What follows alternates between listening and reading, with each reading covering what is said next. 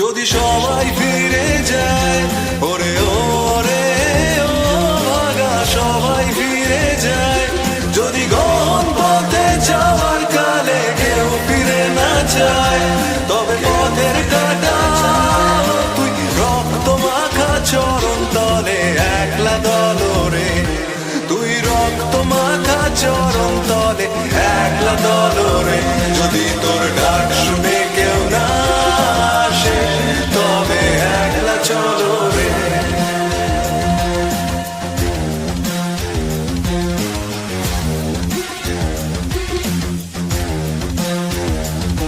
যদি আলো না ধরে, ওরে ওরে ও ভাগা আলো না ধরে, যদি ঝড় বাদলে আধার রাতে দুয়ার দেয় ঘরে, তবে বজ্রানলে আপন বুকের পাঁজর জ্বালিয়ে নিয়ে একলা চলো রে, আপন বুকের পাঁজর জ্বালিয়ে নিয়ে একলা চলো রে, যদি তোর ডাক শুনে কেউ না আসে তবে একলা চলো রে।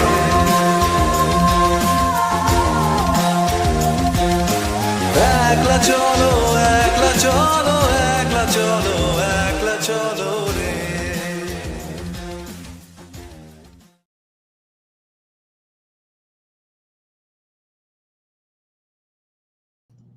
Hi guys, thank you for joining the live stream. The mic was muted, so I hope the audio is coming fine now. Yeah, it seems to be fine. Actually, I'm using Mozilla after more than a decade. I thought Mozilla is stupid people's mere mortals browser. When Google Chrome came out, the name was so much cooler. It was from Google, so I shifted to Google Chrome wholesale. And now every other day I have some trouble with StreamYard, so some of my tech bro friends recommended that just try a different browser. Many of you all have recommended as well. I did not take you all seriously, of course. So mainly I could not fit in all the topics I was going to get into today. So not everything declared in the title is the limitations of today's discussion. Okay, let me just set this place up. I have not done a live stream in such a long time that my workspace is completely screwed.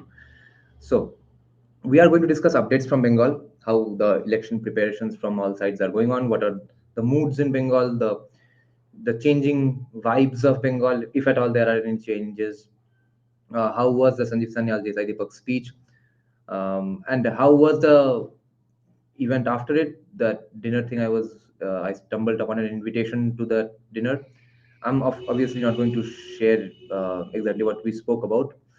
Excuse me, because their views, especially Desai Deepak's views, are best heard from his mouth, because he's such a hot topic.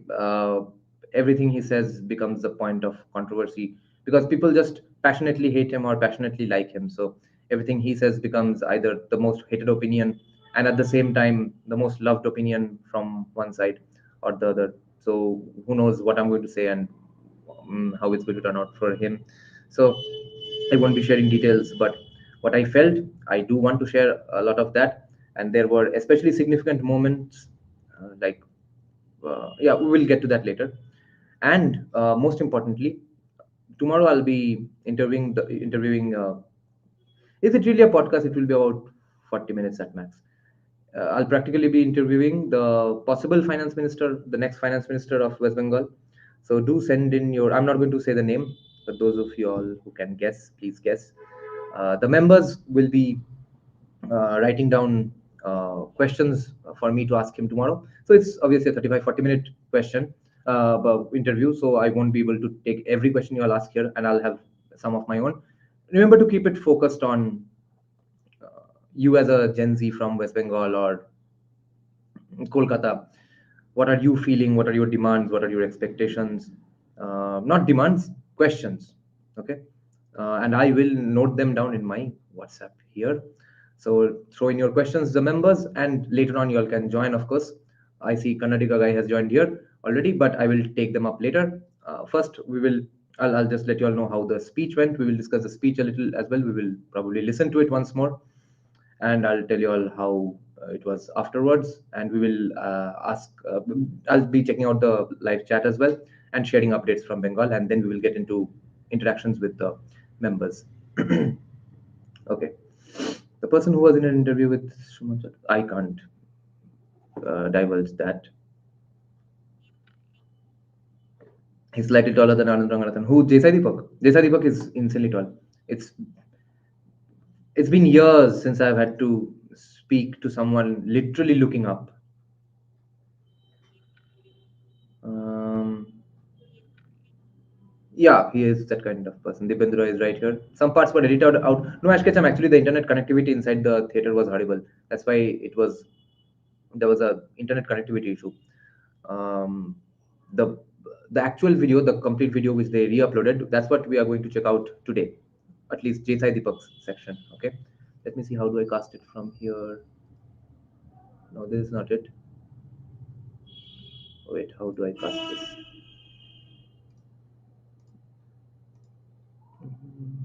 The joining links for the members are given, of course. Yeah, this is it. So Ashkacham, this is a video that they released just 2 days later on 1st March. They re-uploaded it in the videos section. Okay, there you can see the full speech. Okay, Dada Jaisai Deepak take on present Bengali psyche. He kind of said it here in the speech as well. If you haven't checked that out, let me know. How many of you all from the live chat were there in the event, by the way? Yes, happy Holi, guys. What is wrong with your audio? Is something wrong with my audio? What the fuck? Hello, guys. Tell me what is wrong with my audio. Is the mic audio sounding funny in some way? Okay, they have uploaded a full video on their channel. Yeah, it was re-uploaded. So, 1,500 people in Kalamandir after, and they had to reschedule it because it could not. The audio is a bit echoey. I see. Wait, let me just try to fix it in one moment. Sounds fine to me. Okay. I'll just check one step if there's something to fix. So anyway, 1,500 people, guys, after it was rescheduled from from the venue had to be changed from National Library. Yeah, and that is so unbelievable. Echo cancellation is on. I don't know what else to do. Audio. Okay. The audio will be better now. The audio was coming from the webcam directly. That was the setting change. Okay, thank you guys. Whoever alerted me, yes, he has a good ear, I think. It should be better now, right? There are two videos, run the 3 hours one. Yes. The one in the live section is the one that got heavily edited because of the internet connectivity, and the one in the videos section is the one that they re-uploaded with complete clips. So guys, the National Library to Kalamandir thing is so significant because at the juncture that Kolkata is in, these days many international artists, their venues are having to be changed because simply the Western music loving people, the rock and metal loving people have left Kolkata in hordes. That's why a lot of big bands cannot fill up a gigantic auditorium anymore. Animals as leaders had to be shifted. National Library is also where Swapan Dasgupta, the organization he runs, or oversees, Khola Hawa, they hosted the Bengal Files screening event as well, after which it released. By that time, all the excitement for the movie was gone pretty much. So even that happened at National Library. Or did that change venue as well? Because I saw it happen at a big auditorium. I didn't know there was such a big auditorium in National Library, but anyway, it had to be changed and it went on to an even bigger auditorium, which is Kala Mandir. 1,500 people packed to the T. Not a fly could sit anywhere, okay? And that is insane for two people like Sanjeev Sanyal and J. Sai Deepak, okay? Not only is it significant because they are right wingers and or lawyers, etc. Excuse me. It's important because of the profile, because of the kind of people who ended up filling those 1,500 seats in Kolkata all of a sudden in the middle of such a historic decline. Okay, because is it? No, I think all the fun was in how. No, you see, BBKs pick and choose their intellectuals every now and then, not really based on any logical consistency, right? So I was thinking, do they significantly, do they have extra respect for only economists who have a PhD in economics? It's probably like that, right? I don't think an economist who has only worked in the private sector and then in the government has been able to fill up a speaking engagement auditorium ever before. Amartya Sen might have, Vijit Banerjee might have come to Kolkata and received huge accolades and spoken to large audiences and stuff. But I don't think. First of all, they are again they are the run of the mill, not run of the mill. Well, they have had the predictable career trajectories. Excuse me. At least among those who have won a Nobel and stuff, or in the world of development, except Nobel, their career trajectory is not very significant. If you cut out the Nobel part, they are PhDs from significant known and popular institutions and stuff. They are Bengalis. Most importantly, they do have a Nobel, but I bet they have never ever spoken to such a gigantic crowd. I don't think they've ever spoken. I don't think they can speak and fill up the entire auditorium at Kala Mandir. I will just check two private chats coming in. Were any of the attendees leftist? I don't think so. The leftists who are aware of Sanjeev Sanyal and Desai Deepak, they are mainly the well-read BBKs. And not too many of them are in Kolkata. That's why there was no intellectual resistance. There, I think, can be no real intellectual resistance to right-wing ideology right now. Because the best ones have left, and what they say with their meowitic voices from New York or Europe or Bangalore, it doesn't get taken seriously by half the people in Bengal, most people in Bengal. A lot of people in Kolkata also don't take them seriously anymore because they'll always get asked that famous question at the very instance when they open their mouths that, okay, you are at a better spot, you are in a more wealthier and prosperous state or country. Why don't you come back to Bengal and then say that Sanjeev Sanyal and Desai Deepak are evil and unimportant, etc. So the BBKs that do exist in Kolkata are still in Kolkata. They are not that aware of Sanjeev Sanyal, Desai Deepak, and that's pretty much it. They are not that aware as of yet. And this has happened to leftists in the country since 2014 only, and I think that's what's happening in Kolkata now. West Bengal is so far removed and detached epistemically from the rest of the country, just like Tamil Nadu or at least Chennai, I think, that the national discourses are never West Bengal's discourses. This is the first time that West Bengal has caught up to the national discourse in like 10 years. So the leftists of the, or even liberals, if at all they are, leftists and liberals of the country were caught napping in the last 10 years, right? That article of Ramchandra Guha I was talking about, from I think 2015, the heading was, where are the rights intellectuals, etc. Where are those right-wing intellectuals? Why don't you have any intellectuals of your own, etc. And just the very next year, Desai Deepak gives his first speech. Sanjeev Sanyal books become popular all of a sudden, although they were in circulation from 2013 onwards.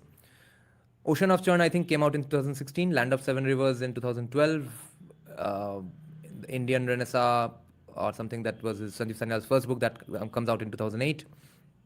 And then Vikram Sampath happens, etc. YouTube, Geo, coronavirus, all that happens, and everyone starts reading up right-wing intellectuals and ideologues. Now, that trend has now finally come to Kolkata, and it's mainly because of Desai Deepak's viral clips from that Calcutta debating circle event. Okay, Desai Deepak said a bunch of things that went really viral in Kolkata amongst the. See, the people who did watch that clip were probably the older ones. I mean to say, the ones who discovered Desai Deepak for the first time were probably the older ones who discovered him from that Calcutta debating circle clip, and therefore came to the Desai Deepak Sanjeev Sanyal event. Okay, because I was very, very surprised to see countless old people, because outside their popularity is mainly with young people. What I'm guessing is the young ones, the people below 30, who came to that event, they were probably Jai Deepak fans already or Sanjeev Sanyal fans already. They didn't have to find out about Jai Deepak from that event, from that debating circle event. Maybe one or two at best. So then why wasn't there this fascination about Jai Deepak even at that Calcutta debating circle event 2 years back, where Anand Ranganathan and Jai Deepak were on opposite sides, or when Jai Deepak, excuse me, at the very afternoon of that event, Ranganathan and Jai Deepak, Jai Deepak came to South City Mall, Star Mark, the bookstore, and Barisons as well. There were like hardly 10 people, 15 people. How does 10 people in a bookstore where you can hang out nearby Jai Deepak and then talk to him excitedly about your books and you can get them signed? Why are there 15 people 2 years back and then 15 fucking 100 people 2 years later in an entire auditorium where you will see Jai Deepak from a mile away, and then check it out for the rest of your life only on YouTube where you can see him anyway. So I keep telling this to my audience, know that the algorithm is here. If someone is a little pissed off with West Bengal's current politics and state of affairs, etc., they say or consume, let's say, 5 videos or write down 5 articles or like 5 articles criticizing the current government, they'll get into the right-wing algorithm immediately, and they'll be fed with the barrage of Indian right-wing stuff that there is on the internet. And I think that is what has happened. How else? 1,500 and 15 people came to the book signing with Jai Deepak 2 years back. I will have to change my name to MD. yes, please do that. Mohammad Nava Vimarsh. Okay, old Kolkata BBK are loving JSD. Yes. They are not BBK in that sense. So, but yeah, they are BBK. The crowd definitely was 98% BBK. He was endangered coming to Bengal. I see. Yeah, that's a 10,000% increase. Where is that coming from? That is coming from either people who just turned like politically aware for the first time and it happened with right-wing consumptions, or it was former CPM voters, Trinamool voters, or not Trinamool voters. I don't think there are any educated Trinamool voters other than, like, you can probably count on your fingers. There are probably 20 postgraduate, well-read Trinamool supporters in the entire state. So I don't think anyone became a Jai Deepak fan from the Trinamool side. But they are probably leftists or had become frustrated with liberals and stuff, or simply stumbled upon a bit of Jordan Peterson videos maybe. Although that's also not very popular in India these days. But anyway, we can't get to the bottom of that really right now. But it was very, very incredible. That 1,500 number is insane. Now, I left when the bad questions started coming in. Every time in these events, someone or the other asks questions just for his or her own footage and popularity. He doesn't actually want to find out something interesting from the guest. He wants to come across as cool for having asked that fucking question. Classic mimesis of Rene Girard, okay? You don't want that object. You want that object in order to signal what it says about you for having wanted that object, okay? You don't want an answer from Jai Deepak. You want to signal to people what it means about you if you ask that particular question to Jai Deepak. So that kind of retardedness seeped in. And I left after 3-4 people asked the question. Even Mr. Tathagato Rai also asked a question. Attention whore, yes. Geo-internet, yes. Coronavirus, geo-internet. Everyone sat home and researched stuff. Dada, did you seriously have dinner with Jai? Yes. Swapan Dasgupta, Jai Deepak, Sanjeev Sanyal. 2 other celebrities were there. Longnojita was there. Some of Swapan Dasgupta's friends. I was able to meet Dr. Swapan Dasgupta's wife and Sanjeev Sanyal's wife as well, whom I met and talked to a little on the Indian Museum event day as well. And I saw her that very afternoon as well in another event. So that was fun. Both of them, I knew Smita ma'am is very, very involved in many things. I didn't know how much of involvement even Swapan Dasgupta's wife, Reshmi ma'am, has. She's also a very famous and used to be a journalist. I don't think she is anymore. All of them have such nice plans and stuff for Bengal in their own ways if there's a change in government. And that female anchor from Republic Bangla, she was there, who interviewed Sanjeev Sanyal, I think, that very morning. What's her name? Swarnali. Yeah, Swarnali was there and had a fun conversation with a batchmate of Swapan Dasgupta's. Uh, Swapan Dasgupta's batch from Lamartinier boys was pretty elite. A lot of significant people came out from that batch. Chandan Mitra and stuff as well. Swapan Dasgupta. Who else? They had some interesting batchmates and stuff. I can't remember the other names, but that person was an Indian Army guy. He looked pretty ripped even now, even though he's 70 years old. Excuse me. Then yeah, this was going on in the terrace, and we arrived a little early because after the speech, after the Q&A, there was some autograph signing going on in front of the stage. I later heard, and we left early so that we could book an Uber and stuff, or else it would become too much of a traffic jam. 1,500 people coming out and booking their Ubers. So we reached the dinner event, and it's on the terrace apparently, and we find 3-4 people hanging around. So we start talking to them, and J.Sai Deepak is the first one to arrive after them. No, I think Swapan Dasgupta arrived as well. I don't remember. J.Sai Deepak arrives, and I don't even almost let him leave the lift. I start talking to him immediately.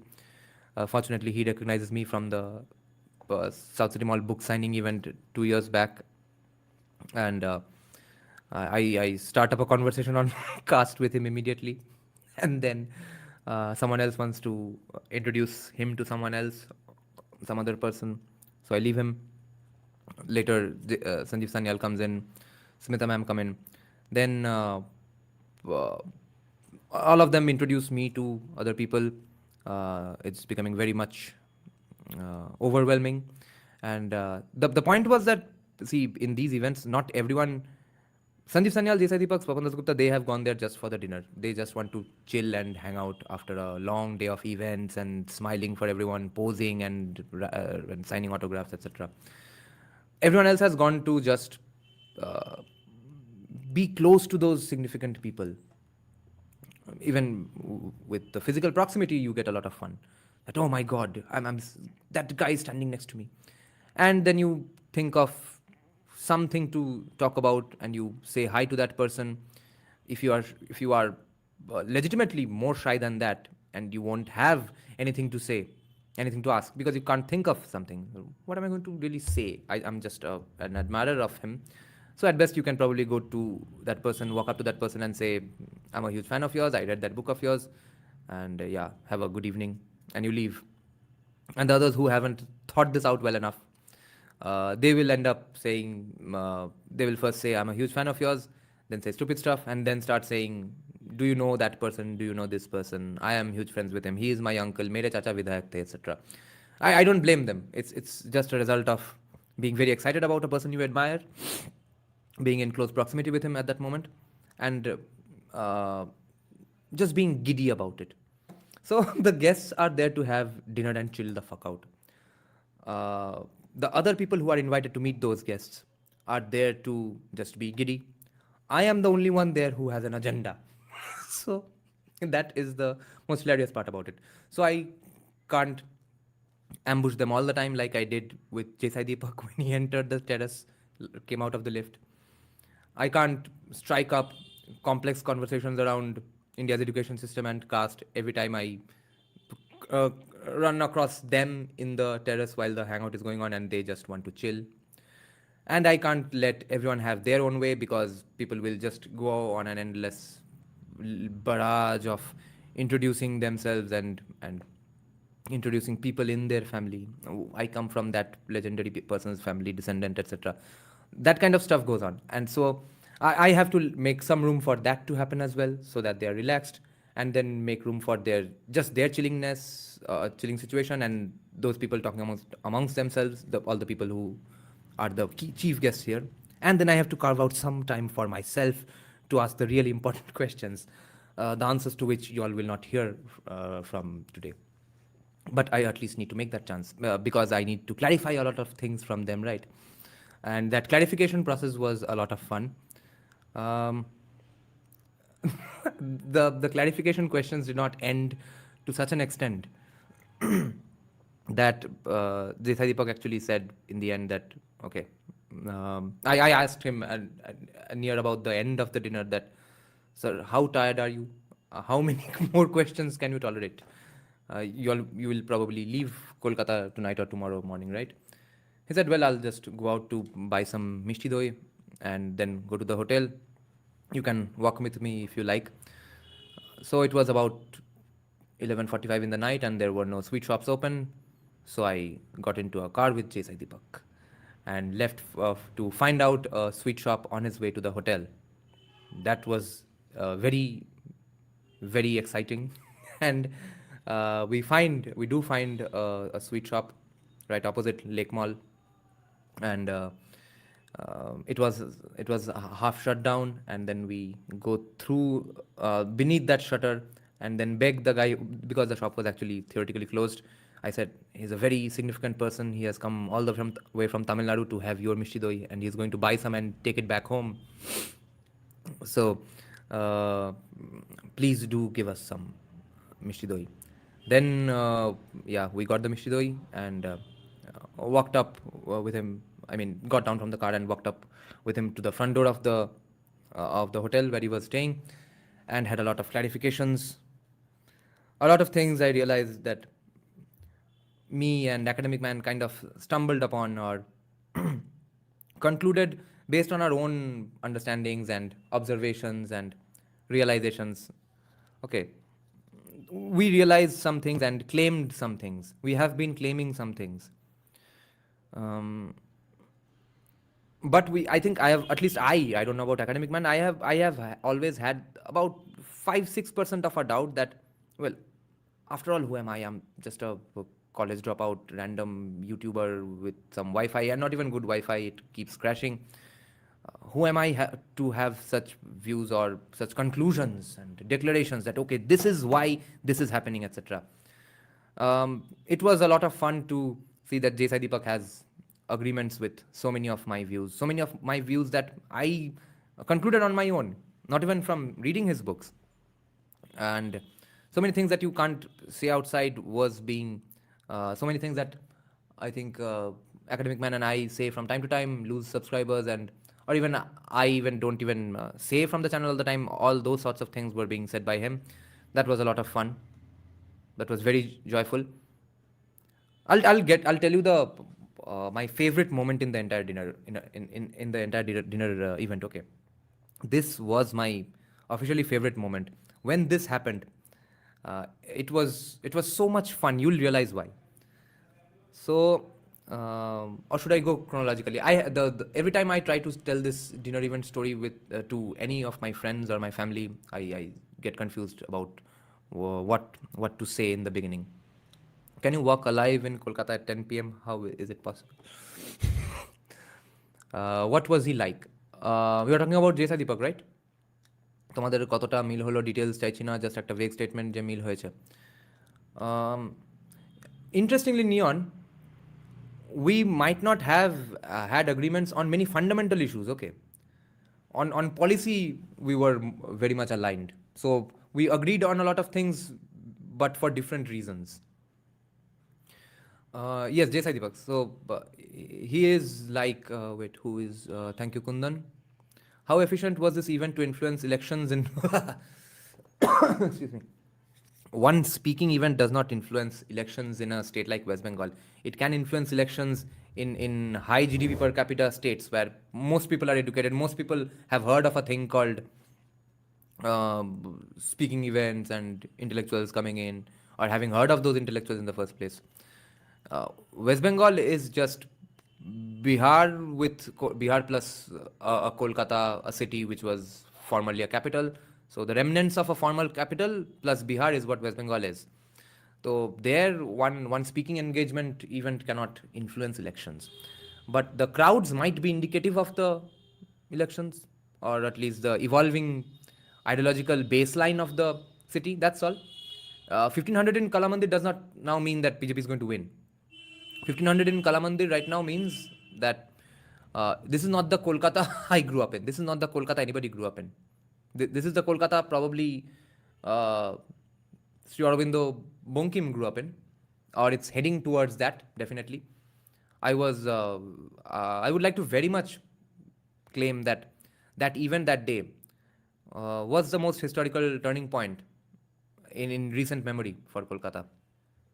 That day onwards, something has reawakened, or it had reawakened already, and that's why people showed up to that event. But it's going to have far-reaching consequences and far-reaching implications, and it's going to stick on in people's minds, the stuff that happened. Not even the contents of the speech, but simply the fact that it happened. That is very important. His views on reservations. I did not get into the controversial one. I did get into controversial ones. The reservation one I did not, because that would mean that I would have to debate with him directly, etc.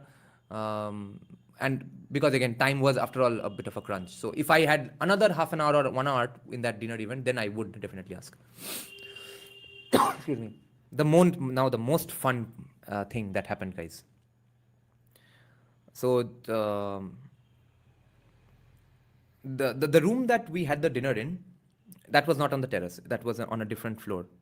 By the way, nice restaurant, as usual, owned by those two Chaudhary brothers, one of whom used to be the synthesizer player for one of the big three of Bangla rock, the band called Lokhi Chhara. Those two brothers are probably the most significant Bengali entrepreneurs in the last 10, 20 years, 30 years probably. They are the owners of the restaurant chain Chow Man, as well as Oudh, O-U-D-H. I don't know if Oudh is there outside Kolkata, but Chow Man is there outside Kolkata. For vegetarians who like Chinese spicy stuff, Chow Man is your best friend. Their veg items, their veg fried rice, Thai fried rice, I'm holy shit endorsing them without any payment. But that is really awesome stuff. I've never had it. I've had an Oudh egg biryani once in a while. And this is another of their new chains now. It's called Chaudhary and Sons, made to look like an old BBK house. And it's named that way, that Chaudhary and Sons. Now, the room where we had the dinner, that looked very funny. That was a sort of I think a tribute to carom board club room sort of a thing, neighborhood club room. Okay, so there were bulbs hanging, kind of dark. The picture you all can see me with Sanjeev Sanyal, and two tables where instead of the carom board there were two tables for dinner, and on one side the buffet was there. So on the table, Sanjeev Sanyal, Smita ma'am, no, Swapan Dasgupta, Smita ma'am, Reshmi ma'am are hanging out, and I go there. That's the only place left to sit. I sit almost in the middle of them, because they are two of them are sitting on the chairs with the table, and right beside the table there are chairs lined up anyway, on one of which Reshmi ma'am is sitting, Swapan Dasgupta's wife. So I go sit beside Reshmi ma'am, and we are discussing films and the future of Kolkata's astonishing cool buildings. I did get into BBK stuff as well. I was able to share those views of mine, because that was the main point, to let people know that there are other theories of castes as well. I was extremely surprised to find out how much Smita ma'am also knows about caste. Holy shit. The first time I brought this idea up, that ma'am, I have this friend who is proposing the idea that castes existed everywhere, drawing upon other people's theories, that pointing out that castes are simply status groups with their exclusive, let's say, doors and exclusive consumption patterns. She says, yes, castes were simply status groups. That was insane. Then was having a conversation with Reshmi ma'am about conserving old Kolkata buildings, and I brought up Tagore Castle, that insane building, Tagore Castle. Okay. She says, I thought she probably doesn't know about it, because after all, she hasn't lived in Kolkata in decades. And just a few days back, I went to a friend's place from whose terrace you can see the Tagore Castle. He has grown up in that building right from his birth, and he did not know of the Tagore Castle. So Tagore Castle right now is in a dilapidated condition. Should I show you all what's Tagore Castle? Just check this out, guys. This is not AI generated. This is simply the building that belonged to that side, the Shormila Tagore side of the family. Okay, check this out. This is Tagore Castle. This is not AI generated. This is simply digitally remastered, just cleared up. Okay, and now it has gone to dogs, obviously, because of the state's economy.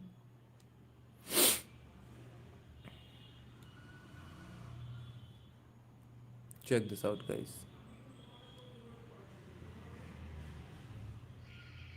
Can you believe this? Can you believe your eyes?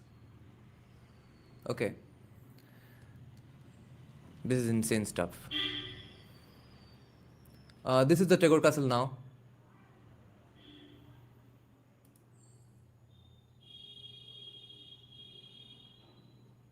Lol. This is the Tagore Castle. So she said, yes, we need to do something about that one as well. That one as well. That's so dilapidated as well. And then out of the blue, Sanjeev Sanyal brings his dinner and sits beside me. I'm losing my mind, and they start discussing Ritik Ghatak and Mrinal Sen, black and white films.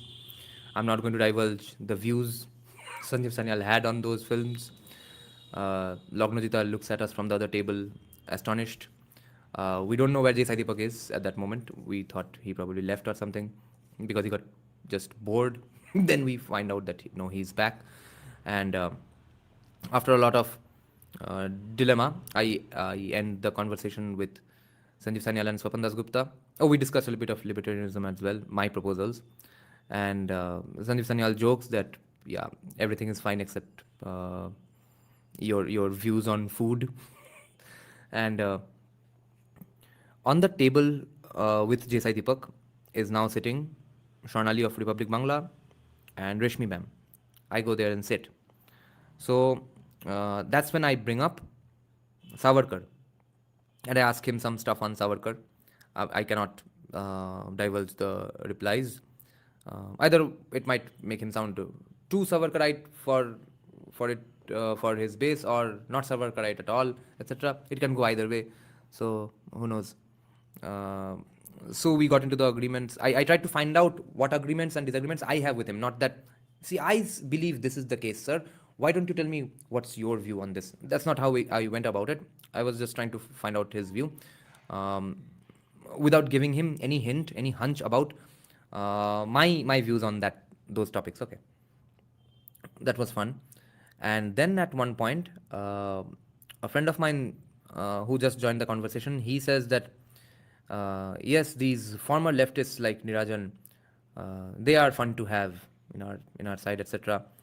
So Shonali at that point says, "Oh, you are a former leftist. What a nice person." She's also such a nice person, and asked sweet, innocent questions and brought up stuff with us that were sweet and innocent on politics. But on Republic Bangla, they are all made to scream like crazy people. I think that's just the directive of Arnab Goswami. He brought in a new era of journalism, where for the first time in India's history, that fake nicety was done with, and you got brownie points for being a nice, polite journalist all your life, and meanwhile did not ask any significant questions to Congress ever. You only were being Akshay Kumar to Congress's Narendra Modi. Then Arnab Goswami comes and shakes that up with tough questions in a tough tone. And then he copy-pastes that model on every journalist working under him. And that's when it goes to shit, and people with like me stop watching any Indian mainstream news channel ever again after that, because everyone starts copying Republic and Arnab Goswami's journalism. But anyway, so Shonali says, "Oh, you are a leftist." And I said, yes. Now comes the most fun part of that entire day. J. Sai Deepak asks me, "What changed your mind?" See, answering that is fun. I've answered that countless times now to countless people. But can you guess or fathom how fun it is for me to say, because of that guy's book, sitting there or to my right is a guy who wrote a book in 2011 or something. Now, when did Land of Seven Rivers come in? I don't remember. But yes, that was the most fun gesture up until that point, because when I said the other stuff, that was even more fun. So I said, because of his book, Land of Seven Rivers, I first found out that there are so many things to be proud of in India's history. So that kind of changed my mind that, okay, it's not all bad, this country. Why should I not be extremely proud of it and try to improve it in whatever way I can? Okay. Your next door state is going through a political change. Who's Tickle Mako? Odisha? In what way? I did not know that. Then Reshmi ma'am says, you did not know before? I said, no. All I knew was casteism and Sati Pratha. And then, sir, then I say to J. Deepak, then, sir, the next one, the very next thing that changed my mind was you defeating Shashi Tharoor in that debate. And J. Deepak gets all embarrassed and stuff. He smiles. He says, no, it's not like that, etc. And I said that debate completely blew me away. And that, for the first time, convinced me or showed me that I was. That's the first time I realized these were my exact words. That was the first time I realized that right wingers can win debates. Oh my God! So at that, everyone laughed. And then I said that you pointed out Sitaram Goel. After that, I read How I Became a Hindu. So that was the third thing that convinced me about this side of the political spectrum. And you brought up the fact that the Hindu Mahasabha draft constitution also had equal rights for everyone. That was the first time I realized that Hindutva is about asking for equal rights, not Hindu domination and oppression of everyone else. He said yes. And then he brought up the issue of the Hindu Mahasabha draft constitution as well. We discussed Savarkar and Hindu Mahasabha a little, and then we moved on to other topics. But it was so much fun saying that. Why did you stop being a leftist? Because of that guy sitting right on my right and the guy sitting in front of me. That was an insane feeling.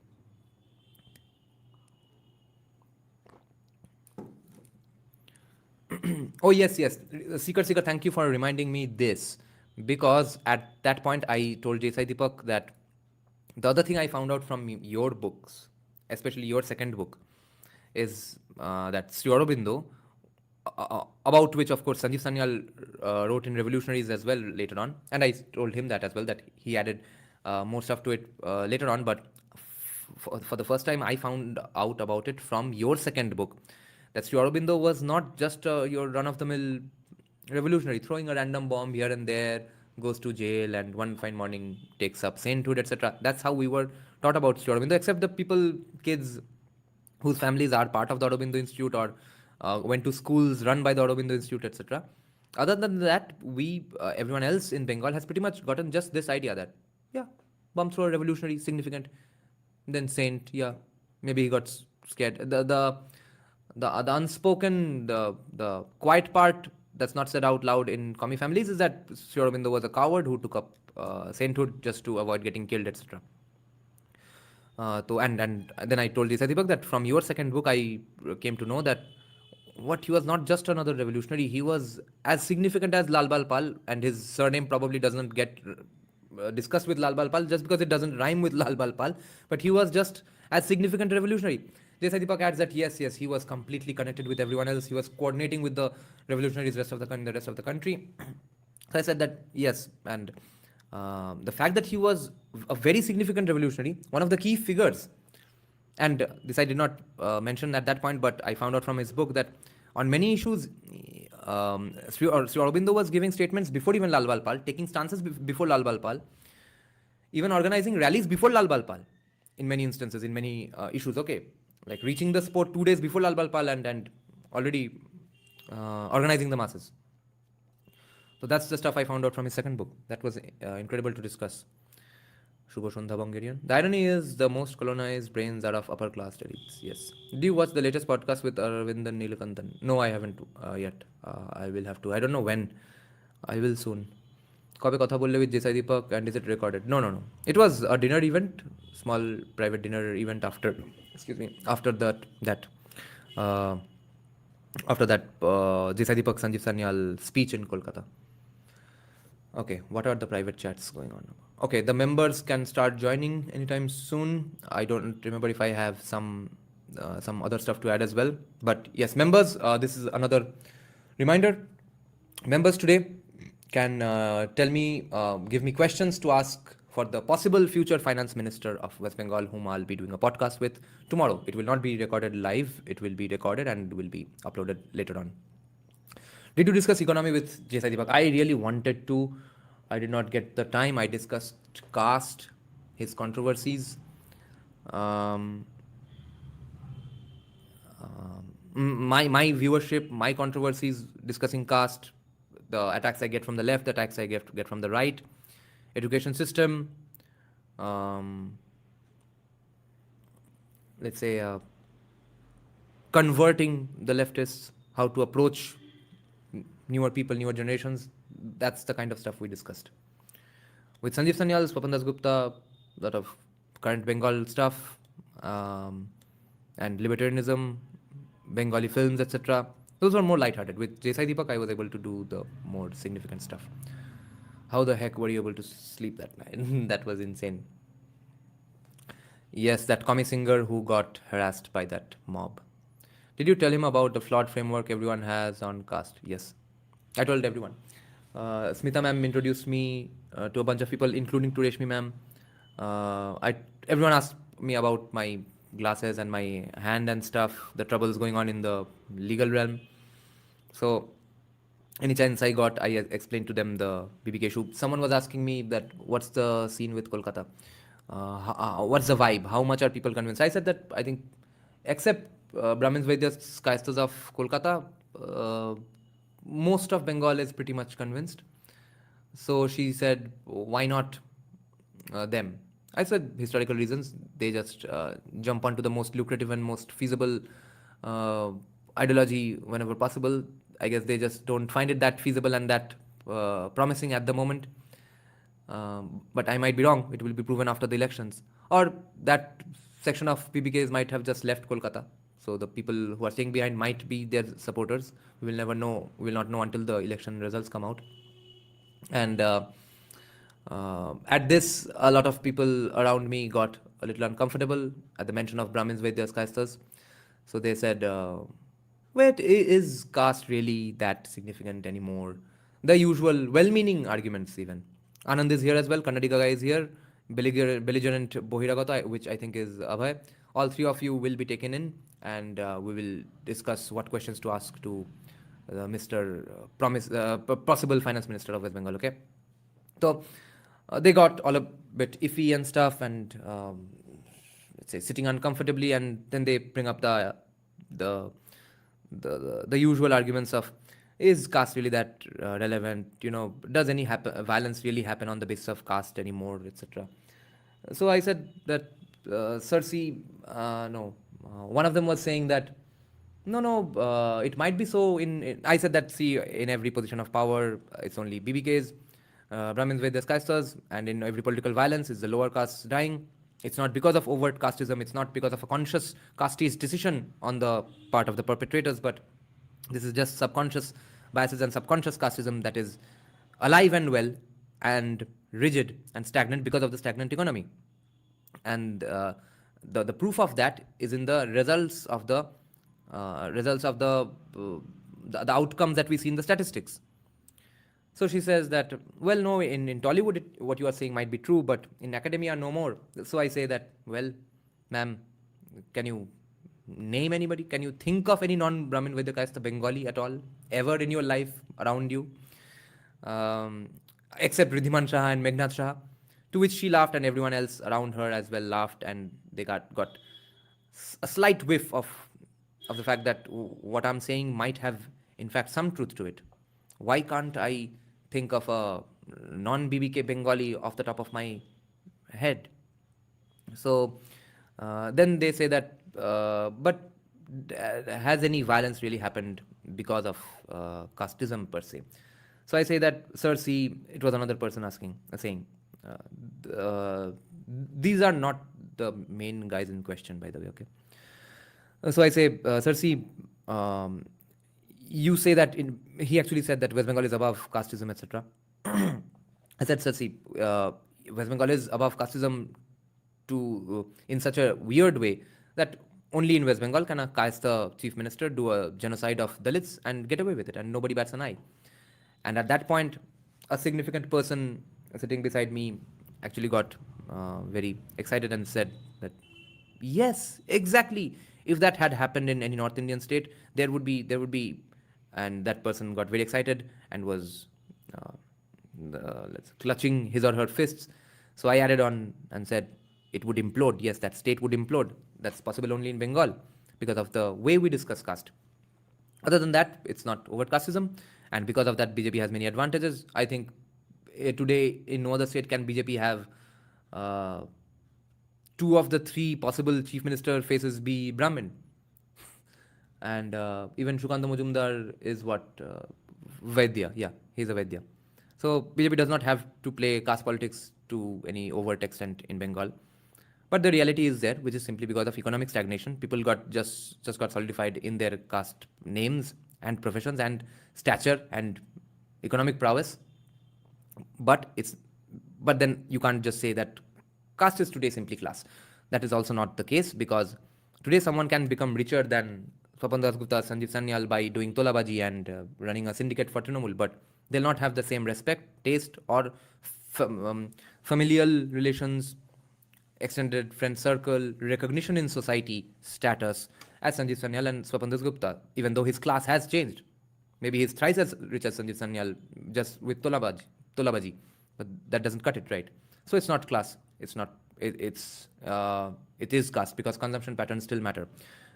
Otherwise, why would mysteriously only the Caste chief minister get away with killing a bunch of Dalits? Even though it did not happen because of overt casteism. Okay. Because the consumption patterns of Jyoti Basu is such that people do fear him. He is in such a position, him being the chief minister and all that, and where he was able to arrive because of his consumption patterns of being a caste, his diction, erudition, knowledge base, etc. And CPIM does value those kinds of things, has always valued those kinds of things. And the genocide that happened on the people on whom the genocides happened, their consumption patterns were not the same as Jyoti Basu's remotely. They mysteriously had the consumption patterns of a Dalit because they were Dalits, and they got killed, and nobody cared. The genocide is not the most significant part, because almost every I think Indian chief minister has done a massacre of some sort on someone or the other every now and then. The fact that nobody gave a shit about it for decades, that's the important part. Even when it was a Dalit massacre. Okay? 5,000 साल से पानी नहीं मिल रहा है, वहाँ पे भोसरी के नदी क्रॉस करके, समुंदर क्रॉस करके आ गए, फिर गोली खाना पड़ा instead of पानी. And then their bodies were fed on by the tigers, because of which the tigers of Sundarban became man-eaters. There's an official scientific research on this. Okay, the woman is still alive. She is a scientist in the field of environmental science. She has a paper on this. It's not named exactly that, but something to this effect, that how the man-eaters of Sundarban became man-eaters because of the Morichapi massacre. Okay, and they were all Dalits. So at that point also, they find some, I think, agreement that, I guess, yes, casteism is kind of stagnant and solidified in Bengal. Without divulging the details, I don't think I can discuss anything else. And now I'll check some live chat questions. No, that wasn't Sanjeev Sanyal. Okay. Rishi Aurobindo is the third pillar of the philosophical soul of Bengal and the most modern one. The problem with Bengali Babu and Rishi's philosophy is language and its lack of outreach to mass. Sri Aurobindo, Desai Deepak definitely has a lot of almost non-negotiable admiration of Sri Aurobindo. He is more Aurobindoite than I realized. Okay, now let's have the guests. Let's do it in chronological order. Let's first have Abhay share his views.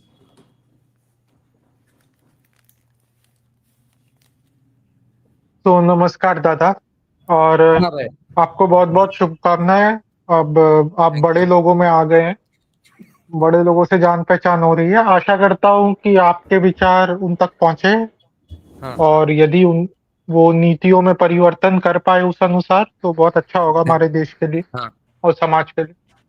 हाँ। विशेषतः जो जाति को लेकर विषय है, उस पर तो मेरी दृष्टि बहुत लंबे समय से रही है, और यस। जितना मैं अजीत भारती को देख रहा हूँ आज के समय में, मैं मेरे हाथ पैर उतने गुस्से से कांपते। खैर, और एक प्रश्न मुझे मुझे आपसे पूछना था इससे पहले कि चर्चा आरंभ करें, हाँ कि ये कायस्थ और क्या बोद्धि बोद्धि और कायस्थ के सरनेम में क्या डिफरेंस होता है? मैं ब्राह्मण सरनेम्स अच्छे से समझ जाता हूँ, हाँ। पर वैद्य और कायस्थ के बीच में मैं डिफरेंस नहीं समझ पाता। कोई वैद्य सरनेम्स का सबसे, एग्जांपल दे सकते हैं? हाँ, सबसे कॉमन सरनेम है दासगुप्ता, और कुछ कुछ सेनगुप्ता वैद्यज होते हैं। बाकी तुम ज़्यादा समझ नहीं पाओगे, बंगाली होने से थोड़ा समझ पाते। कायस्थर्स में जो भी थोड़ा बहुत समझ लो कि रूरल या फिर रूरल एडजेसेंट कोई प्रोफेशन वाला सरनेम है, वो यूजुअली कायस्थर्स होते हैं, बिकॉज कायस्थर मतलब ही वो है, वो मतलब प्रॉक्सिमिटी टू पावर जिसका है मगर मोस्ट पावरफुल नहीं है, वैसे सरनेम वाले वो सब कैसे होते हैं। और जो कि समवट इन सम वे क्षत्रिय होते हैं, लाइक द सेना डायनेस्टी डिसेंडेंट सेन सरनेम वाले, तो वो लोग अपने आप को क्षत्रिय कायस्थ बोलते हैं।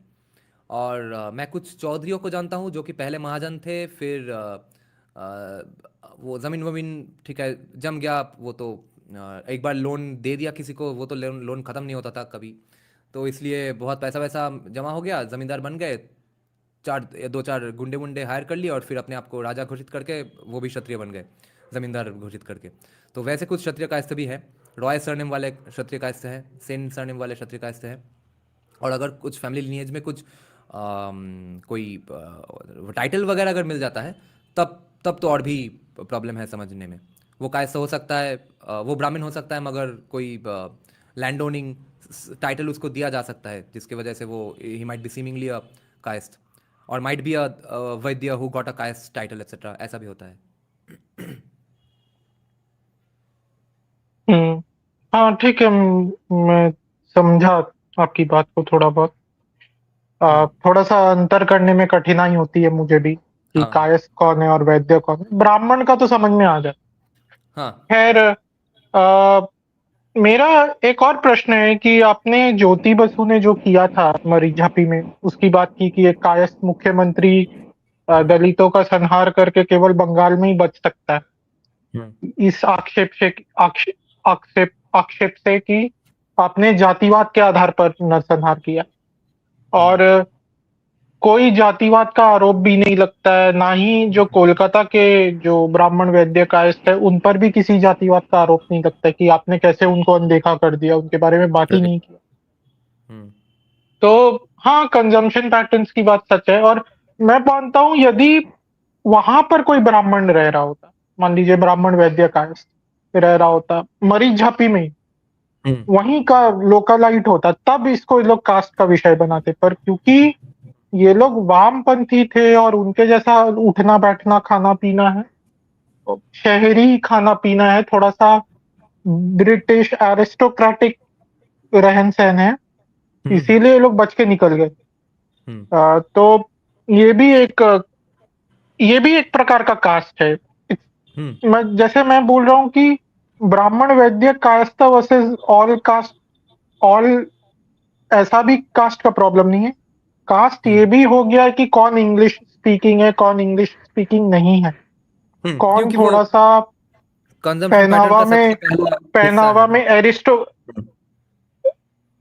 एरिस्टोक्रेटिक है, कौन नहीं है। मैंने देखा है कि हम्म हमारे देश में, ये केवल बंगाल की बात नहीं है, पूरे देश में ही होता है कि कोई जो थोड़ा इंग्लिश बोलता है, they get away with anything.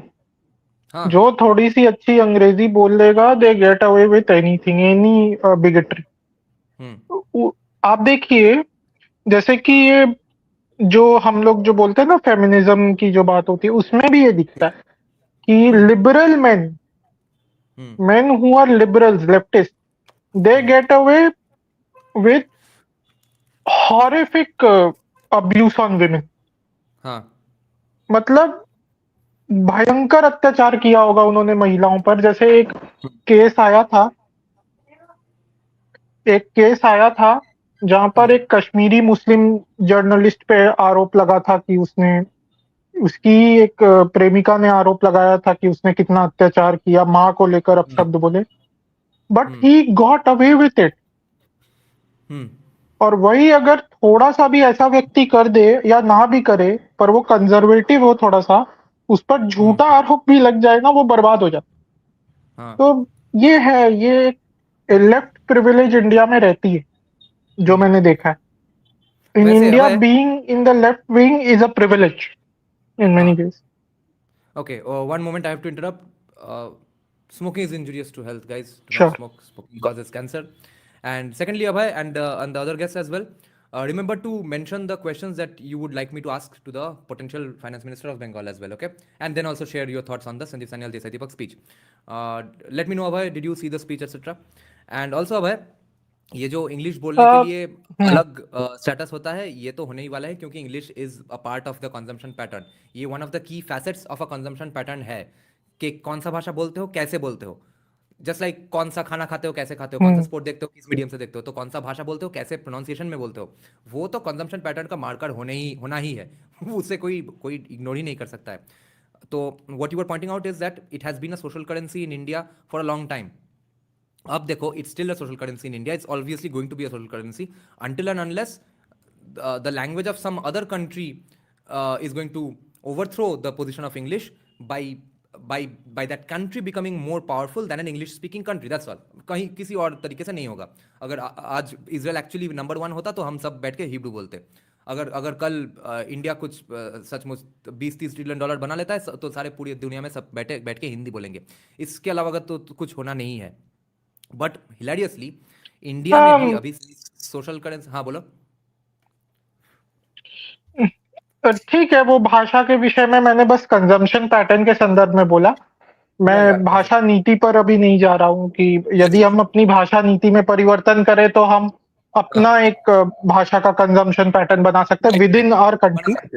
पर वो विषय फिर विषयांतर हो जाएगा मेरे विचार में।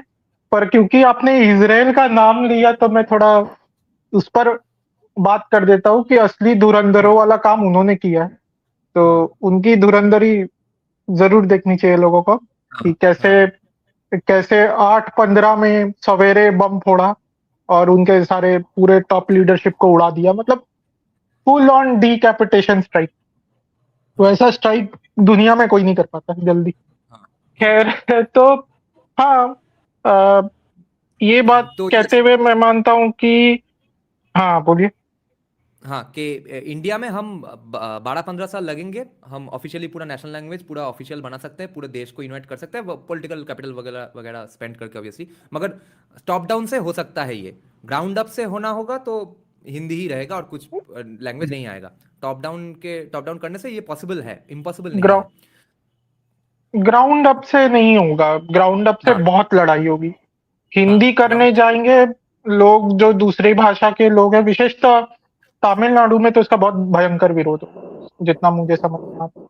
और अब तो कर्नाटका में भी इसको लेकर के थोड़ा बहुत चलता है।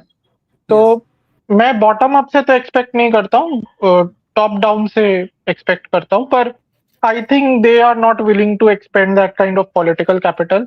वो तो देख लिया, इनके गूदे में दम नहीं है, रीढ़ की हड्डी तो है नहीं। ये लोग इतने सिंपल इशू में यूजीसी में जब इतना अपना मट्टी पलित करा सकते हैं, अपना पॉलिटिकल कैपिटल बचाने के चक्कर में अपना जो बना बनाया पॉलिटिकल कैपिटल था उसको बर्बाद कर सकते हैं।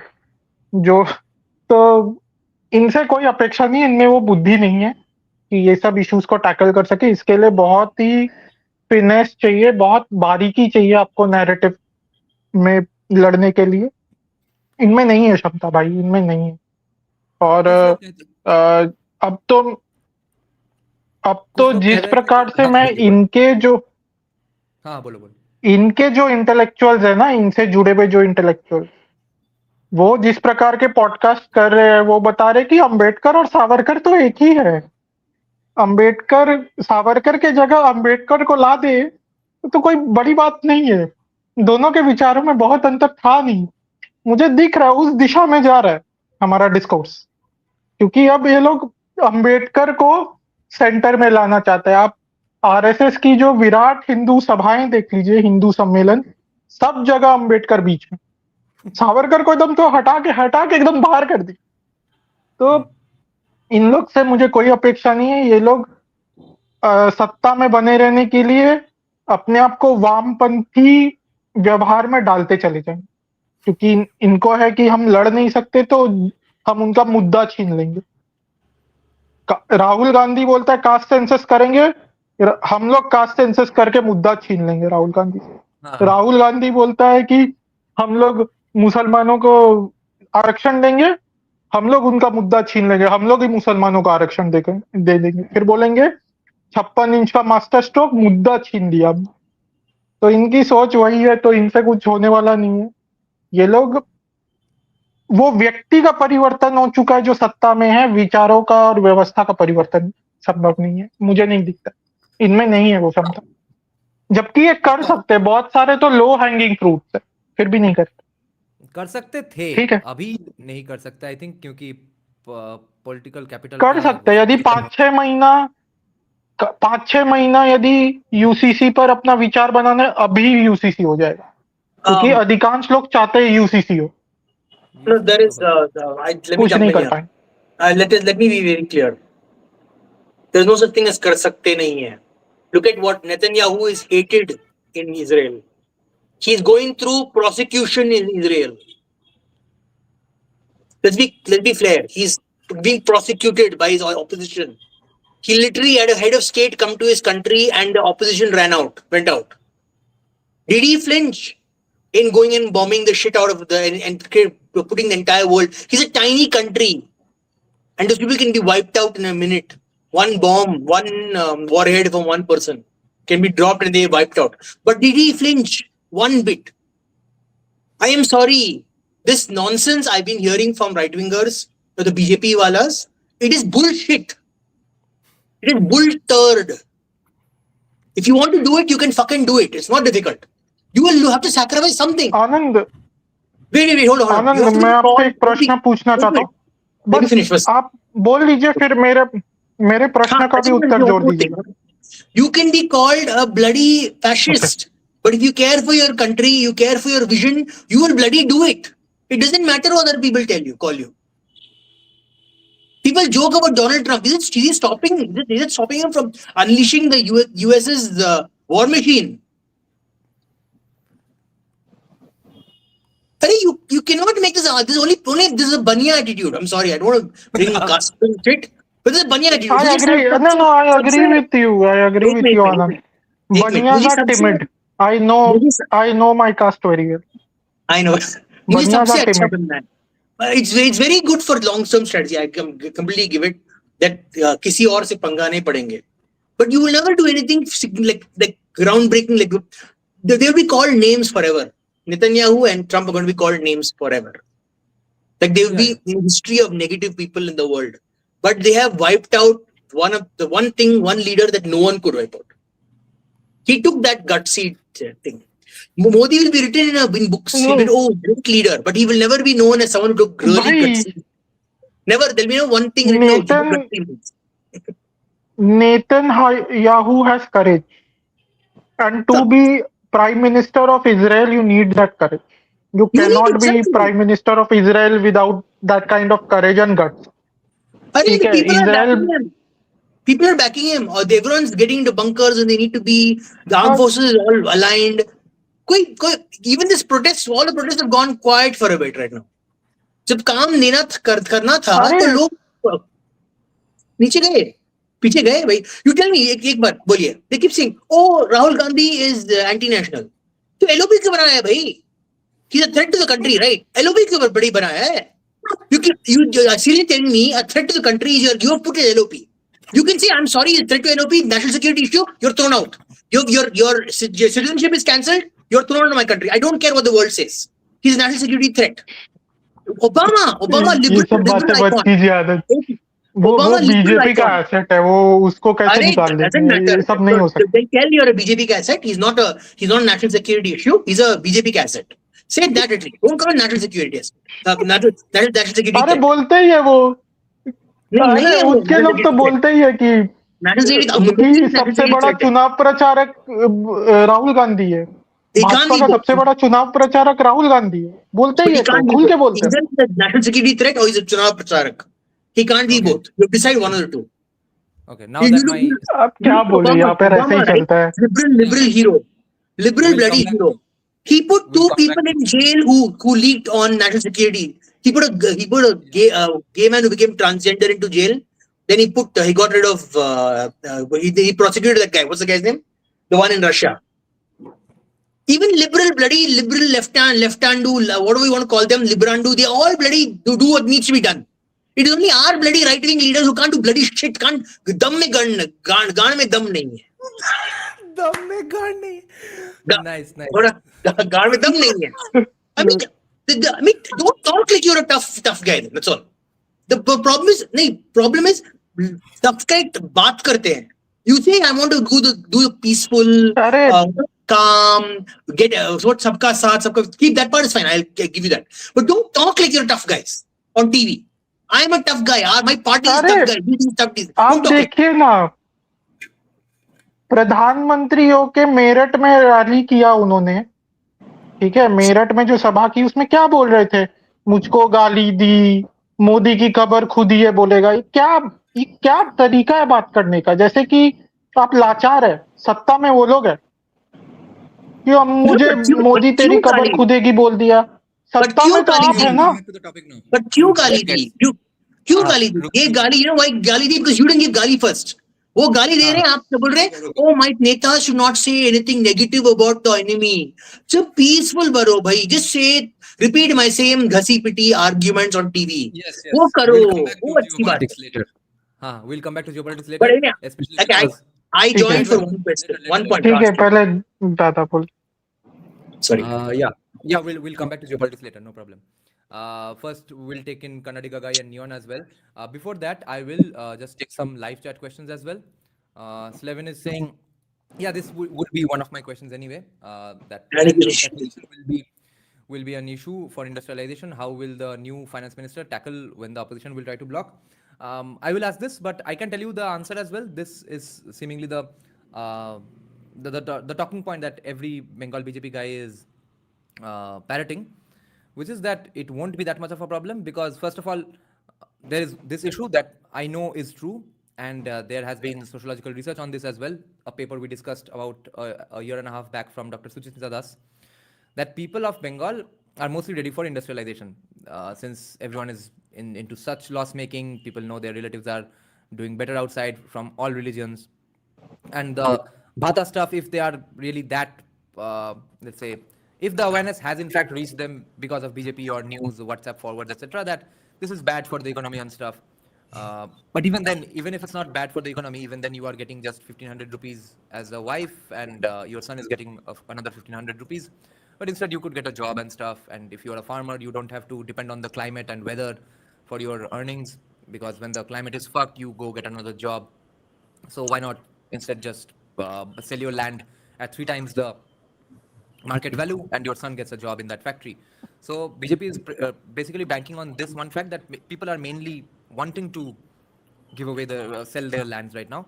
But the other fact that other thing that BJP people are going to claim is that we are not going to force them to sell the land, first of all, like CPIM did. We are going to give them way better the market price, and for those market price, the price above market price, etc., central packages are going to be begged for, and they are going to come in, and we are going to help them with those funds. Therefore, land acquisition is not really going to be an issue. This is what any BJP guy will tell you today, if you ask them. The other thing is, someone was asking, has JSI Deepak become, yeah, he's saying JSD has, his aggressiveness has gone down. Why is he so quiet and, let's say, nice these days? I think he's doing a lot of introspection. I got that feeling from him, from that speech as well, from the hangout as well, that it's not like his positions have changed at all, okay? But the stuff that we used to analyze from his speeches, doing live reactions to them, etc., those were kind of right. He is rethinking, not rethinking his positions, he is rethinking about how to go about it, okay? So He's just a more well thought uh, person now.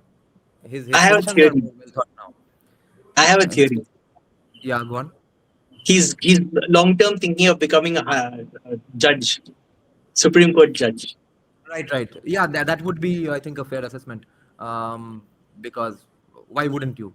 Like, if If your someone long can, term goal is for dharma, your yeah, best bet is there.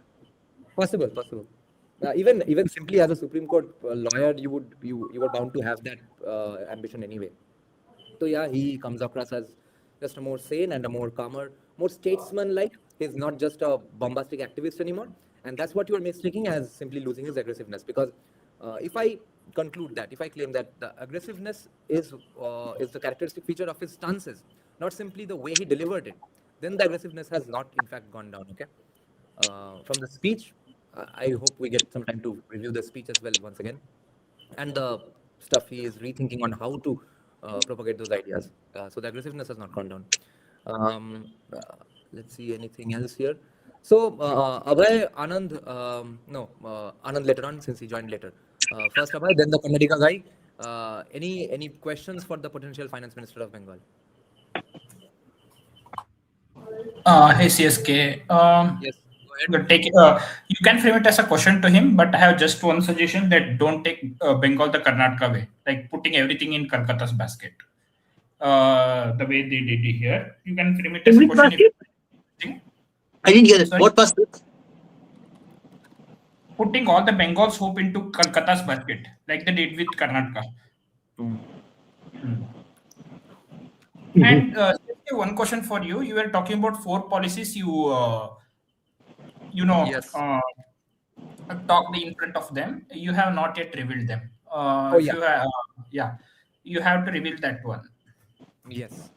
I wrote that down as a small speech. I wrote down the entire thing I was going to say. I'll just read out from there only, okay? Oh shit, half of it is in Bengali. Okay. I'll just go live translating it, okay? My first suggestion was that all PSUs of West Bengal need to be closed down by giving VRS to all the existing employees. It should not matter who has given a tough exam at what point in their lives.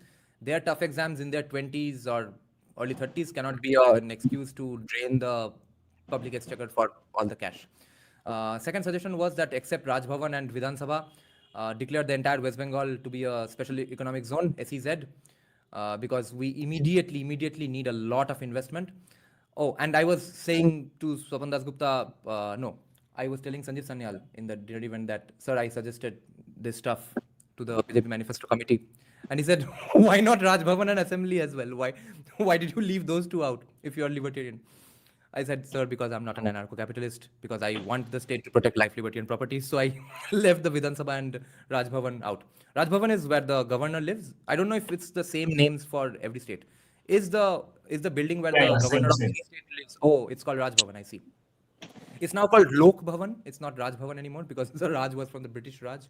Although grammatically it meant sense. Raj means Raj karna. Jo bhi Raj kar raha hai. Rajotto ja raha hai, Shri Raj Bhavan. But the Although road name remains the same in Karnataka. In Bangalore especially, it is still the Raj Bhavan Road. I see. Yeah, Modi wants to signal that it's not Raj. We are not doing Raj on you. We are addressing your concerns. So it's Lok Bhavan. It's वो दिखावा है, वो दिखावे पर नहीं जाना है, छोड़ दो. My third suggestion was CSC's monopoly should be ended. Fourth was what I had talked about in my live stream as well. Visually depoliticizing West Bengal. Every nook and cranny and every significant building has an ugly and broken, half twisted hoarding of some Trinamool MLA, MP, councillor, chief minister's brother-in-law, or who is nephew. All of their What monopoly? I didn't get it. CSC monopoly means? CSC is a company which is the only company that it's a private company allowed to sell electricity in Kolkata. The entire state gets electricity from the government, which is of lower cost, but power cuts are much more. That's the state electricity board, and in Kolkata only CESC they provide electricity, and it's a monopoly, and it was given to them by the communists. Sanjeev Goenka, you might know him. He's the owner of CSC, who shouts at cricketers and stuff. Okay. Yeah. So the fourth one was depoliticizing इससे visuals of Bengal. Yeah, go on. इससे पहले कोई कुछ बोले, मुझे एक प्रश्न पूछना है। यदि अभी हाल ही में जो अरविंद नीलकंठन के साथ पॉडकास्ट किया कुशल ने, किसी ने देखा है? और किसी ने यदि देखा है तो कुछ बता सकता है कि क्या-क्या खाली ऊपर से एक सारांश बता दे, समरी बता दे कि किस-किस बिंदु पर चर्चा हुई। बहुत गहराई में जाने की आवश्यकता नहीं है, क्योंकि मुझसे नहीं देखा जाता उसका पॉडकास्ट। पहली बार, बाद में उस पर चर्चा हो सकती है, ठीक है। दूसरा है कि आपने कहा कि ये क्वेश्चन बताइए कि क्या पूछना चाहेंगे फ्यूचर फाइनेंस मिनिस्टर। मुझे मेन है कि उनका रोड मैप क्या होगा, how will he go about it, क्योंकि बंगाल में लॉ एंड ऑर्डर का इशू है एक। दूसरा है कि आपके पूरे सिस्टम में करप्शन है, इतना करप्शन है सिस्टम। तोलाबाज के साथ खाली तोलाबाज तो नहीं है ना, सिस्टम में भी तोलाबाज, मतलब सिस्टम तोलाबाज, तो उसको आप कैसे सुलझाएंगे? ये सारे विषय पर प्रश्न कर सकते हैं। तीसरा है कि आप ये जो फ्रीबी कल्चर जो बंगाल के एकदम रक्त में घुस चुका है, मतलब एकदम रग रग में दौड़ रहा है कि हम लोग रेवड़ियां खाएंगे, मतलब भाता संस्कृति, इसका क्या करेंगे आप? यदि ये चलेगा तो कितने दिन तक चलेगा? फिर आप कैसे उसमें परिवर्तन लाना चाहते? कितना समय दिया है कि हाँ इस समय तक तो भाता देना पड़ेगा सत्ता में रहने के लिए, फिर हम इसमें परिवर्तन लाएंगे कि हाँ हम इस राज्य को औद्योगिकरण, इंडस्ट्रियलाइजेशन की ओर ले जाएंगे, जहां पर लोग आत्मनिर्भर, जैसे गुजरात में। तो ये सारे प्रश्न आप कर सकते हैं मेरी ओर से, यदि आप मुझसे पूछे। जहां तक संजीव सन्याल और जेसाई दीपक की जो भाषण की बात है, संजीव सन्याल का मुझे अच्छे से स्मरण है भाषण। वो है जो उन्होंने INS कौंडिन्या में दिया, बहुत ही रोचक भाषण था। मतलब भाषण भी नहीं बोलना चाहिए, वो संप्रेषण था कि उन्होंने प्रस्तुत किया कि उन्होंने क्या किया है INS कौंडिन्या में। बहुत बढ़िया प्रेजेंटेशन था, मुझे बहुत अच्छा लगा जिस प्रकार से परिश्रम किया, जो एडवेंचरस वहाँ का जर्नी था। उन्होंने सब कुछ बताया कि वहां पर खाना पीना कैसे है, लोग मल मूत्र कैसे त्याग रहे हैं, वो सबसे फनी बात कि टॉयलेट कैसे थे।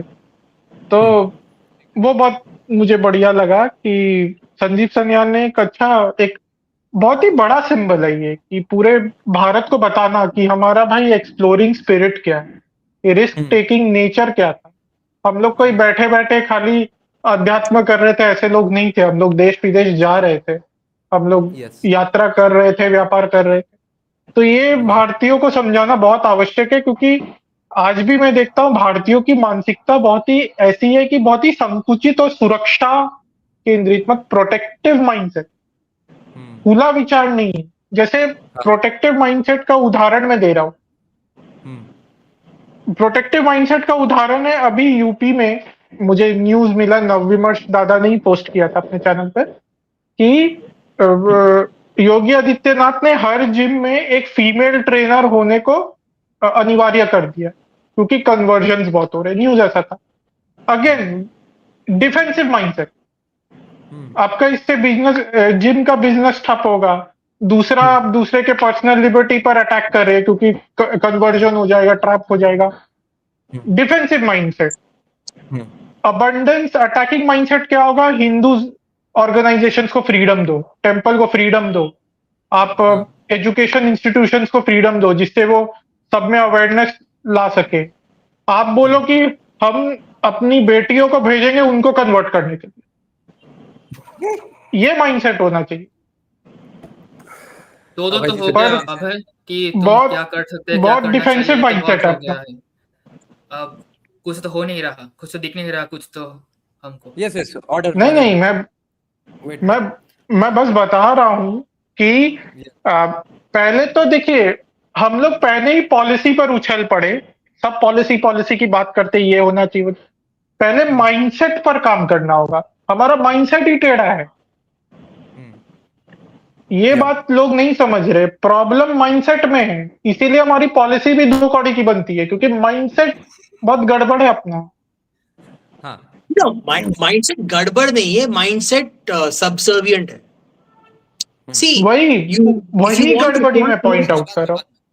हाँ बाद में आनंद, हम उसके लिए थोड़ा फिलोसफी में भी घुसना पड़ेगा, माइंडसेट क्यों ऐसा है इसके लिए, तो थोड़ा बाद में घुसेंगे। ठीक है, माइंडसेट पता है हमको क्यों ऐसा है। इकोनॉमिक्स में भी है भाई, इकोनॉमिक्स में भी हिंदूज है। I was watching- वही जैसे रिसोर्स मेरा बेसिक पॉइंट यही है कि we have a scarcity mindset, नहीं नहीं, बहुत डरे हुए माइंडसेट के हम लोग हैं। फर्स्ट ऑफ ऑल ये हिंदूज का प्रॉब्लम नहीं है, ये इंडियन हिंदूज का, इंडियंस का प्रॉब्लम है। You go see Hindus outside of India, वो एग्रेसिवनेस है।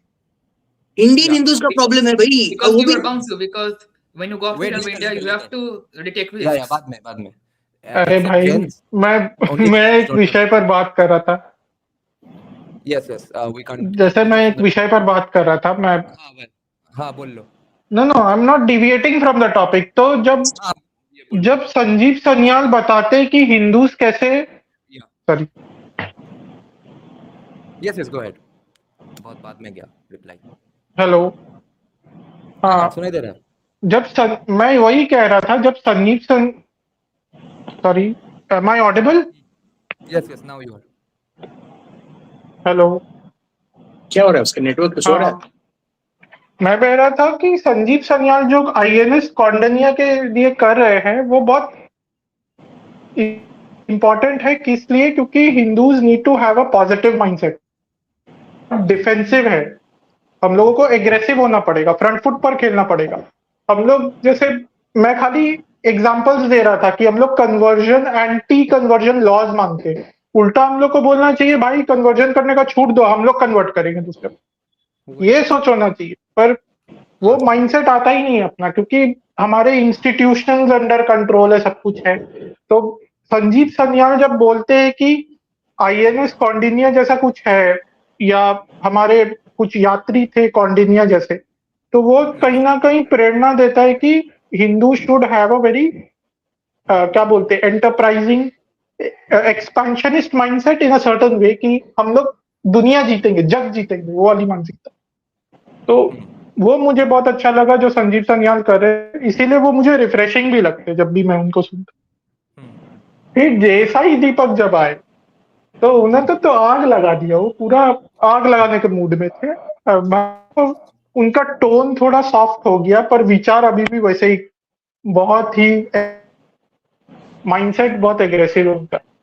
वो सीधा उस टॉपिक पे गए कि आप लोग को अच्छा नहीं लगता है कि हम लोग कास्ट पे बात करें, पर जिन्होंने ये शिप्स बनाए होंगे पहले, वो किस देवता के पूजा करते? Yes, I was तो the first one to reply. उन्होंने भी थोड़ा, When Jesai Deepak asked that, what's the name of the people who built the ships? I was the first one to shout because I knew what he was talking about. I said Shudras, and he couldn't hear me. Then hearing my answer, someone else shouted Shudras, and then he said, yes, thank you for using that. Most of the stuff in India has been built by Shudras. Like they literally ran the nation, like literally built the country. Everything Bharat, ancient Bharat was built by Shudras. They literally are, that's why they say everyone is born a Shudra. Anand, it was not built by the Shudras, it was built on the backs of Shudras, Anand. Nonsense. They were built by Shudras, are the driving force of this nation.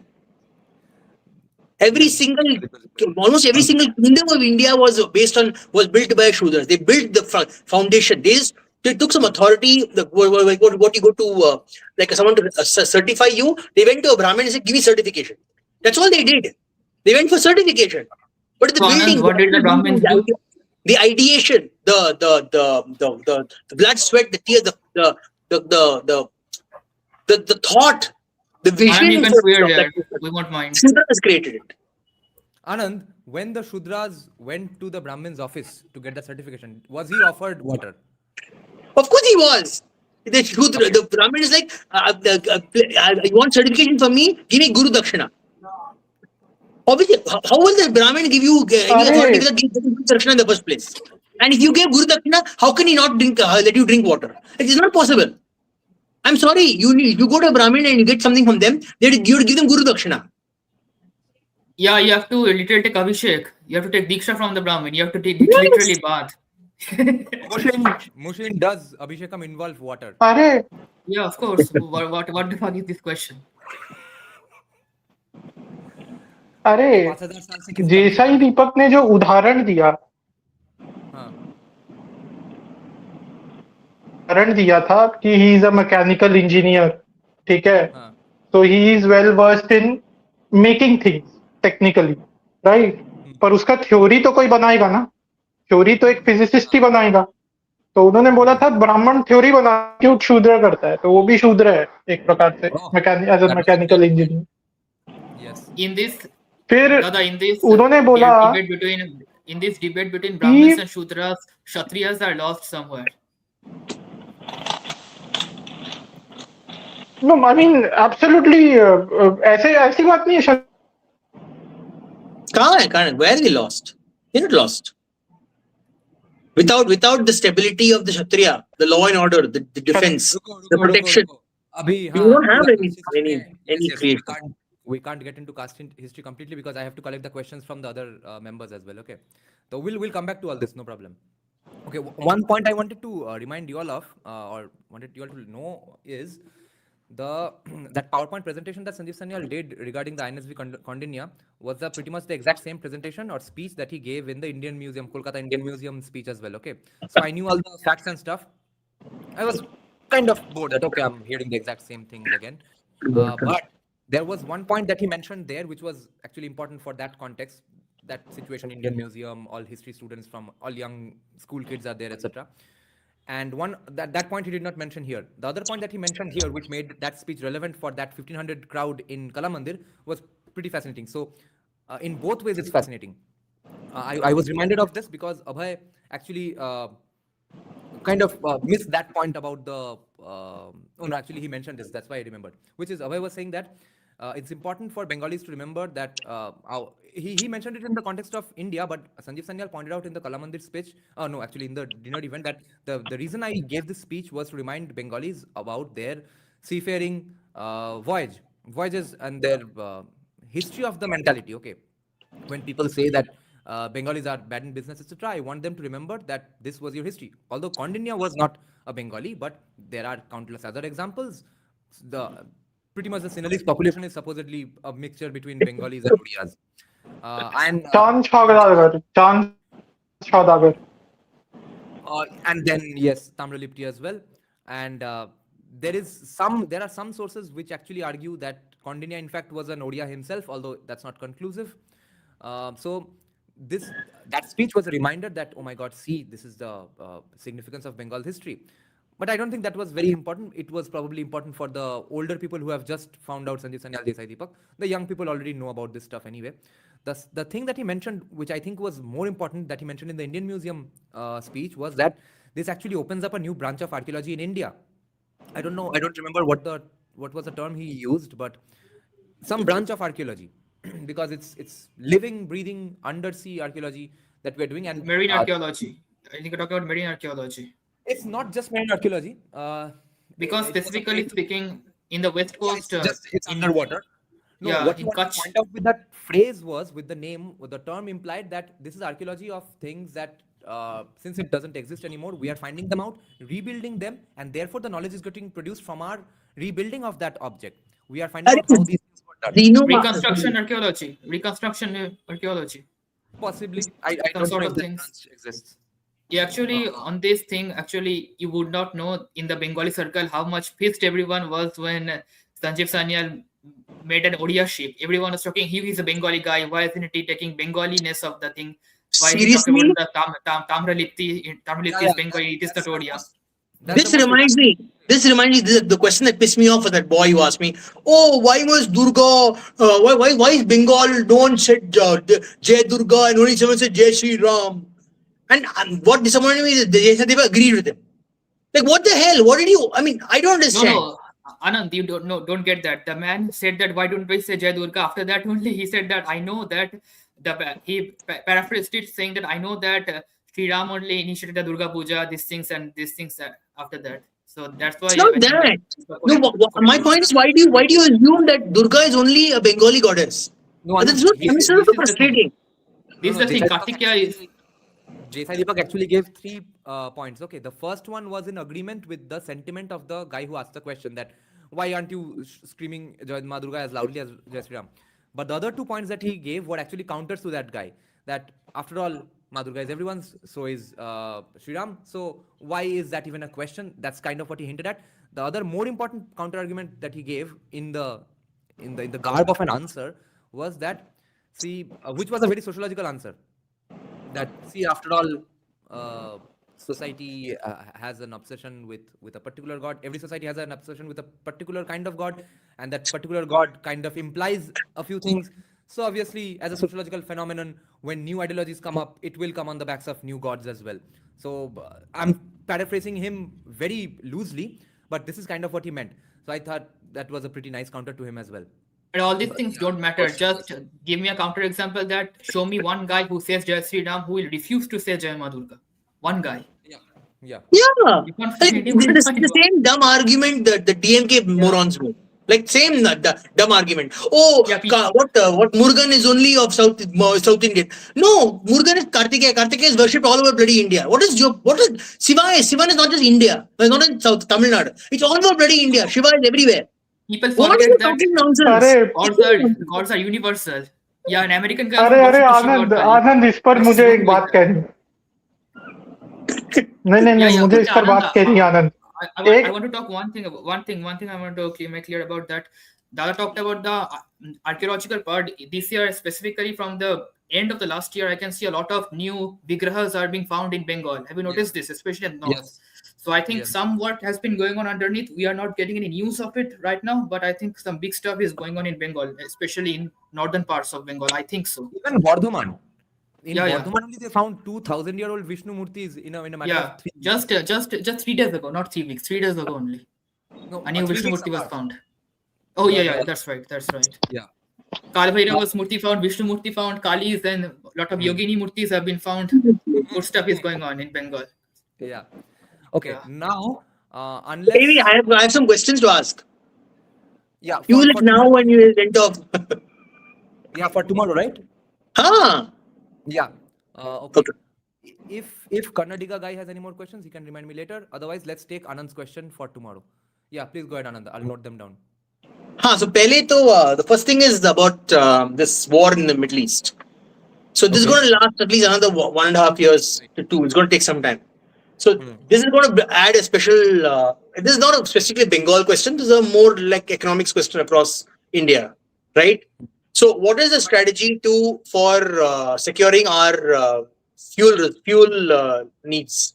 He's not going to answer it because it has to be Bengal related. If you ask that how is the war going to affect us in Bengal, then I can ask it. Ask it in terms of Bengal. Say how is going to provide fuel needs for development of Bengal and for development of country. You can answer it together. My point is it affects Bengal. What affects the country affects Bengal as well. Second thing is, if you want to, like, what kind of things are you envisioning Bengal can export? Like, what kind of industries can Bengal work on? Okay. To it. Third thing is this is related to the UGC thing. Okay, this obsession with I'm sorry, I'm going to offend a lot of upper caste people, but the fact that you have the internet, the fact that you have the internet is not bound by any like literally cannot be controlled by like laws of government and stuff. What is stopping you from starting initiatives to educate your children online, away from the politics of society? They can learn hundreds of skills online. Why can't you get together and educate your children there? You won't be faced with any of the oppression than politics of universities. Like ultimately, in the next generation, skills are what matters. Your degree does not matter. Why can't you think like outside of the box? Why are you so obsessed with government jobs? Yeah. Even upper caste people are obsessed with government jobs. That's the problem. So if you're going to follow the same, like wanting the government to give you everything, then clearly economic, you're not thinking about economic growth. So my question is, how are you going to build on the skills issue to move people past this blockage of being obsessed with government jobs? Because when people have the ability to get skills online or another way, so maybe you sign up for a program online, you go somewhere and you go do apprenticeship and learn from them. This is a very important thing, right? So this is beneficial to Bengal as well. And the last thing is, What about interstate trade? How the best way to build Bengal's economy and in any state's economy is to improve the interstate trade by a large amount. Like states trading a lot more between each other without babus coming in the way. That's my last question. Okay.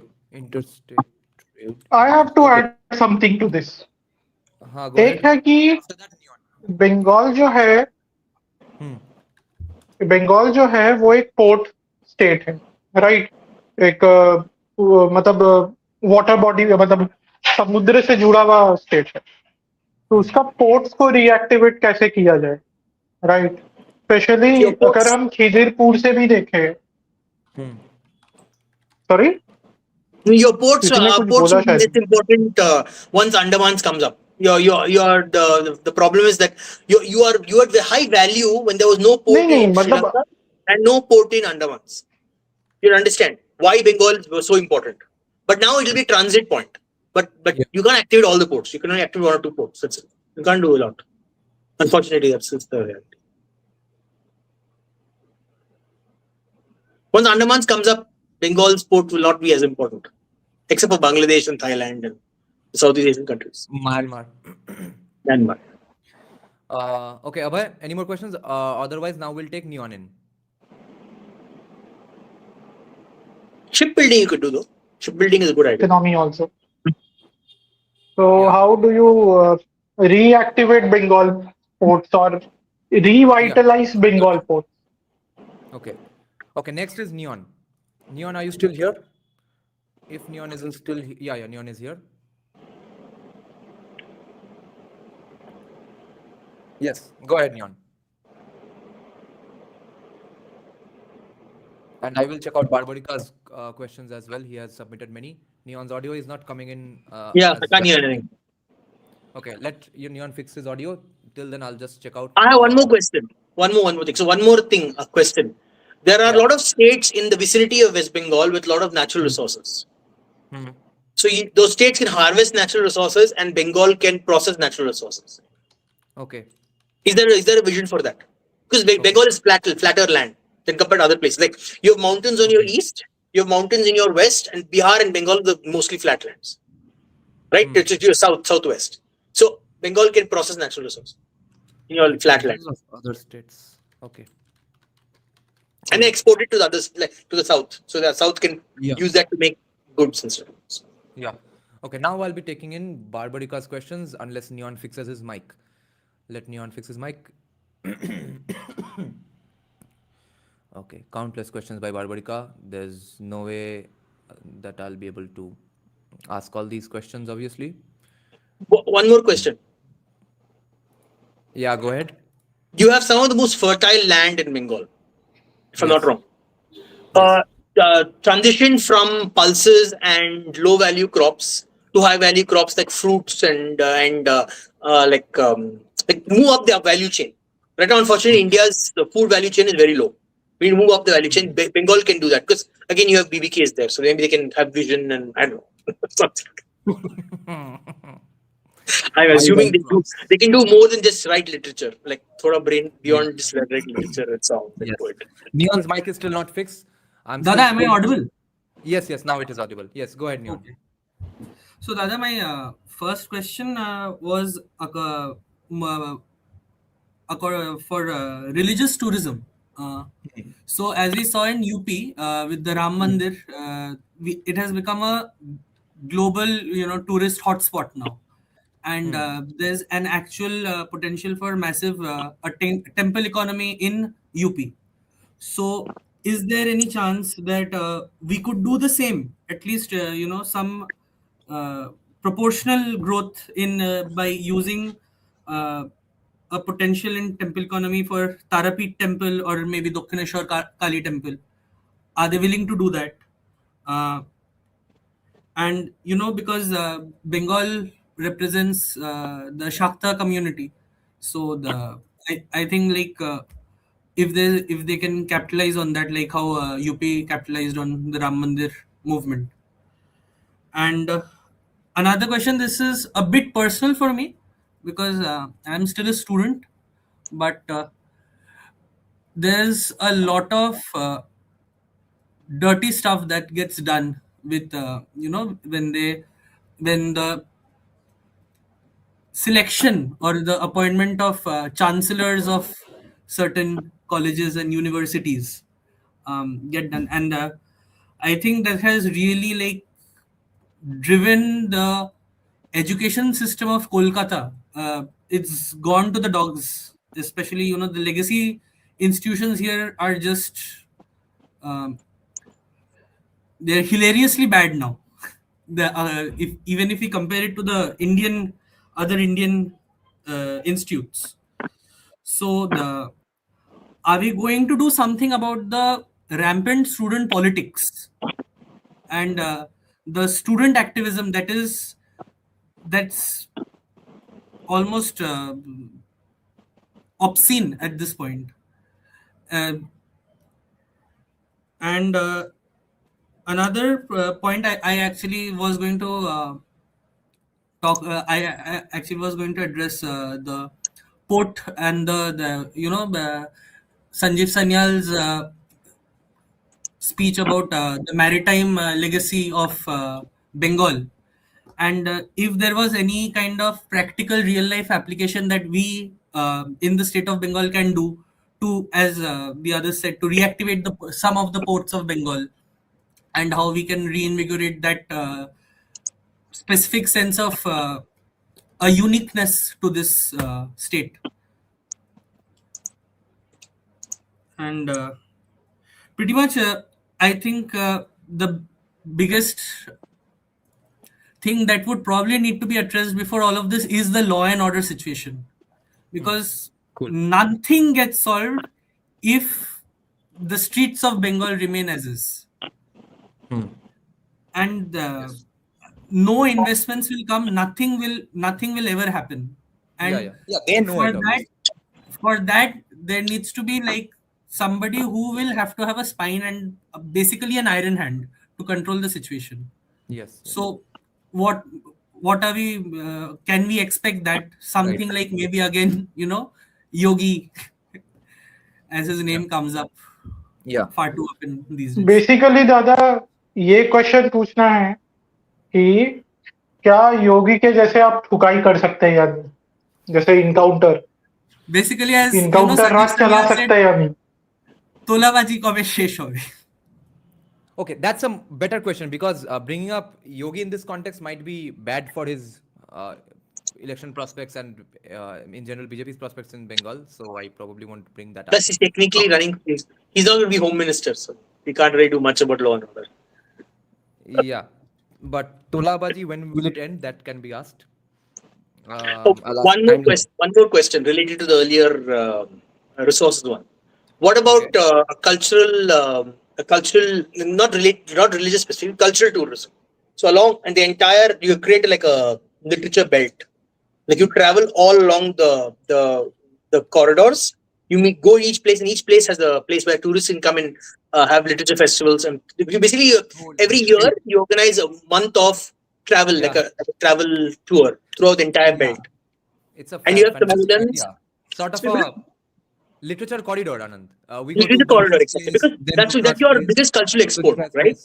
You'll need amphitheaters, you'll need pathshalas, you need lots of things to support that literature corridor, cultural corridor. And can we start with your cultural icons? Like there is a Vivekanand place, then there is some Sri Aurobindo place in Uttarpada, then there is some Bankim Chandra place. हाँ, suggestions बाद में, अभी थोड़ा प्रश्न collect कर लेने दो, क्योंकि अभी बारबारिका ने 100 प्रश्न पूछ के रखे हैं, उसको पहले कंप्लीट करके रखें. You should write a manifesto. Take a screenshot of that. Isn't that simple? Manifesto का स्क्रीनशॉट लेके उनको फॉरवर्ड कर देते, पॉडकास्ट नहीं करना है. So Neon, were you going to add anything else? If not, I'll now take in Barbarika. Yes, just like I just wanted to add in, like we need to mainstream sites like Dakshineshwar Kali Temple, Tarapit Temple, Belur Mott, and we need to mainstream it into the Indic mainstream thought, not only Eastern India. Yeah, bro, they are already extremely mainstream. If any more mainstream they get, it is going to become overcrowded. No, No, I mean like mainstream it into the Hindutva line of thought.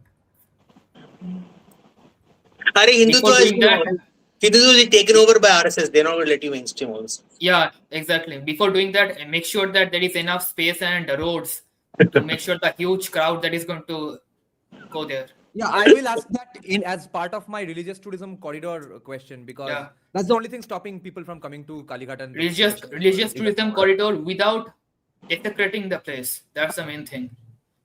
Don't make it look like a Kamakhya corridor case of. There will be some 300, 400-year-old small temples, so around it will have to be broken down if you want safe roads there. There's no two ways about it. It cannot happen without that. Then we have to restore them in such a way that nothing bad happens. Yeah. Why not simply add them in the temple complex of the main temple? That yes. Yeah. No, see, fundamentally, all Indian issues are fundamentally to do with land management. The problem with India is land management is horrible. Yeah, and we will see that how many more murtis we can dig up in this case. If roads are maintained properly, then digging should happen, and then a lot of hundreds of new murtis can come up. Because literally our entire history is underneath the soil of Kolkata. Yes. That is true. A lot of all over India actually. I think a lot of the stuff is under like 10 feet under, 20 feet under the ground. The problem is Varanasi is a fertile area so that people never left it. If we dig up Varanasi, imagine the shit we are going to find. The stuff. No, Varanasi is a curious case because Varanasi is also the world's one of the most ancient cities that are still being inhabited. So yeah, the amount of crowd that Varanasi experiences every year, Varanasi is not built for that kind of a crowd because it is an old world ancient city. That's the reason it is meant for small crowds, small population. I'm telling you, flooded with open.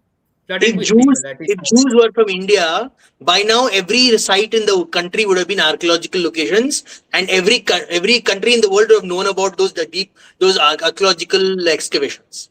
Yeah, Ananda, I have something to say about the. Who cares? नीचे है, ऊपर खोदो. Let's chai piyo और मजा करो. This is our. About the J people, I have one thing to say about the Jews. No, later. Okay, First, I'm collecting the questions for tomorrow.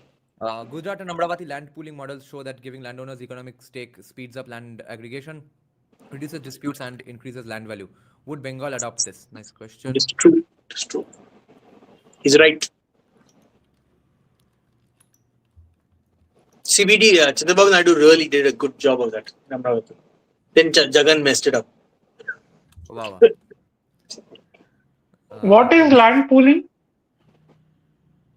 You tell the farmer, I'm building a large complex. Give me your land. I will do value in it. I'll give you a house or a location, and you give you profits from the land that I use. So there's more incentive for the farmer to give it to you. But one thing can I explain to you? Why do you keep taking farmland for this stuff? I don't understand. Why can't you work on land that's not full of farms? In Bengal, almost all land is farmland. The rare barren lands are there in some portions of central Bengal and stuff. It's mostly very fertile. That is okay. Bengal, I understand, but even in South India also, like seriously. Saptashri is saying, don't you think Sudipto Guha will be a better finance minister than Dr. Ashok Kumar Lairi? Saptashri, I don't think who becomes the finance minister is for the hands-on actual work is not really that important. Whoever becomes the finance minister, it must have a good ring to it, must have good qualifications, and BJP might be able to be proud for having such a finance minister. In the end, it's going to be run by the chief minister and home minister of the country. Both of them are going to decide how it goes. It actually does not matter if Thomas Well becomes the finance minister of Bengal right now. Because there are some things just can be done. For example, who suggested this question? Neon suggested this, right?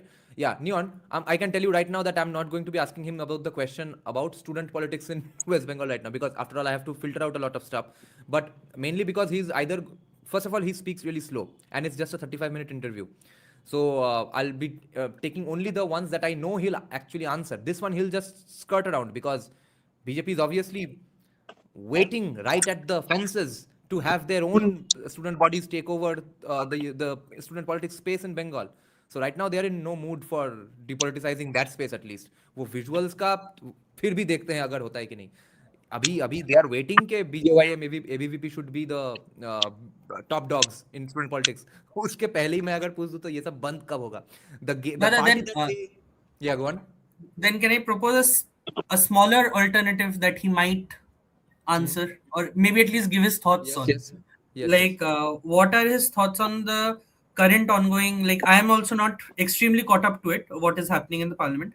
But what are his thoughts on the current ongoing bill, the governance of Indian Statistical Institute, and what the bill proposes to do with the current system of the ISI, and what are their thoughts and what are their positions? Yeah, they are going to not like this question. They are going to get pissed off with me because the focus is supposed to be from the about the Gen Z expectations from a BJP government if they come to power. The Gen Z of West Bengal and Kolkata. Okay, that's the They're not Gen Z or shit.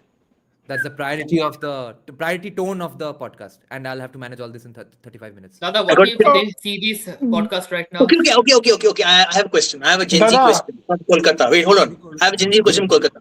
When you remove the ban from TikTok, Yeah, that's not the Kolkata What? specific, so it can't happen.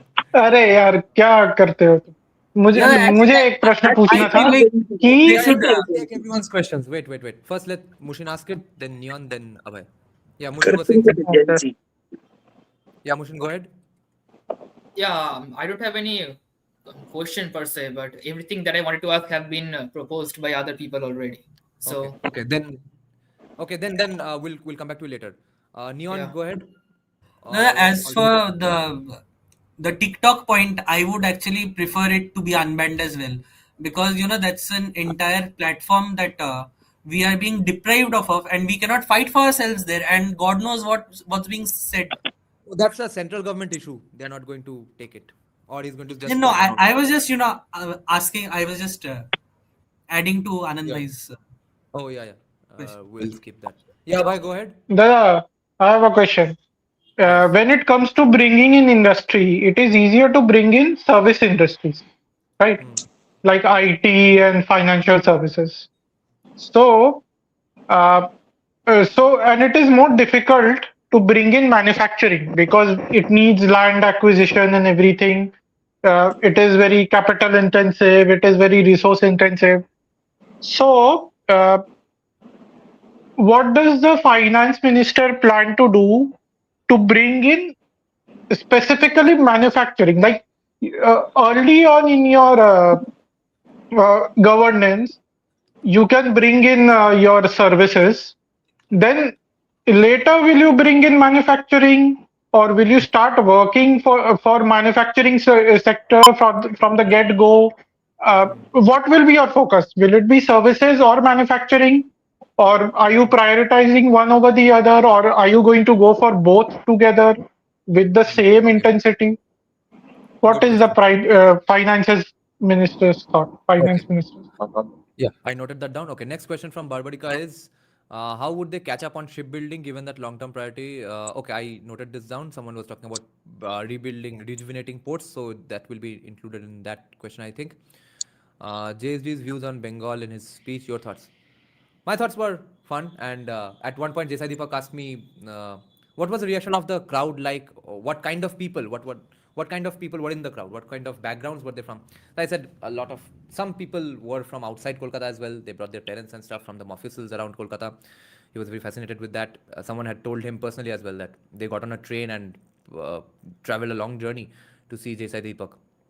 And views on Bengal in his speech. I was going to add something else. I was boasting about it. Yes. Deepak was lamenting that, or asking that. I hope I did not repeat any points and stuff. So Reshmi ma'am was saying, no, it does not matter if you repeat any points from all the speeches. I said, yes, sir, me too. And he asked me, did I repeat too many points? I said barely. And they have, those 1,500 people in Kalamandir have not heard your speeches like I have. I know all your speeches by heart, inside out, since 2017-16. All your speeches since 2016-17. I was not hearing them in 16-17. So it does not matter if they are repeated. They are probably coming across those arguments for the first time anyway. so it did not matter. Okay, more questions from. There was one South Indian sounding guy who asked a question about caste. Yes, Was he a South Indian? yes, he's in the Marine College, I think. And it was did you ask him, Dada? Did you Okay. ask JSD? Did you ask JSD about what is his sudden obsession with Aurobindo? Why is he suddenly talking about Aurobindo so much? I did What not has know it inspired was him to talk about Aurobindo so much? I did not know it Or was maybe sudden. That's why I didn't ask it. The way he spoke about Aurobindo, it felt like he has been into Aurobindo, that this deeply into Aurobindo no, since no. that is Bharat. It's just that it never came out in the open. His prioritization. Yeah, that's what I'm saying. I'm not saying that he's suddenly into Aurobindo. I'm saying why is it coming up now in public discourse? I mean, what has sort of encouraged him to bring it up now in public discourse that he's suddenly talking about Aurobindo and Aurobindo's Hindutva, or that can is what ask him- he looks at it I as. can ask him this the next time, but actually he kind of gave me the answer because of a different question. So I'm not sure I should say this, but Why? What's wrong with it? because he was kind of pitting Aurobindo against some other stalwart. That's why I don't want to get Why? What's wrong with pitting? I don't know. Okay, I understood. Which stalwart is that? I Or understood which Vivekananda. Which one stalwart is it? Aurobindo versus Dada would be Vivekananda. very hurt if we talk about that stalwart. Which one? Vivekananda. I don't know. You don't know. No. If we talk about that stalwart, Dada would be very hurt. Whom JSD is pitting Aurobindo against. See, it's either Savarkar or Vivekananda. Only two options available. Or it might be Shashi Tharoor. Who knows? Oh, by the way, Swapan Dasgupta's friend. was The saying- clue is that interview he gave to that Assamese guy. Oh, In yeah, that interview with Assamese guy, you will get the clue. Yeah. So yes. No, but pride see, is Aurobindo. that suggestion about beef-eating communities in Northeast was very interesting, right? The answer he gave to that question. Yeah. So very interesting because it was truly very Sanatani. It was the way to handle multiple traditions without being pushy. It is what the left wing will never tell you about what Sanatanis, how Sanatanis can be. And Anand, it just goes to show that how much these people who are in real life, into real life activities, right? After all, they are not on the internet. I mean, internet obviously has its impact. Otherwise, why would I do it? But it's not everything, and not even let's say the majority of the country is not taking part in the internet discourse, right? But internet discourse, I hope, drives discourse or drives policy. But since they don't spend into internet lafras, e-lafras all that much, I was making jokes about Desai Deepak being a casteist and stuff, okay? And I was saying that, yes, sir, you are giving out casteist vibes, etc. So, to which Sanjeev Sanyal and Swapan Dasgupta both got really shocked that what? How? What are you talking about? How is he a casteist? And then some friend and Desai Deepak himself as well, I think, explained to them that no, actually there is a discourse going on in the internet community, and he's right. There I am considered to be a casteist because I hold certain views on temple entry in which are in accordance with Varnashrama in some cases, etc. So that's why. But it was fun to me that Swapan Dasgupta and Sanjeev Sanyal had no clue what I was talking about Desai Deepak being casteist. They have no idea how is he casteist? Yeah, they don't care about the bloody internet discourse, man. They've got important things to do. Yes. Man, they are reading a lot of research papers. They don't have time for internet. Yes. Okay, fourth question. How do they plan on cleaning up the West Bengal MSME list to ensure targeted support? Yes, good question. Difficult. The saddest part is that I Also- won't be able to ask all these questions. Also, what will the BJP do about this retrospective withdrawal of incentives from Oh, yes. industrialists? Yes. उसको बोल देंगे I How think, will they- उसके ऊपर- उसको ज्यादा seriously मत लो उस question के उत्तर को वो करे या ना करे बोलेंगे कि या we'll repeal it within the first few hours. No. How will they bring the trust back?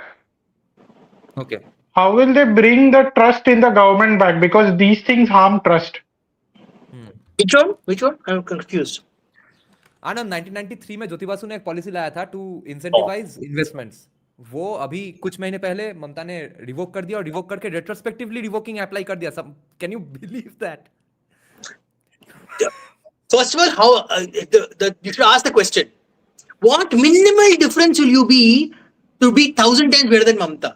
What minimum difference will you do to be 1,000 times better than Mamta Banerjee? Like, you know that FDI in retail. When I first came back to India from Singapore, I came when that FDI in retail nonsense was going on in India. I'd never heard of Mamta Banerjee in my life. Okay. And the first thing I heard about her was that she was basically saying, I will not allow FDI in retail in Bengal, and I will not allow FDI in retail anywhere in the country. क्या CM है ये भाई? आपको नहीं चाहिए, अपनी state को नहीं चाहिए, आप नहीं रखो भाई. Why should the whole fucking country suffer for your need? ये क्या कौन CM है ये ऐसे? Remember, I used to say about 1.5 years or 2 years back that when I was being edgy, obviously, that hypothetically, or let's say sometime in the future, you might have to chop off the gangrenous parts of the country. I won't name the states anymore because I can't afford to be that edgy anymore. But the interests of some states are not actually in the same direction as the rest of the countries, which is insane, which is very unfortunate. And so you see, the priorities, the discourses going on in the rest of the country, North India, is not even a fucking issue on the table in Bengal, which is why BJP and Amit Shah are very elated about it, that we are not having to answer any fucking buddy in the entire state of West Bengal about UGC. No one gives a shit. So भाई हम वहाँ पे UGC VCC. Yeah, it's a blessing in disguise for them. हाँ, exactly.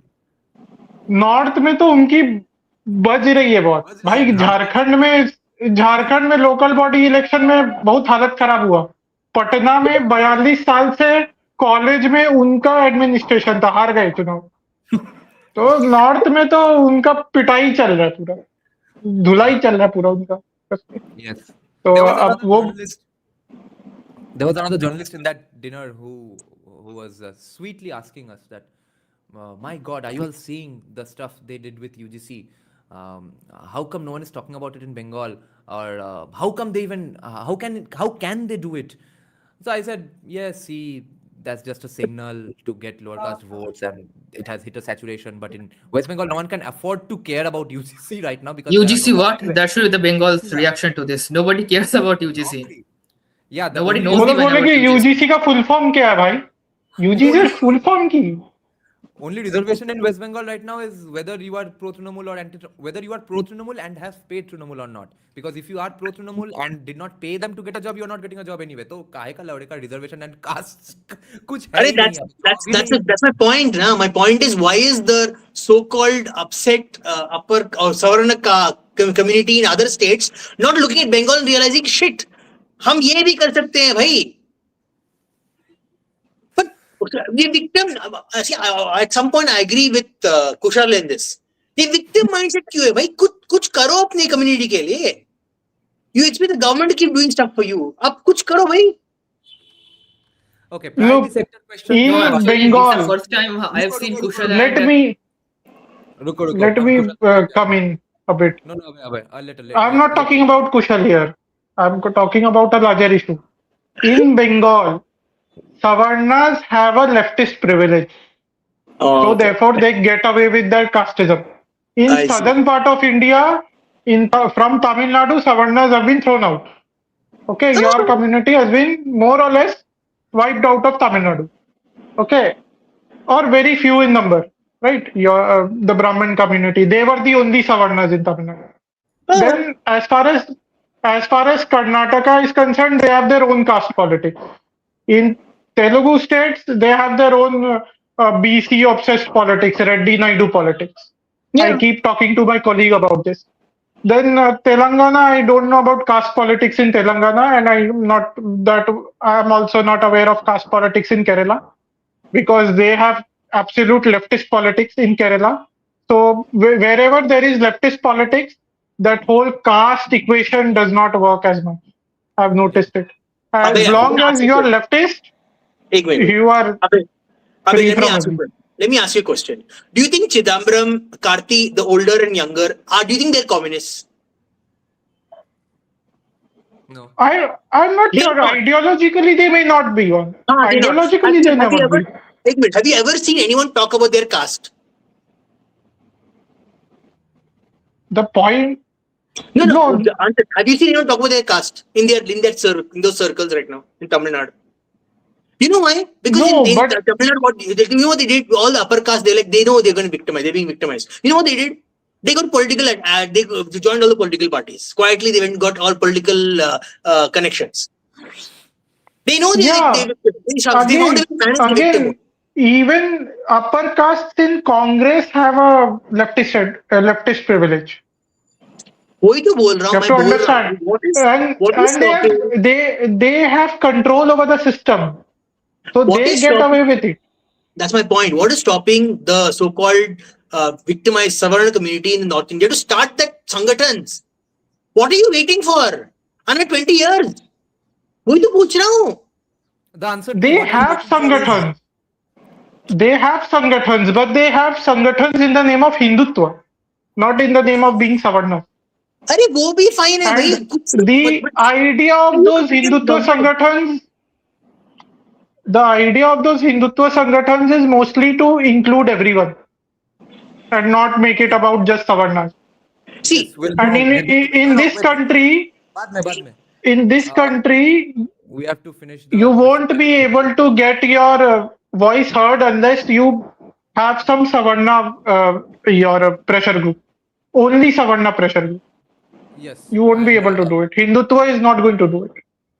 Yes, now we'll come back to tomorrow's finance minister.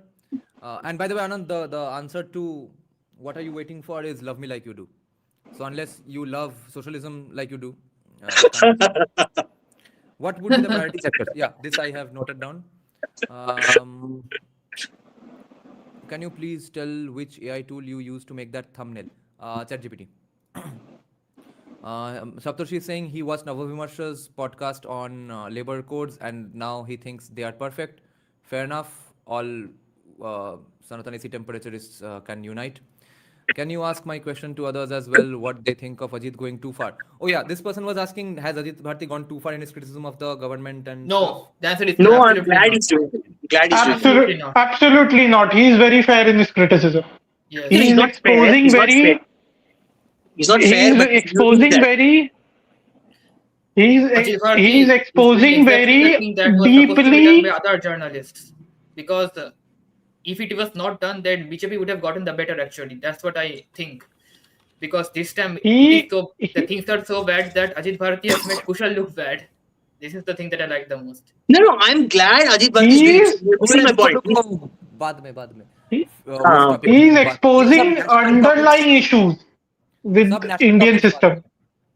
हाँ, अभी priority सिर्फ Bengal national topics हम इसके बात कर लेंगे टाइम है no problem so yes my only question to share is that what would be your definition of going too far and since we cannot have a consensus on that which is too far which is not क्योंकि भाई मैं तो बोलता था कि BJP में socialism है मुझको बोला जाता था कि कैपिटलिज्म फीजिबल नहीं है अब बीजेपी कर रही है कास्टिज्म अब कुछ उस साइड के ही लोग बोल रहे हैं कि नहीं ये अलाउड ये this should not be done no matter how feasible it is तो कोई भी चीज किसी के लिए फिजिबल है किसी के लिए इनफिजिबल है और किसी के लिए नॉन नेगोशिएबल है तो अजीत भारती के लिए ये नॉन नेगोशिएबल है No, Ajit Bharti is holding the BJP's feet to the fire on the right things. Unlike Mr. Pappu Gorakhpur. Shared's question is that should he hold their feet to the fire this much? No, burn as much as possible. Burn it till it's burn scalding black. Because you understand, it's like this. It's the wind. It's window. It's a window, right? The BJP has gone so far this way. If you don't burn it, like pull it really hard on this side, it's not going to come and sit in the center. You pull little bit, keep more this side left. करना पड़ता है. I think I would have been further right than Ajit Bharti on many issues. In fact, on many issues, he is very centrist, Ajit Bharti. But on this issue, Periyar like he's very important to the country. Yeah. Annamalai has also started talking about Periyar. Kamine sale. Okay, this question by Barbarika was kind of asked by Anand as well, so I'll ignore this one. policies treating symptoms and not acknowledging causes, obviously. Yeah. Next question from Barbarica is, for us to increase productivity per unit of land, we need to bring out land from farming, which also means we need to increase produce per acre. Will Bengal finally get its green revolution? I'll have to add this with some other question. Bengal green revolution. Will Bengal bring in drip irrigation to solve this? Because we need to go straight to robotic farming. We need to jump ahead. We are too far behind. Our farming practices are ancient. Recent stuff. Yes. We can use ancient farming knowledge, but our system is really, I'm sorry, it's just too backwards. And Bengal can be the model state in farming, because right now there's not going to be much resistance to BJP at all. People are fed up and are looking to sell away their lands. So this will be a great way to show the rest of the country what truly casteless Hindutva is, what agriculture is, what manufacturing and capitalism can do, what SEZs can do. BJP will be able to put up a more free market and capitalistish face if they do in Bengal what they are supposed to do really. One more thing. Related to the farming thing. Will they allow selling of land? So what is happening is you can't buy land unless you're hereditary a farmer. What are people who want to get into farming? Who are not farming families? That's also casteism. You don't allow other people from other communities to buy farms. How will you prevent casteism by letting other people buy farms who are not farmers? That's an important question. Okay. Okay.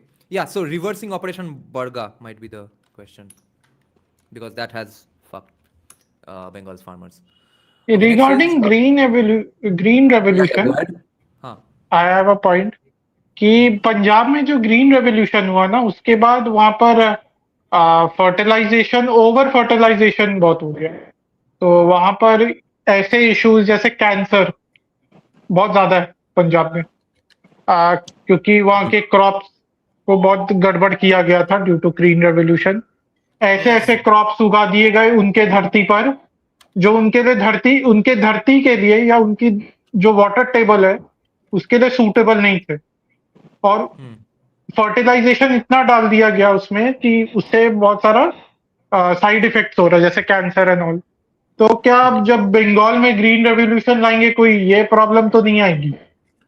अरे वो महाराष्ट्र में कर रहे हैं sugar cane के साथ, BJP sugar cane में के साथ कर रहे हैं महाराष्ट्र में. तो मतलब green revolution is okay, but we need to think about this.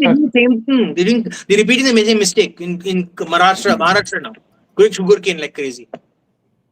BJP doesn't have its own mindset. So this eighth question from Barbarica is pretty good. Yeah, Mushin, go ahead. Yeah, about the green revolution thing, people don't understand that what crops are suitable for one land, and basically they don't think about anything except profitability. Yeah. Which crops makes most profit, which crops sell the most, they usually make those things grow in places which is not suitable for them to grow. But on the other hand, you can ask this, that farmers of Bengal are not comparable to farmers of Punjab, Haryana, or these things, because in some way, farmers of Punjab, Haryana, northern parts of India are empowered in a lot of way, bad or good. I am not going into that, but in Bengal, they are actually impoverished in quite a big way.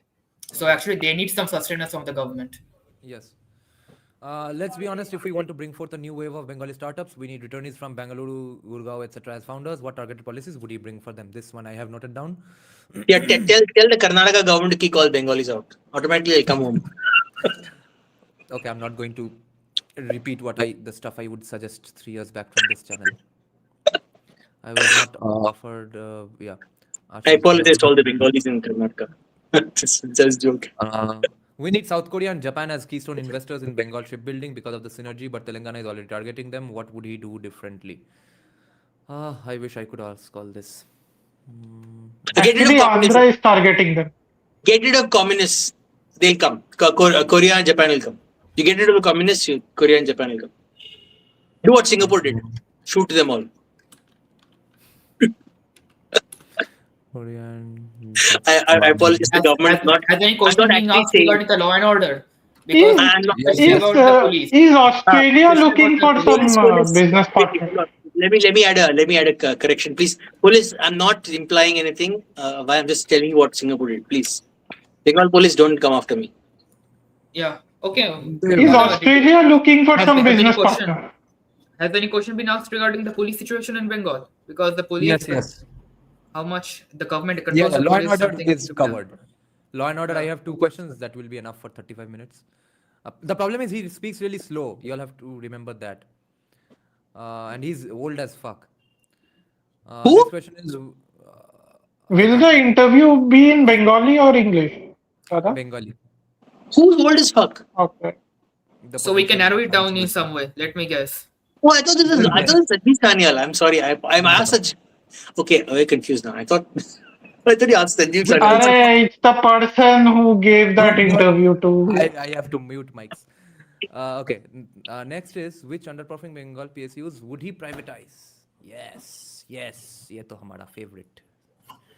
अरे बोलो कि बुद्धदेव भट्टाचार्य से उन्होंने कोई अनुप्रेरणा ली है या नहीं? Which PSU? In terms of privatization. या बुद्धदेव भट्टाचार्य के विचार कैसे? म्यूट कर दिया गया है अभय को. यहाँ पे डिक्टेटरशिप ही चलेगा. No, I'm unmuting him. Oh, I can't unmute. Shit. Abhay unmute कर लो. Lol. अरे मैं बोल रहा हूँ कि बुद्धदेव भट्टाचार्य के विचार उनको कैसे लगते हैं, जो उनके विचार थे क्या बोलते हैं, डी इन्वेस्टमेंट को लेकर या प्राइवेटाइजेशन को लेकर. ये ना अच्छा क्वेश्चन है, मगर वो फालतू में मैं कंट्रोवर्सी अगर क्रिएट करूँ तो थोड़ा प्रॉब्लम है. This is not a scope of the. ये कोई स्कोप नहीं है, का स्कोप के अंदर नहीं है. They have to appreciate a former chief minister from a different party, etc. That gets into murky waters. But so don't mention Buddhadev Bhattacharya, mention his policies that he said 64 को पहले बंद करना है, ये थोड़ा बाद में करेंगे, इसको बाद में देखेंगे. ही in that interview he clearly said कि कौन सा priority है, कौन सा क्या है. You can ask about those very sectors which need to be closed down, which need to be privatized. उन्होंने क्लियरली बोला था कि भाई रीस्किल करना पड़ेगा, अगर इंडस्ट्री बंद हो रहा है रीस्किल करो, दूसरा जगह भेजेंगे. भाई ऐसा कम्युनिस्ट चीफ मिनिस्टर बोले, भाई मुझे तो मैं तो हतप्रभ रह गया था. 26 years back. And Dada, did you have this question that what is going to be done to seal up the borders so that they don't remain porous anymore? That's not a question for a finance minister. That's why. Okay. No, but I mean, but communists have always reskilled when required. You look at China, look at Russia. When they require it, they force reskill.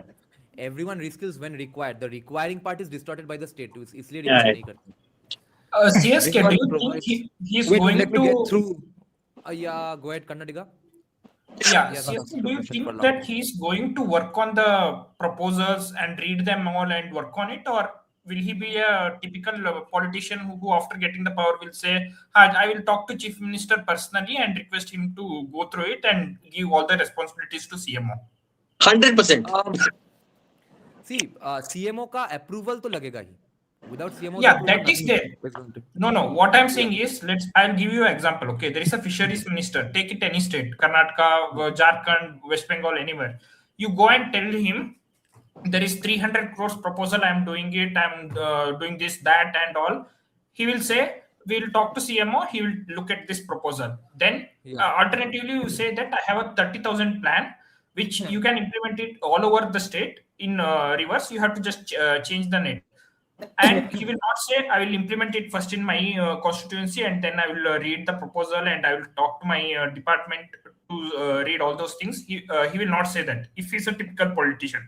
For that 30,000 proposal also, he will say, I will talk to CMO. He will look into it. I will talk to him personally and request him.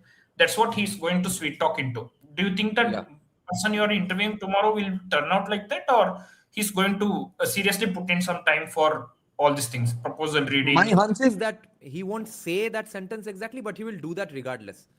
वो करना ही होगा. Once he assumes the power. Yeah, if he gets the power. Yeah. दादा, एक question है जो आपको अपने लिए और अपने बिरादरी वालों के लिए करना चाहिए कि जो आर्टिस्ट है, म्यूजिशियंस, जो फिल्म इंडस्ट्री है, उसको कैसे रिवाइव किया जा सकता है इकोनॉमिक सेंस. जैसे how do they compete with southern industries? How does Bengali cinema compete with Bollywood? Abhay, How can this I won't be able to ask him because I asked it to Taposh Roy already.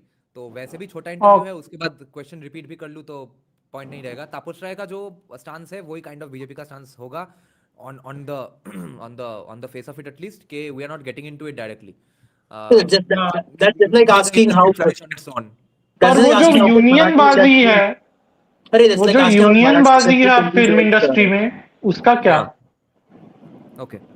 No, but you're asking how like it's like asking how the उसको Marathi लेकर के industry उनका क्या perceives सोच है कि union बाजी को हटा देंगे फिल्म इंडस्ट्री से, या कैसे कंट्रोल करेंगे यूनियंस को so that they get more freedom to work with different technicians? Yeah, I'll see if I can squeeze in a question about Dollygunj. Next is Bengal provides a unique terrain for developing marine tech and delta tech, specifically for defense. How would you set up a sandbox for Bengal dev tech startups? Okay. Bengal I dev think tech- defense is going to be difficult in Bengal, being a border country, a border state. I think setting up a defense infrastructure could be a little tricky for Bengal. And literally ordnance If you factory is there see, in Bengal. Bengal is the Eastern Command.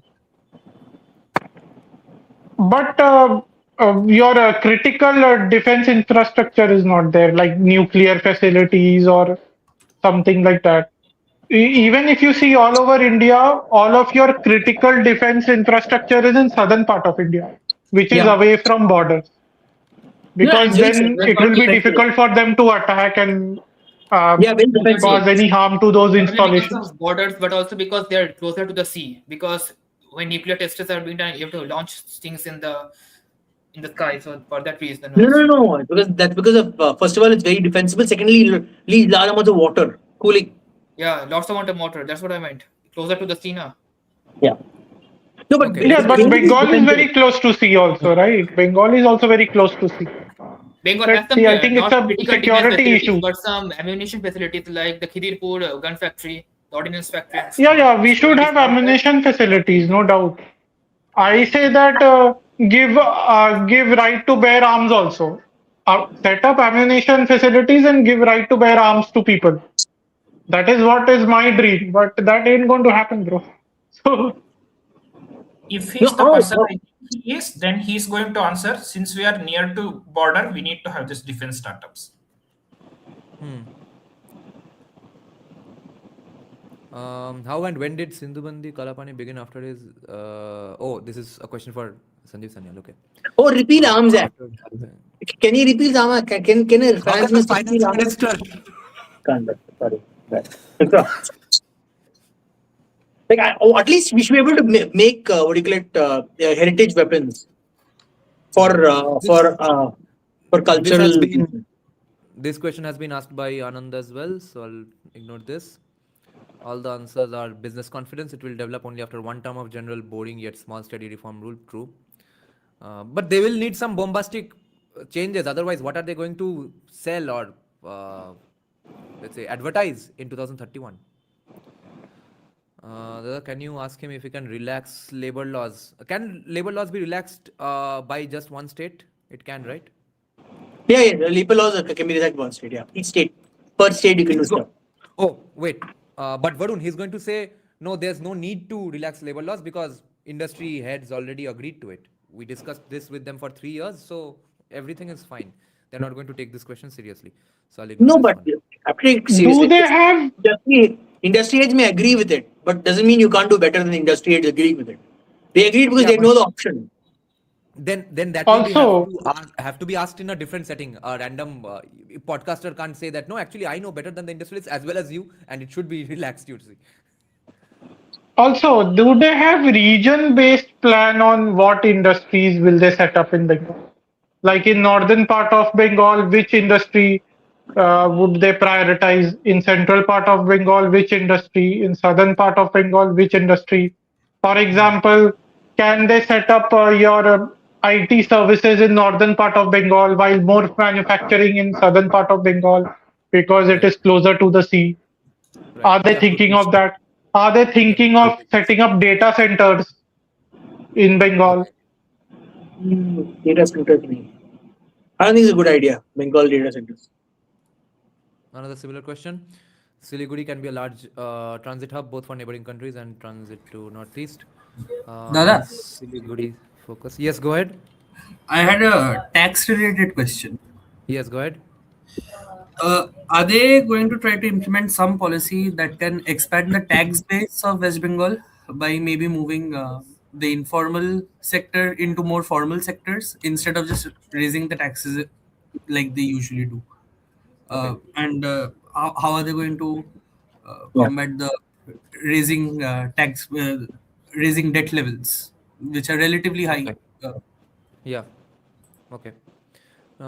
More questions. Basically জিজ্ঞেস করবে দাদা Yes. একদম খাঁটি বাংলায় chop মুড়ির শিল্প McDonald's কখন হবে? Yes. Okay, these are questions for Sanjeev Sanyal. Curbing freedom. How would you convince Gen Z that you are not curbing their freedom? But this is not a question for a finance minister, really, Slevin. So I won't ask him this. Relax labor laws. I'll try. There is no barren land there. The issue is it is the biggest junction city in the region. Yeah, true. Barbarica, any more questions? I saw about million questions. Second question point was inland shipbuilding can be a strategic differentiation for Bengal. What are their plans on this? Okay, that will be covered in the shipbuilding answer hopefully. এই সব ফালতু আলোচনা main মুদ্দা ভাই তুমি ক্যাপিটালিজমকে logical মনে করো নাকি কমিউনিজমকে বাহ yes this is the only question আইল আস্ক হিম যে স্যার আমরা ফালতু আলোচনা করে কি করব মেন মুদ্দা স্যার আপনি বলুন ক্যাপিটালিজম ভালো না কমিউনিজম ভালো JSG is not well fond of European उन्हीं बोलवेन मैं बोलता हूँ वो क्या बोलेंगे वो बोलेंगे कि हमारे पास तीसरा मार्ग है सनातन मार्ग धार्मिक मार्ग या कुछ भी बोलेंगे उसको कुछ भी तीसरा मार्ग ही बोलेंगे अरे ये तीसरा मार्ग क्या है बेटी बोलो क्या what does it mean what is the parameters of तीसरा मार्ग आई एम स्टिल कंफ्यूज्ड इनका तीसरा मार्ग socialism with Sanskrit words socialism में तो जो म है अंत में वो तो एक्चुअली संस्कृत ही है तो there was one person in that dinner event who was saying okay, I'm having to go out in the villages and stuff and the baseline is so socialist they expect government intervention and handout it's such a baseline expectation that there's no way to move past socialism at all in Bengal how can it work he was lamenting it to a large extent that oh my god They will call socialism dharmic duty. No, but that's Actually, very, it makes me very wonder. futuristic. Actually, it makes me wonder one thing. They that will use has all yoga religions shame. been like this from the beginning, or is it a new phenomenon? No, but this is so fatalistic. This is what they used to say about the Hindi film industry or the film industry in India. Oh, people only like romances. Like, look at the number of diversity of movies we have right now. I got the Sanskrit word that you were talking about, Dada, Yogakshem. They will say we will do Yogakshem economics, welfare hai where we have to work for the welfare of the people. I'm so sick of No, this fatalistic attitude that oh This my god, fatalism- we're stuck in this forever. even this fatalistic observation from such a person who's going around in villages right now is very significant a development for Bengal because this fatalistic observation is actually the first sign that someone even has a problem with socialism to begin with up until now socialism was the obvious that why should we be fatalistic about it we should celebrate that people are so socialist here No, now it's no. at least fatalistic that oh my god why are people so socialist that's a huge step The in the first- right direction Still not enough. The first question itself is socialism fatalistic? Oh God, I never realized it was fatalistic. No, not. I I'm not thought saying it was a good socialism is thing. fatalistic. No, I'm not saying socialist fatalistic. I'm saying that it can't, nothing can change is fatalistic. We're literally, I've heard this argument all the time. Yeah, India can't change. That's all it is. Like, try to pehle, try karko bhai dekho bhai. Before you try Yeah. to say, I give up. ये क्या nonsense है ये? And I have a problem with people in power speaking like that. The real problem is people in power speak like this. That India cannot be changed. India is like this only. You can't do anything about it. अरे I normally don't criticize Kushal, but he's also behaving like fatalistic sometimes. Oh, ऐसे ही होता है. वो भी ऐसे ही होता है. You've lived abroad. You've seen how the things change. You literally give me examples of how your culture also has changed. You're like, no, India also will be like that only. We can't do anything about it. इससे चलना है, ऐसे ही चलना है. ओ गधेड़ा के बात मत करो छोड़ो Okay, next questions. I thought he, like, he was more Wait. Coming involved to in Bengal. Yes. Yeah, sorry, देश my छोड़ दो bad. आज देश priority नहीं. Ask not what India can do for you. Ask what Bengal can do for you. JSD is not well funded. अच्छा ये तो हो गया. स्पैमर एसीपी प्रद्युम्न ने 30 एक ही सवाल पूछा है. Okay. Bongedin is saying West Bengal's debt to GSDP ratio is among the highest in India. What specific fiscal consolidation roadmap will BJP implement with or without cutting welfare schemes? Okay. Fire the Bapus. No, you can attach this with the tax base, try to include the Okay, tax okay. base aspect to this. Bring down debt with or without freebies. सबसे main बात है union बाजी कब बंद होगा. ये दुकान में जो यूनियन पहुंच जाती है, बोलती है कि हमारे आदमी को रखो, तुम नहीं निकाल सकते हमारे आदमी को, वो सब बंद कब होगा. फ्रैंकली अभी मतलब घटना सेम ही घट रहा है, मगर उसका नाम अभी यूनियनबाजी एक्यूरेटली नहीं यूज किया जा सकता है, क्योंकि अब वो यूनियनबाजी गुंडागर्दी ही अब किया जाता है पॉलिटिकल गुंडों के हाथों से एंड सिंडिकेट राज तोलाबाजी के हाथों से. तो अब हमको Yes, डिफरेंट टर्म यूज करना पड़ेगा. Yes, Gunda. हाँ, तो यूनियनबाजी भी वो तो पहले जैसा ये सूडो सिविल ऑर्गेनाइजेशन वाला यूनियनबाजी नहीं है. ये क्या पूरा हाँ. पॉलिटिकल हो चुका है, आप जो कह रहे हैं. ये अब सुप्रा पॉलिटिकल हो चुका है. ये अब पैरेलल इंस्टीट्यूशन है कि काम सेम ही करेंगे, मगर सिंस अलग अलग प्रोफेशन से आए हुए लोग कर रहे थे. मतलब यूनियनबाज कौन बनते थे, जो कि उस फैक्ट्री के एम्प्लॉय है. अब यूनियनबाजी जैसे हल्ले कौन कर रहे हैं, जो कि पार्टी का दादा है या फिर लोकल गुंडा है या फिर उसका चाचा विधायक है. मगर काम सेम ही हो रहा है, हैरेसमेंट एग्जैक्टली सेम ही हो रहा है, और भी डिसऑर्गेनाइज तरीके से हो रहा है, और भी अनस्ट्रीमलाइन तरीके से हो रहा है, जिसकी वजह से वो theatre owner was saying in the interview with Deep Haldar in his book on 2021 elections के पहले भी हम हफ्ता देते थे. हर जगह में इंडिया में हफ्ता देना पड़ता है. अब ये गवर्नमेंट पावर में आने के बाद मैं 3 हफ्ते में तीन अलग लोगों को हफ्ता दे रहा हूँ, 3 अलग अमाउंट में, और सेम ही पार्टी से आ रहे हैं. वो प्रॉब्लम स्टार्ट हुआ है. वो एग्जैक्टली यूनियनबाजी तो नहीं है, मगर आप जो बोल रहे हैं ये पूरा पॉलिटिकल हो गया, ये डायरेक्टली पॉलिटिकल हो गया आप जो कह रहे हैं. तो इसको तो हटाना सिंपल है, पावर से हट जाएंगे तो क्या करेंगे. पर वो जो इंस्टीट्यूशनल यूनियनबाजी है कि पॉलिटिकल पार्टी से अटैचमेंट है, पर उनका एक अलग संगठन है, वो पॉलिटिकल संगठन नहीं है उनका, वो एक अलग उन्होंने संगठन बना के रखा है. जैसे civil organisation, worker rights organisation, जो लेफ्टिस्ट लोग बहुत बढ़िया से करते हैं, they make good non political organisations. वो नहीं है अभी आप कह रहे हैं. हाँ, सब कुछ तब तो इनको रोकना कैसे है ये पूछना चाहिए कि ये संगठन ऐसे बने ही ना, इसको कैसे रोक. हाँ, संगठन कैसे बने ना वो नहीं बोलेंगे, for the same reason that is not going to answer this as well. Slevin is asking position on Ladli Behna type freebies. His official position is that freebies are good, because he said that in the interview with Suman Chattopadhyay as well, that I have no problem with Lokir Bhandar. The fact is that Let me answer Abhay's question. You need a proper free market capitalist Ajit Bharti. You need a free market capitalist on the net in India's politics who will die on the idea of free market capitalism. Like, I'm going to destroy the BJP on this.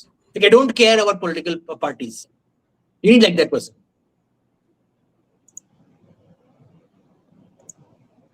मुझे लगता है वो दादा तो है ही. Not yet. No, Dada saying I will moderate my. I can't I have to moderate my message. Huh?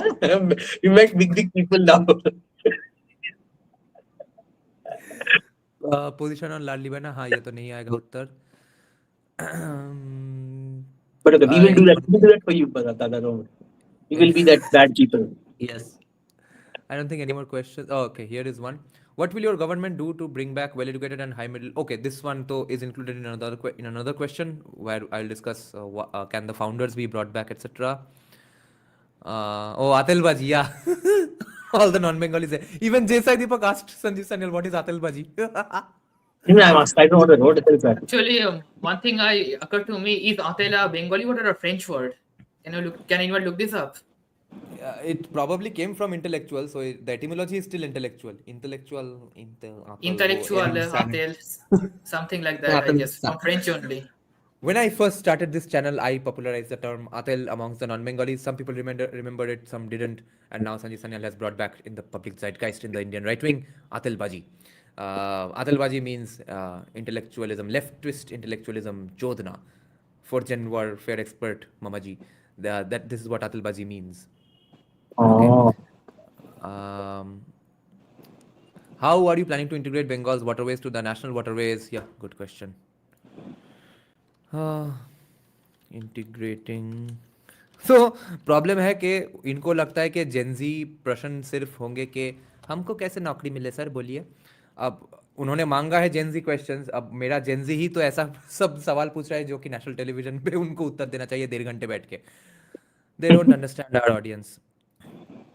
Integrating in national and दादा ये आपका first and last round of interviews होने वाला है. मुझे पूरे विश्वास के साथ मैं आपको कह सकता हूँ, इसके बाद कोई आपको साक्षात्कार देने नहीं आने वाला है. ये लिख के ले लीजिए. आपको भी अजीत भारती बनना पड़ेगा. बोलेंगे कि गाली देता है ये, इसीलिए इसको इंटरव्यू नहीं देंगे. जैसे अजीत भारती को बोलते हैं, वही होगा आपके साथ.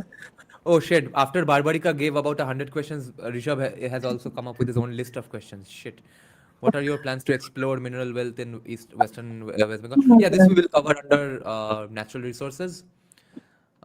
Specifically for Kolkata, we need to boost infrastructure in the city. What are your plans for a metro public transport master plan for the city similar to Mumbai or Delhi? Continued. Dada, please ask if continued. Continued. Any plans to create a regional public transportation net to transport people from nearby areas to Kolkata easily? Interesting. Yeah, I think it transport me out of Kolkata, when not into Kolkata. That is from Havada. Actually, they are doing it. They have extended metro to Havada. They are extending metro to your towards the north, Baranagar and all those areas.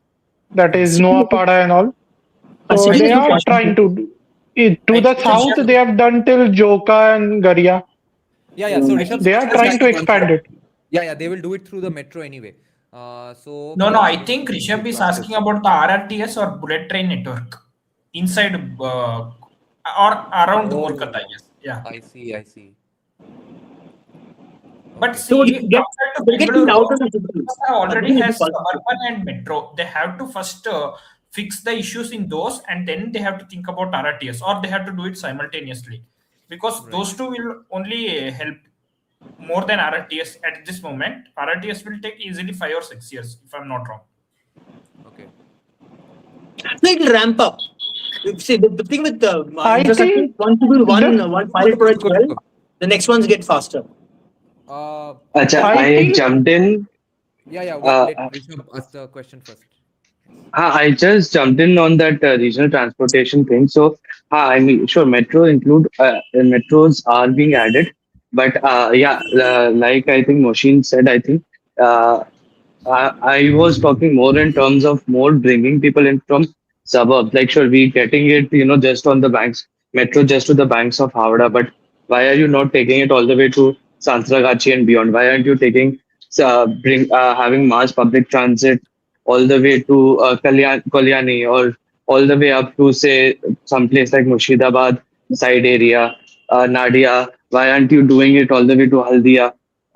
Because people right now, they travel in these very slow local trains. People who come from outside of the city, people who are the lower middle class, who have the highest delta of upward mobility, potential upward mobility, they need to get into Calcutta, because in the short term, medium term, it is going to be Kolkata that drives Bengal's growth. So how are you going to make it easy for talent from all of these at least neighboring areas to get into Calcutta? You can do metros within the boundaries, but beyond that, what are you doing? Are you planning something like RRTS? Are you Calcutta already? For those who don't know, the Calcutta suburban region already has a pretty extensive local train network, but it's the condition, the speed, they are nowhere compared to your Mumbai or any other, similar public transport systems. Within Calcutta, we have seen that buses have declined by a significant amount. If you don't have accessible public transit, how will people actually come and work in the city? No, but I'm disagreeing with you on that fundamental thing. Don't allow. You should be incentivizing people not to work in the city, disincentivizing them from coming to the city. You need to decongest your cities. Your cities are too concentrated. The only way you're going to increase the amount of job creation is when you diversify your centers of work. So what happens? Each region will have its own second and third tier system that feeds the main. If you make everything in one place, what happens is all the jobs get minimized. Like it reduces in number of quantity. And it's very congested. Your productivity drops. Hey, Anand, I get your point, but Bengal, आप जहाँ से आ रहे हो, the place where you're coming from, Bengal is 10 steps behind that. Right now, we need to get people into work ASAP. We cannot wait for other centers of growth to come up. Maybe that can be a 15, 20-year project in Bengal, but right now, Kolkata is the only viable option, realistically speaking, where people can get relatively high-paying jobs. So, yeah, we have to focus on ensuring, focus on other areas, but this is not just as a citizen of Bengal, but as a citizen of Kolkata, something that I want to see. I want Kolkata to, decongest, maybe it will become a problem, but right now I wanted to compete with Delhi and Mumbai. So how do we do that without proper public transit? What do you all think of this question? Should this be asked? Question. Delhi NCR type कुछ हो सकता है? Can they connect Kolkata with Patna? Yes, Patna थोड़ा दूर है। RRTS. मतलब Maybe not थोड़ा RRTS, दूर but है। Vande Bharat. आप Anyway, देखिए, आरंभ आप किससे कीजिए, मैं बताता हूँ आरंभ कैसे करना है इसका। आप आरंभ कीजिए हावड़ा से। पहले हावड़ा और कोलकाता को आप ट्विन टाउन्स बनाइए प्रॉपर। हावड़ा में भी वो इंफ्रास्ट्रक्चर चाहिए, खाली कोलकाता में नहीं।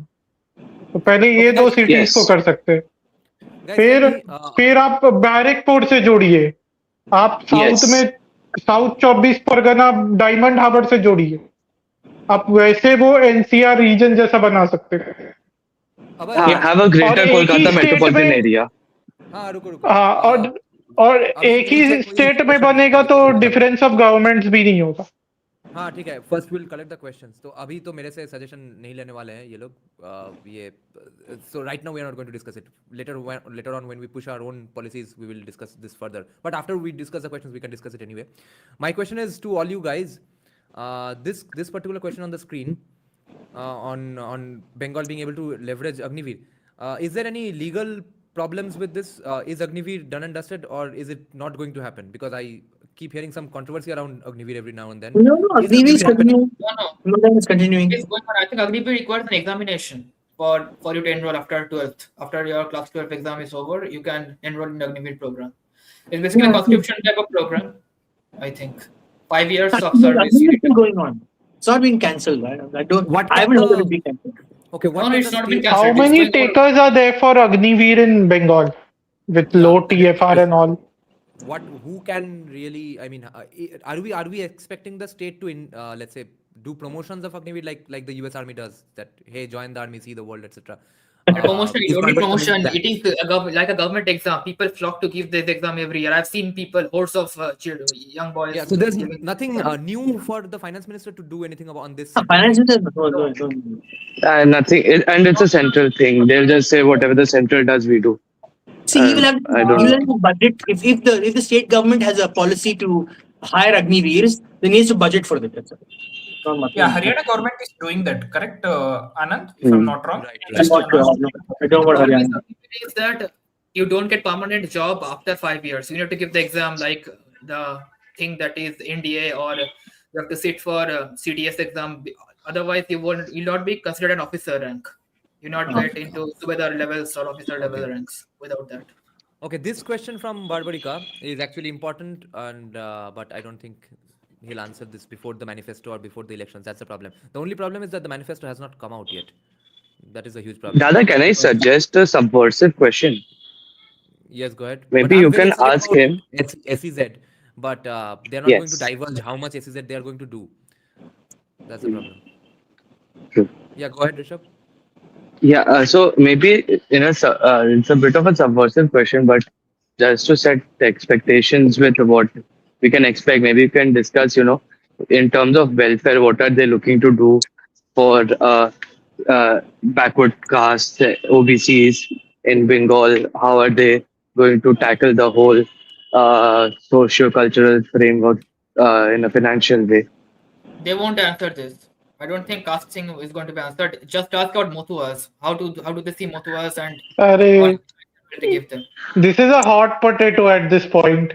If he answers anything on along the lines of UGC and that goes national in any way, The best forget way to about it. get your attention. Ask him. How are you going to follow the tenets of Baba Sahib Ambedkar and give the lower castes in Bengal their rights? Are CSK Yes. will come Ajit Bharat's commentary. He will be more With passionate Monty also about in Ajit Bharat's video. And then Ajit Bharti will get hold of this and say, "What the hell is happening, bro? They are trying to bring this into Bengal. ये क्या हो रहा है?" It's already in Bengal. Then they don't talk about it all the time. So. I'll lose 10,000 subscribers anyway with that question. बोला दादा अम्बेडकरवादी हो गए, ये अन्याय है. Bengal invest in satellite tech since Southeast Asia doesn't have dedicated relays. Nice. Hey, is your cell phone penetration good in Bengal? No. Cell phone tower penetration is good in Bengal? Cell phone tower, yeah, it is good. Cell नहीं phones are, bro, Where is it signals good? are pretty good in Kolkata, Greater Kolkata, and No, not about Kolkata. Not about outside भाई Kolkata. मैं In the regional. अभी बताता हूँ. अभी कोलकाता का signal कैसा था, इतना प्रॉब्लम हो रहा था इस स्ट्रीम में मुझे कनेक्ट होने में. That's another question Audien, then. what is your Because what is your तो आपका ये I use Jio. I am using Jio at the moment, and I am also using Airtel Extreme Wi-Fi. So, yep, these two Is it things. a urban myth or a fact that first mobile call was made to Jyoti Basu in India? No, the reason I'm asking is because that is also related to economics. या फिर Good आप mobile ये पूछ penetration. सकते हैं, एक futuristic question है. Let me finish my point. The reason I'm asking is because good mobile penetration will allow for greater growth in other jobs. Because you have access to the net and data and other services, you are able to do your work basically. एक futuristic question है मेरा, अगर आप पूछ सके तो. अभी AI submit हुआ, तो बंगाल में एआई को लेकर क्या विचार है उनका, एज इन उसको इकोनॉमिक्स में कैसे इंटीग्रेट करना है, कैसे वो उससे इकोनॉमी को बूस्ट दे सकते हैं, मैन्युफैक्चरिंग को, सर्विसेज को बूस्ट दे सकते हैं. How can it help people? इसमें answer I know, which is on the same lines of what Trinamool is doing, but they are just doing a bad job of it, and they don't have a trust issue. BJP won't have a trust issue. They'll just do some that innovators hub, innovators conference, वो जो लोग fund करते हैं venture capitalist के साथ बिठा देंगे, थोड़ा हैंड होल्डिंग करेंगे, यही प्लान होगा. उससे कम या ज्यादा कुछ नहीं होगा. Nothing significant really. Acha, one question, Dada. Don't you know AI is a capitalist conspiracy? What do you think? Yes. One question that we can consider, Dada, is wait. Hold your thought. Given UGC background, would he pitch BITS Pilani and ISB for East India campuses? Barbarika, yes, I think that's their policy anyway. So he'll just say yes, and it's not going to be all that believable if he says yes to every policy. Yes, we are going to do it.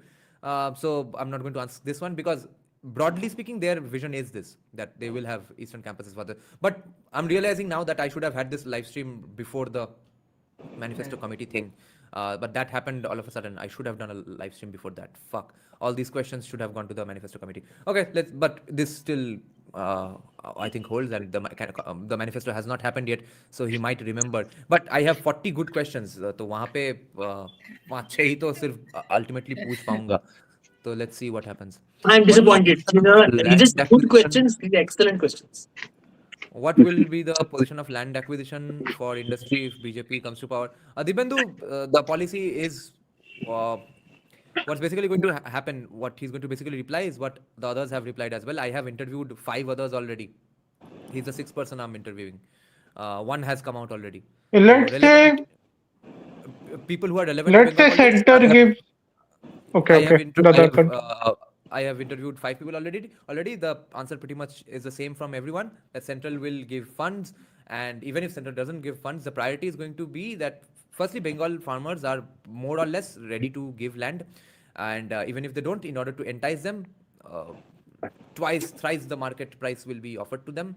If not, maybe they'll start from a lower base. I don't know, but they are Wheat. ready to. They will want to go up to that part and up to those prices, and of course, see to it that their children get employed and stuff in the factory.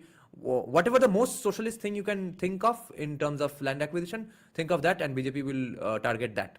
There's going to See, be no that's the leaving problem. them, No, they're leaving doing them to the socialism. mercy. They're not I doing. have a They are question not to going ask. I have a they are not I going have to an leave they are not going to leave the farmers to the mercy of the free market. They are going to be as No, that equal is my competition point. as No, they're possible. doing what the socialists will do. They're not Yeah, yeah. doing what the communists That's will do. not. Yeah, The that's also. communists will put them internment, put the farmers internment I camps know. and Yes, tell I'm them. not going to debate the future finance minister right now. That's not I'm my making a stature. joke. I'm saying they won't do what the Yeah, communists will do. They won't intern yeah. the That's farmers true. and Yes, take the land. yes. I'll debate him someday. See, Let 5 years we go. need to I'll debate remember, I him have on everything. Wait. we need to remember What? it's the BJP and not the Republican Party. Yes. What will be the position of land? अरे So Republican the party common भी part of dairy industry को तो subsidise कर करके Republican भी भोसड़ी के Karl Marx manifesto पढ़ के बैठे हैं. What will be the position of land acquisition for industry? हाँ, ये भी हो गया. farmer. वहाँ भी farmer का problem. Okay, Abhay, go ahead. What point were you making? My point is, let's say central disburses funds for the state. Okay, how is the state planning to use it? In what sectors and how will they land Loki Bhandar. acquisition one, right? Freebies. Then your Subsidies and Ladli freebies. Behna kind of schemes too. Yes. Okay, Kir Bhandar. but other than that, where will they spend? How will they spend on building infrastructure? How will they spend on conducting summits for investors? Right. See, Abhay, these two questions also need not be asked because he's just going to say we are going to do it. The how is not going to be described because the how will sound something like yes, we will call up that guy to do investment here. If he says no, we'll negotiate. ऐसे कुछ obvious answers होंगे. No, उससे ज़्यादा नहीं नहीं बोलेंगे. तो how will you market yourself? ये बोल सकते हैं कि आप क्या क्या बताएंगे, आप क्या क्या इंफ्रास्ट्रक्चर बनाएंगे, आप पुलिसिंग में कैसे खर्चा कर सकते हैं, पुलिसिंग का मॉडर्नाइजेशन कैसे कर सकते हैं. उस Maybe बारे में those- उस टॉपिक पे मैनिफेस्टो कमेटी में भी सजेशंस गए हैं about policing. Bengal's image change in investment. That's the point I'm noting down then. क्योंकि अभी तो Yeah. रेपुटेशन ठीक नहीं है. रेपुटेशन कैसे ठीक किया जा सकता है? Okay, next. Acha, is- Dada, Yeah, I go ahead. had a question. Yes. 3-pointed question. Number one, they've announced a bullet train that is going to go via Siliguri. Is there any plans that they can talk about to bring it down south? Number two is any plans to okay, let's say start a public-private partnership model for our ports in Bengal, maybe for Haldia. And related to that, we are seeing that the Vladivostok to Vishakhapatnam project is now becoming successful because of the oil trade. Is there any plans to extend that up to Calcutta, maybe add a spur that will go up here and then service North India? Yes, I will ask that in the question where we discuss वो shipbuilding and rejuvenating our ports. Okay, वहाँ पे वो cover होना पड़ेगा. If he doesn't cover it, I won't be able to ask this further because then there will be too many questions on the least eye-catchy topic. Shipbuilding पे I can't spend more than 2-3 minutes. That's the Right, problem. yeah. Okay, this is an important question. इसको थोड़ा squeeze in करना पड़ेगा. Coal area development and keep land. Yeah. Hey, I have one more question. There's a question in relation to another question. What is the power situation like in Bengal? Is it a good one? Do you have enough power, adequate power? No, but we then that's don't another feel it question. because there's no industry. So that's my पहले question. industry So होगा. what is the goal for power infrastructure? That's not a discourse right now because we don't feel how less of power we produce. Okay, Anand? Because there's not enough industry. When the industry happens, then we will feel the pinch and then we will, I guess, be talking about power production. Okay. That's very important though. Power is very Okay. important. One I'll question that Yes, go can ahead. be asked is that which all tier 2, tier 3 cities would you be focused at or would you be looking at to prioritize economic development? He'll Like, say Siliguri, are you Durgapur. look and just Siliguri and Durgapur? He'll but give some What generic about answers. Cooch Behar? He'll What give you about know, generic but Cooch answers. Behar area? if you ask that On the question about questions, power, on the but questions where he you ask the gives, question about power, you know whether they're serious about economic development, on the questions depending on where the he answer. gives generic answers, those questions I'm going to avoid anyway, because everyone else is going to be full of generic questions and generic answers, because multiple people are going to interview him tomorrow. What Anand is saying now on the power issue, what I've noted down is I will ask him about power production increase, and now the Durgapur and coal area development, coal belt. Okay. And depending on the answer, you'll know whether they're serious about development or just a simple answer for the sake of answer. You know. Yeah. But I can give you a spoiler, Anand, Hmm. regarding the genre, the category of these answers for these questions will be that yes, we want to do it. All these ideas we also have. We will just have to see what can be done after we come to power, depending on how many seats we have, how much law and order can we really screw with. Let's say they scrape through and win. And then if Operation Lotus fails, then there's not going to be much happening. People are just going to spend the next 5 years killing each other. You should still have a plan of what you're going to do. What's the point of even start running if you're not going to have a plan? Yeah. They're not going to tell us. This is not Western style capitalism's politics where people debate and answer questions Okay. freely. Anand, we are a $2,500 GDP per capita country. How will the government solve DA crisis? This one I might not ask, because again, this will be just a chance for sloganeering, because they have already declared, Amit Shah has already declared that within 45 days of coming to power, the DA will be given according to the 7th pay commission. That's what he's just going to repeat. Let's see any more questions. I mean, that's all. That's the real discussion, I guess. So, what pay commission? Yeah, 7th pay commission. Let's see. Given that we missed the first IT wave, we can, however, capture the existing jobs to Indonesia and Philippines from Bangalore. This gives us opportunity to leapfrog. Yes. Agniveer program is functional. Problem is we don't have NCC pipelines, so we are not pushing as many non-productive members as we need to, which is increasing our bhata costs. I'm from costs. Finance minister can finance NCC. I see. This is a nice question. Wait, I'll just answer. Where's the Agniveer? No, I did not note down the Agniveer. Okay, I'll just write the Agniveer question as well. I think someone had mentioned about fisheries, right? Yes. If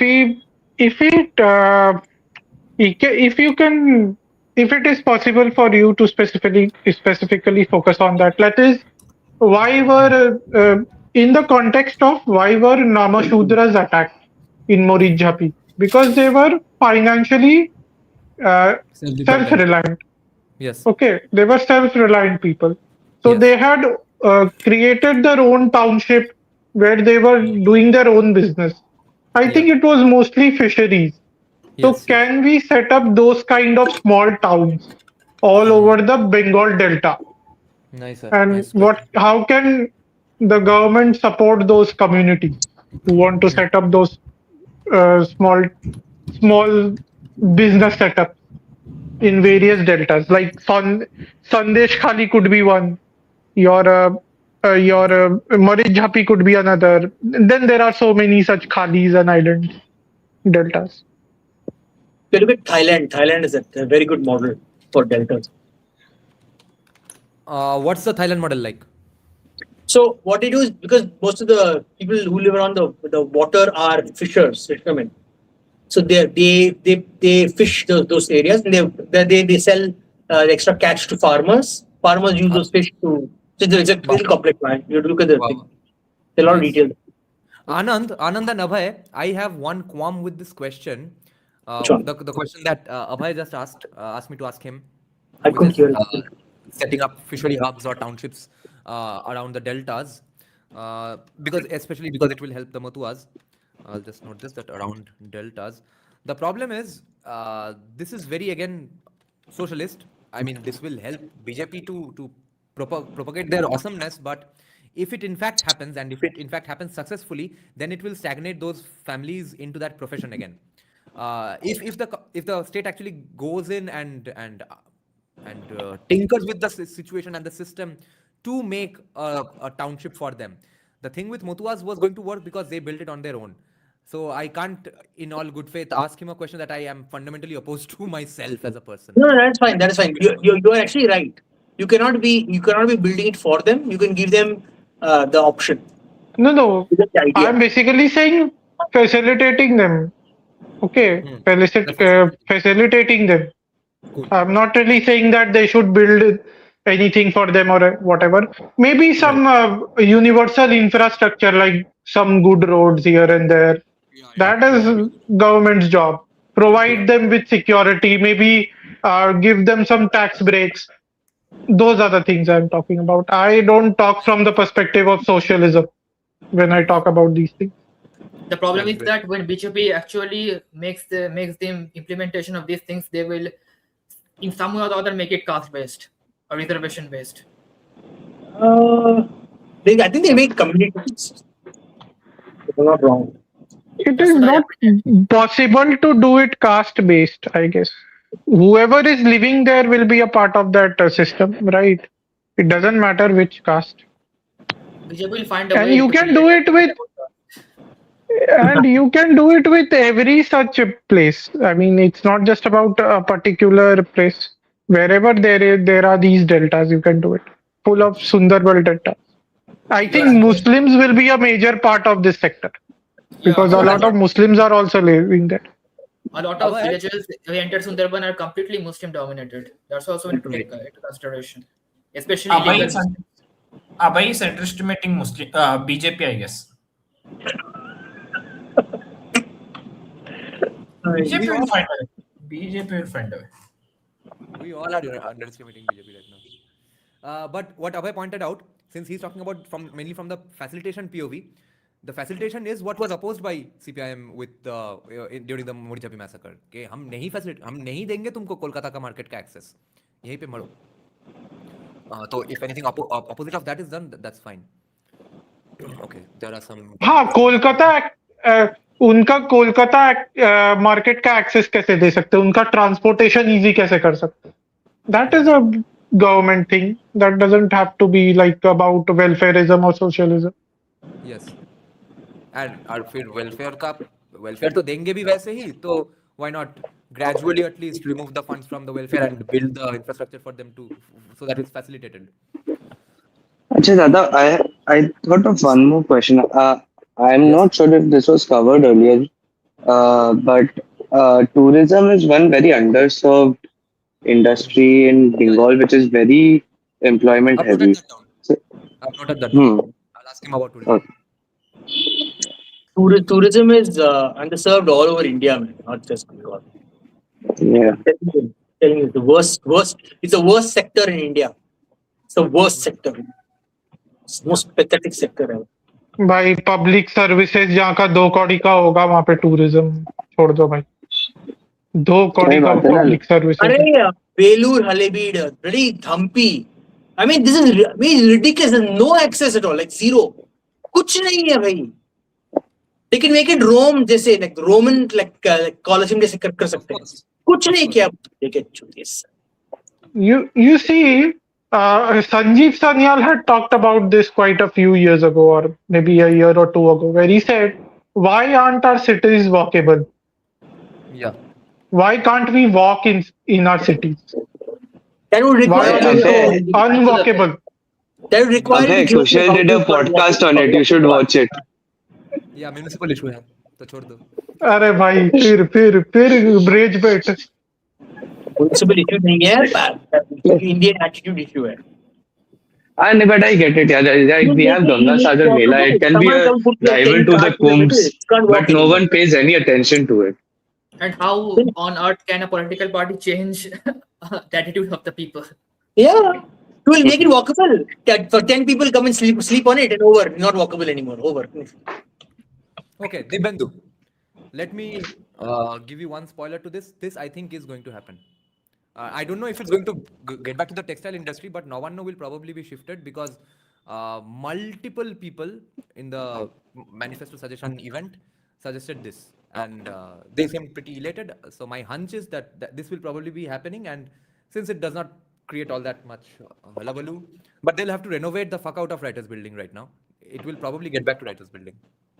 The government. I don't think there is Okay. nothing wrong with the Navanna building. So Uh, it is. No, the POV from which the people suggested this, I really like that POV, which is Mushin, yours, ours, all our viewers is age-old problem with how the Indian state operates, which is ugly buildings everywhere all around. So because that is another pointless ugly building and it's so far away from the city, therefore Writers Building is just getting back to heritage in some way, that kind of stuff. Okay, can you ask the man one thing, that what is your opinion on renaming the streets and name them after Indian heroes and Indian icons? Finance minister. He's not going to. Finance minister नहीं कर सकते, ये सब भाषा For example, what is your take? Personally, I'm asking you that what is your take on the removing of Lutyens' bust from the Rashtrapati Bhavan? What do you think about this? I think it's fine. I'm not in favor of removing busts and statues everywhere, because by that logic, I should be calling for the destruction of Victoria Memorial as well. But some definitely can be removed here and there, because after all, it's a part of our history as well. We must remember that colonization happened, and we Can have a fought it and museum. overcame it. Can put them all in Actually, it museum. would not have occurred to me at all. But the first that Lutyens' grandson has made on Twitter about this has actually gotten on my nerves. Because Lutyens was actually a racist guy. He was actually racist against Indians. Yeah. I think most of them were racist, right? Yeah. Who cares about their opinions, man? Honestly, to hell with them. It's our land. We'll do what we want. Opinion, but the point is that you can't be like having them in your part of your main structures. But Yeah.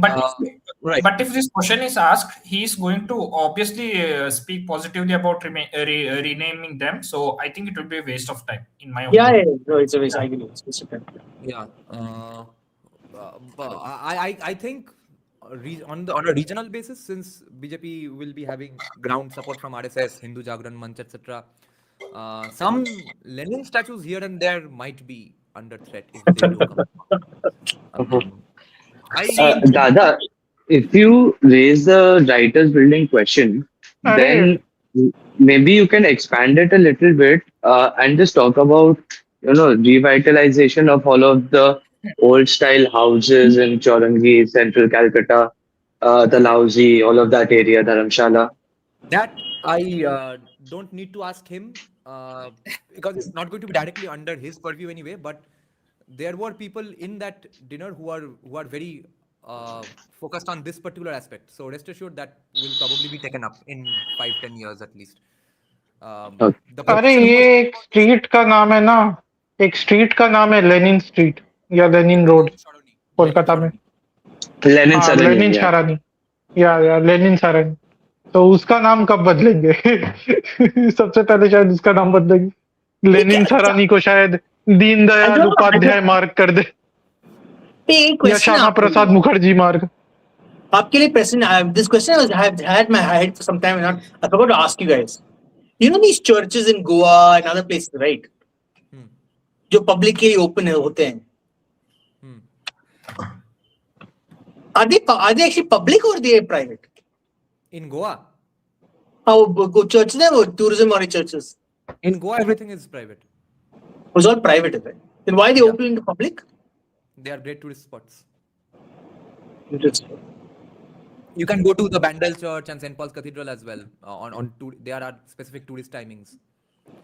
No. They have this rule because we went to a church, one big church there, very major place. Okay, there was an opening, one door was open, one sidewise. We were just standing at the entrance.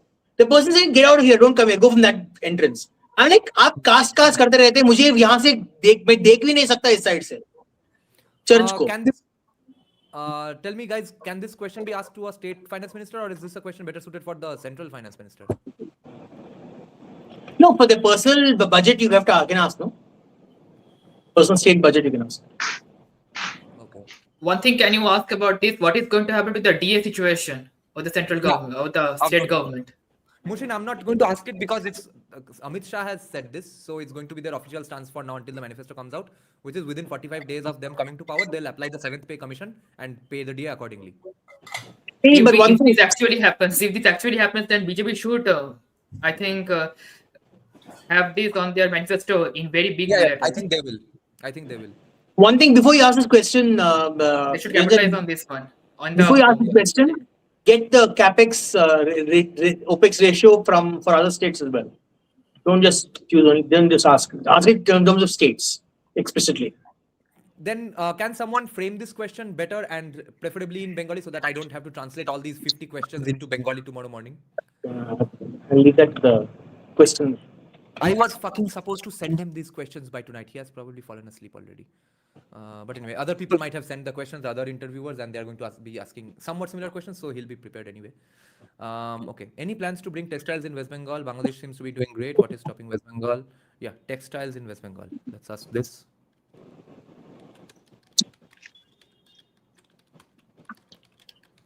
We can also maybe, if you want to talk about like hardcore economics, we can talk about if they have any divestment targets for state-run PSUs, like West Bengal state government-run PSUs. Yeah, Rishabh. I'm going to take up PSUs. I don't think I don't divest anything. This investment is our goal. Can this question be asked? Unlike other states, what can West Bengal do to create its own fund rather than going to center for every other thing? Give some more share in the tax, this and all. Can West Bengal create its own assets? Not before at least 10 years of insane capitalism. No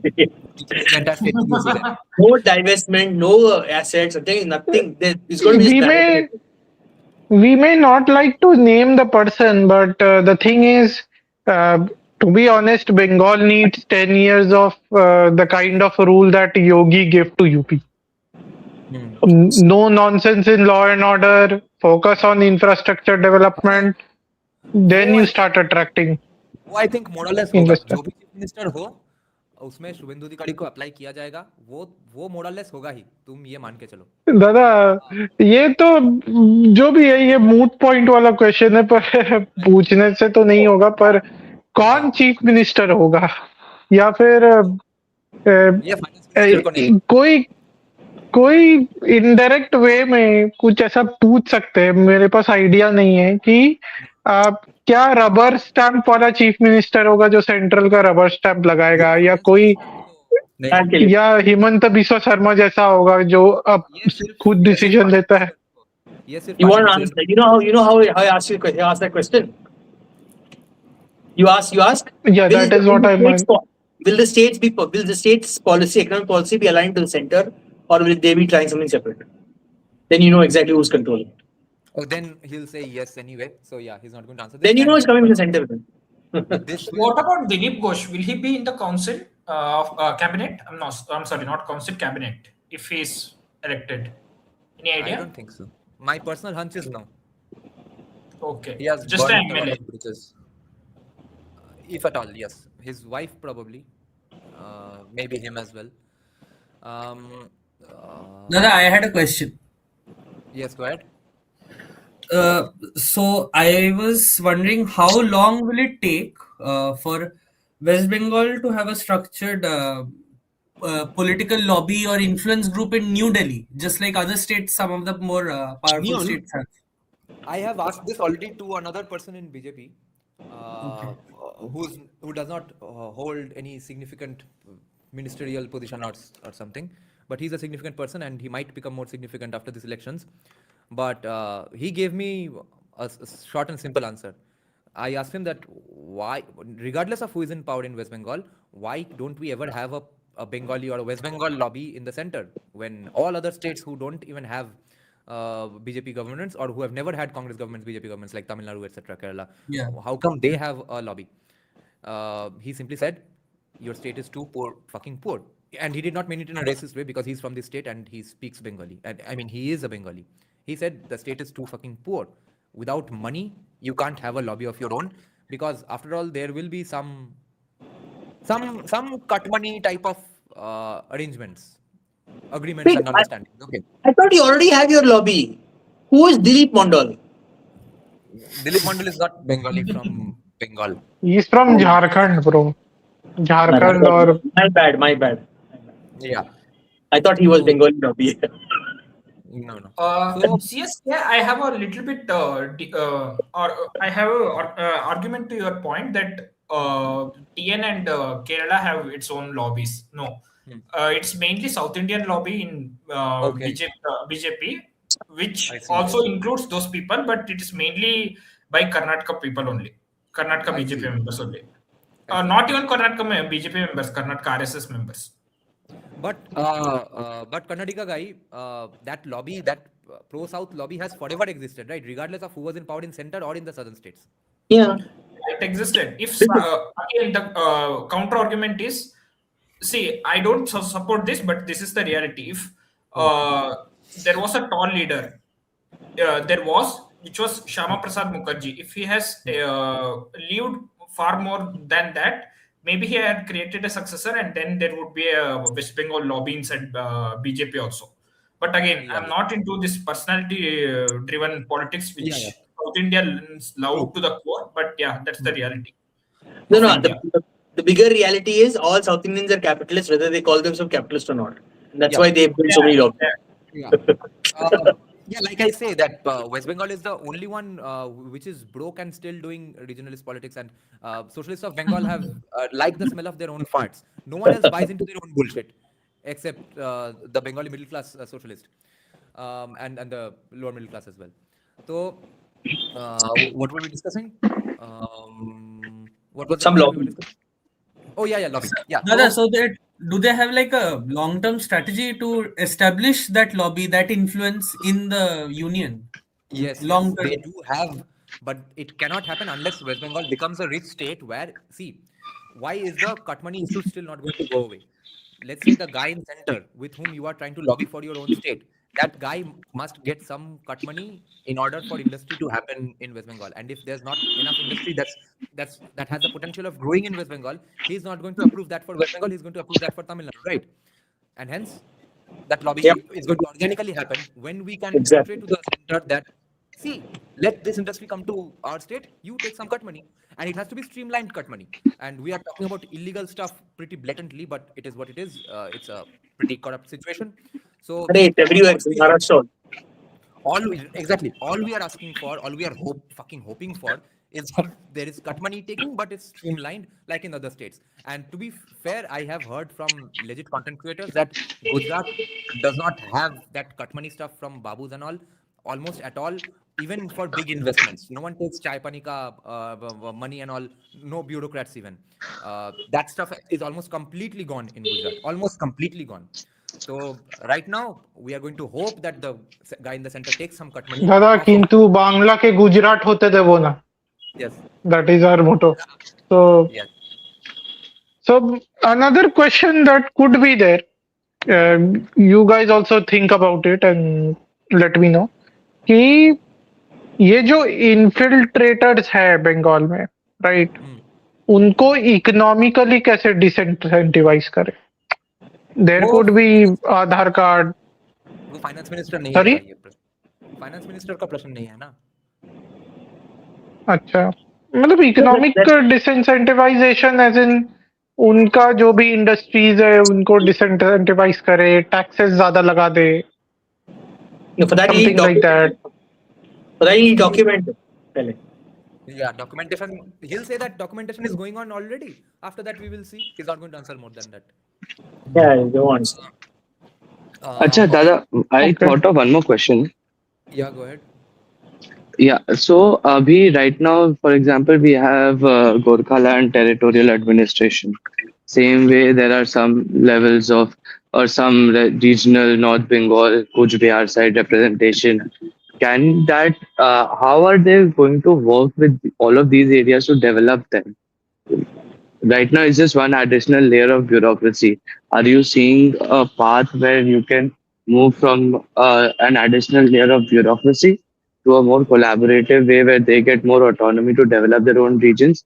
And are you thinking of maybe the same kind of model for the Purulia hill tracts and other tribal areas of Bengal, because it's been successful in the northeast.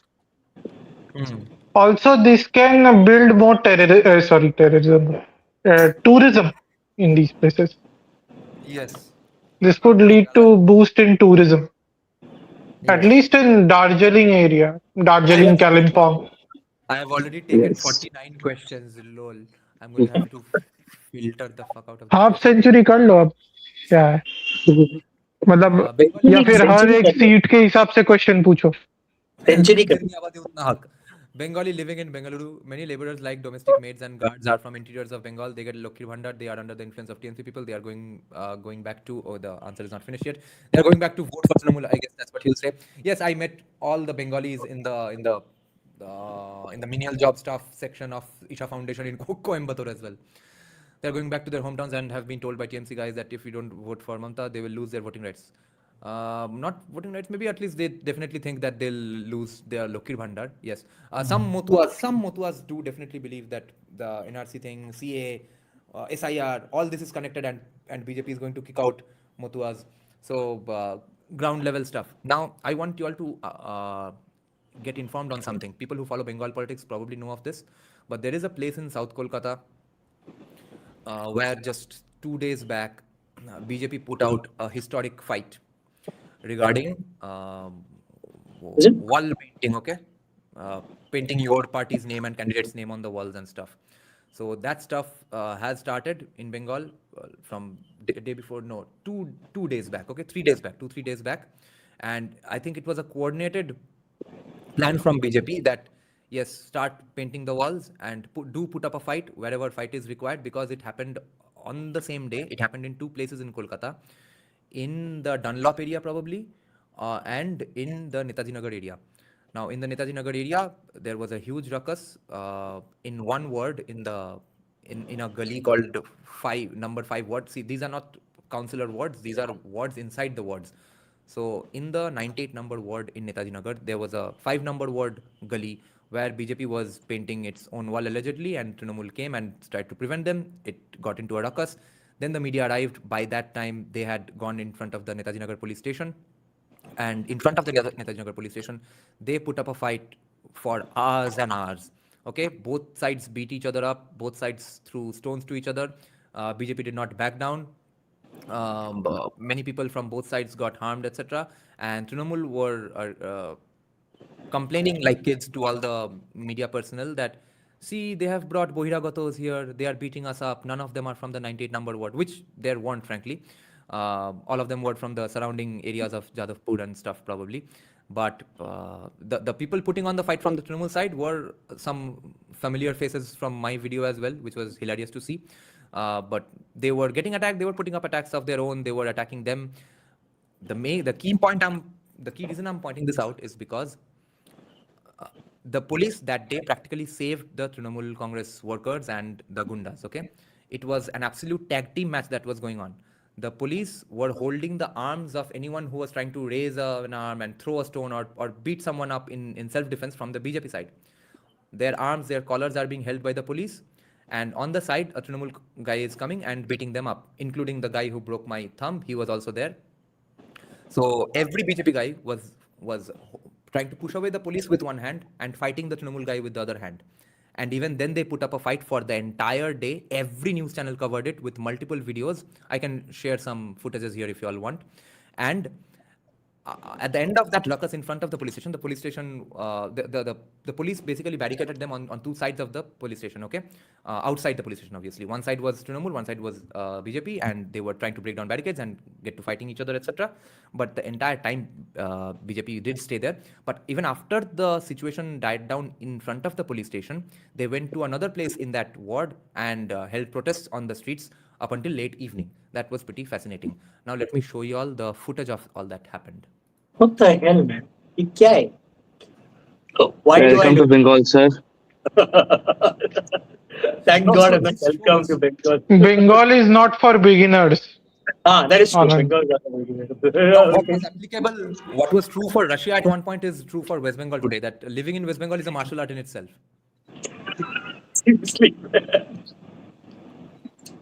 I'll show you some footage. Go to Why do you Rabindra follow the Sarani law- and rule all. of law? Driving is a martial art. Hey, why do you follow the rule of law Kung then? fu. I don't understand. There's no benefit to following rule of law then. Literally, this is what the police are doing. In India, everyone asks that why is there no civil sense? Okay, civic sense. Recently, a Tamil creator made a video. Is that Satirian or some? That is the name of that comedy. Satorian. He's a very good creator. You should watch it. He does it in a comical way. He puts in a little bit of humor. He does it very well. You should watch it. He talked about civic sense in India. Why do people in India not have civic sense? Okay. And how does it have to do with law and order, law enforcement? And you cannot entirely blame the people. No, nothing to do with law enforcement. It has to do with the incentives again. What is the incentive structure? Yeah. It's an incentive structure issue. So he said it starts with law enforcement, and then Because Chinese people had the same problem that Indians have. To be honest, they were just as filthy. yeah. if not worse. Every nation before being developed had the same problem. Oh, The system was no, corrected. not every nation. Westerners are 1,000 times dirtier than us. Like literally, they are Can filthy I people. can I just make one point here about this whole thing? Like, Which one? again, I understand that people don't have patience, but recently, if you were following news from Mumbai, BMC stopped construction on around 1,000 buildings in the entirety of Mumbai, and the AQI dropped from something like 300 to 3540. Okay, so this is when people say, right, that India is so polluted. There's so much of stuff. Yeah, if you're constantly under renovation and you're constantly upgrading all of your infrastructure, that will happen. It happened with Europe in the early to mid 1900s. Happened to China in the early 1800s. In the early 2000s, it happened to Japan in the 1950s, 60s. It will happen with us. It's a 20-year, 25-year process, and it will get better. But first, that's a give and take, right? No. Like फिर You're गांव में रहो diagnosing the अगर problem. Infrastructure नहीं चाहिए. Again, No. We are not talking about pollution. थोड़ा waste Bengal से No, Dada is feeling left out here. Renovation, But the even diagnosis then, is wrong. Dada is feeling left out. That's fine. The diagnosis is wrong. because one reason Also, I have to drop off. So good night, everyone. Bye bye. Okay, Good good night. night, Risham. that kind of pollution does not happen there because protocols are maintained while construction Yes. happens. Protocols are correct. Exactly. Yeah. It's right. Wait. We will come back to international and national stuff again.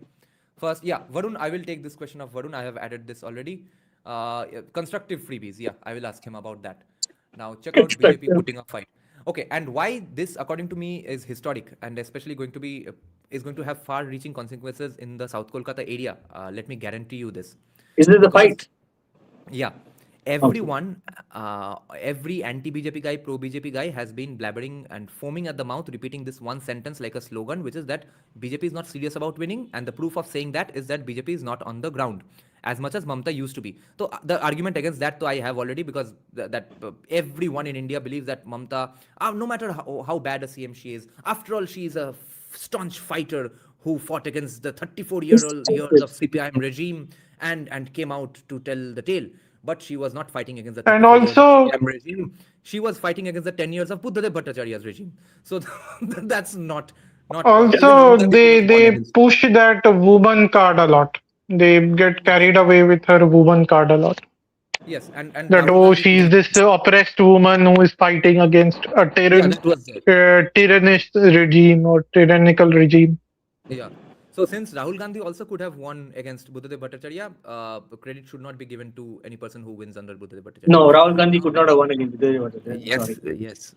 Are bhai, No. in your heart, if you are lenient, and if in your heart, if you believe freedom and stuff, and the freedom to think, freedom to protest, people close to Buddhadev Bhattacharya, people in his inner circle were pestering him, beat the shit out of these protesters during the Shingur protest, and let's have our way. Why aren't you doing it? He said, no, but they are protesting. Should I really trample down on protests? They are expressing their freedoms and stuff.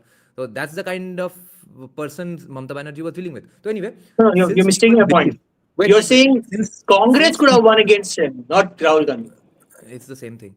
Since No, it's people believed since people believe that BJP is not on the ground and has low sangathan, etc., and since that's true, first of all, people need to be reminded, which I think we will do now in the next few months, that no, there was no sangathan of Trinamool as well. But more importantly, people who are not getting into the BJP sangathan stuff in the forefront are mainly doing it because they fear the kind of post-poll violence that happened in 2021, right? That's the plain and simple answer, because half of them are dead and the rest don't want to die. But the fight they put up in Netaji Nagar actually paves the way, inspires people to now come out in the forefront, and it's going to happen in all the areas surrounding Netaji Nagar, which is the entire South Kolkata belt, all the Bhadralok belt, and the former CPIM supporters, etc., families who are now fed up with Trinamool enough to vote for BJP, and their kids as well from these families, and anti-Trinamool families, even from Trinamool families, who will join BJP happily because of the fight they put up in this 98 number ward. Check this out. What? Oh, what are we seeing? See a bike. I can't hear shit. Nothing has been- Also, sound share the sound, Dada. The sound is not being shared, right? Okay. Can't hear. Then this No. this is because of Mozilla. I don't know how to cast this from Mozilla. I'll have to open this from Mozilla. This is from Google Chrome. That's why it's not happening. Wait, let me just come back from open the StreamYard from Mozilla itself. Okay. Wait. And by the way, this protest by BJP is going on after the evening, late after the evening, after all that ruckus for the entire day, all that fight putting up has been done for the entire day. उसके बाद शाम को जाके ये सब कर रहे हैं, ठीक है? In a place which is heavily CPIM and Trinamool, there's no BJP's burr even in these regions. Okay, let me just come back from. अरे 56 inch की छाती should look at this from his own Pretty party. much. Won't you get copyright infringement or something like that if you're using These public channels don't. They are not public channels, but they don't all that much. They do for their specific interviews, like Z 24 Ghanta cancelled my live reaction to the Buddhadev Bhattacharya interview. But the news bites and all, they don't hit copyright. Okay. Let me enter. And then I'll close down the Mozilla, and after which my face will probably be pausing a lot. Let me just leave Mozilla.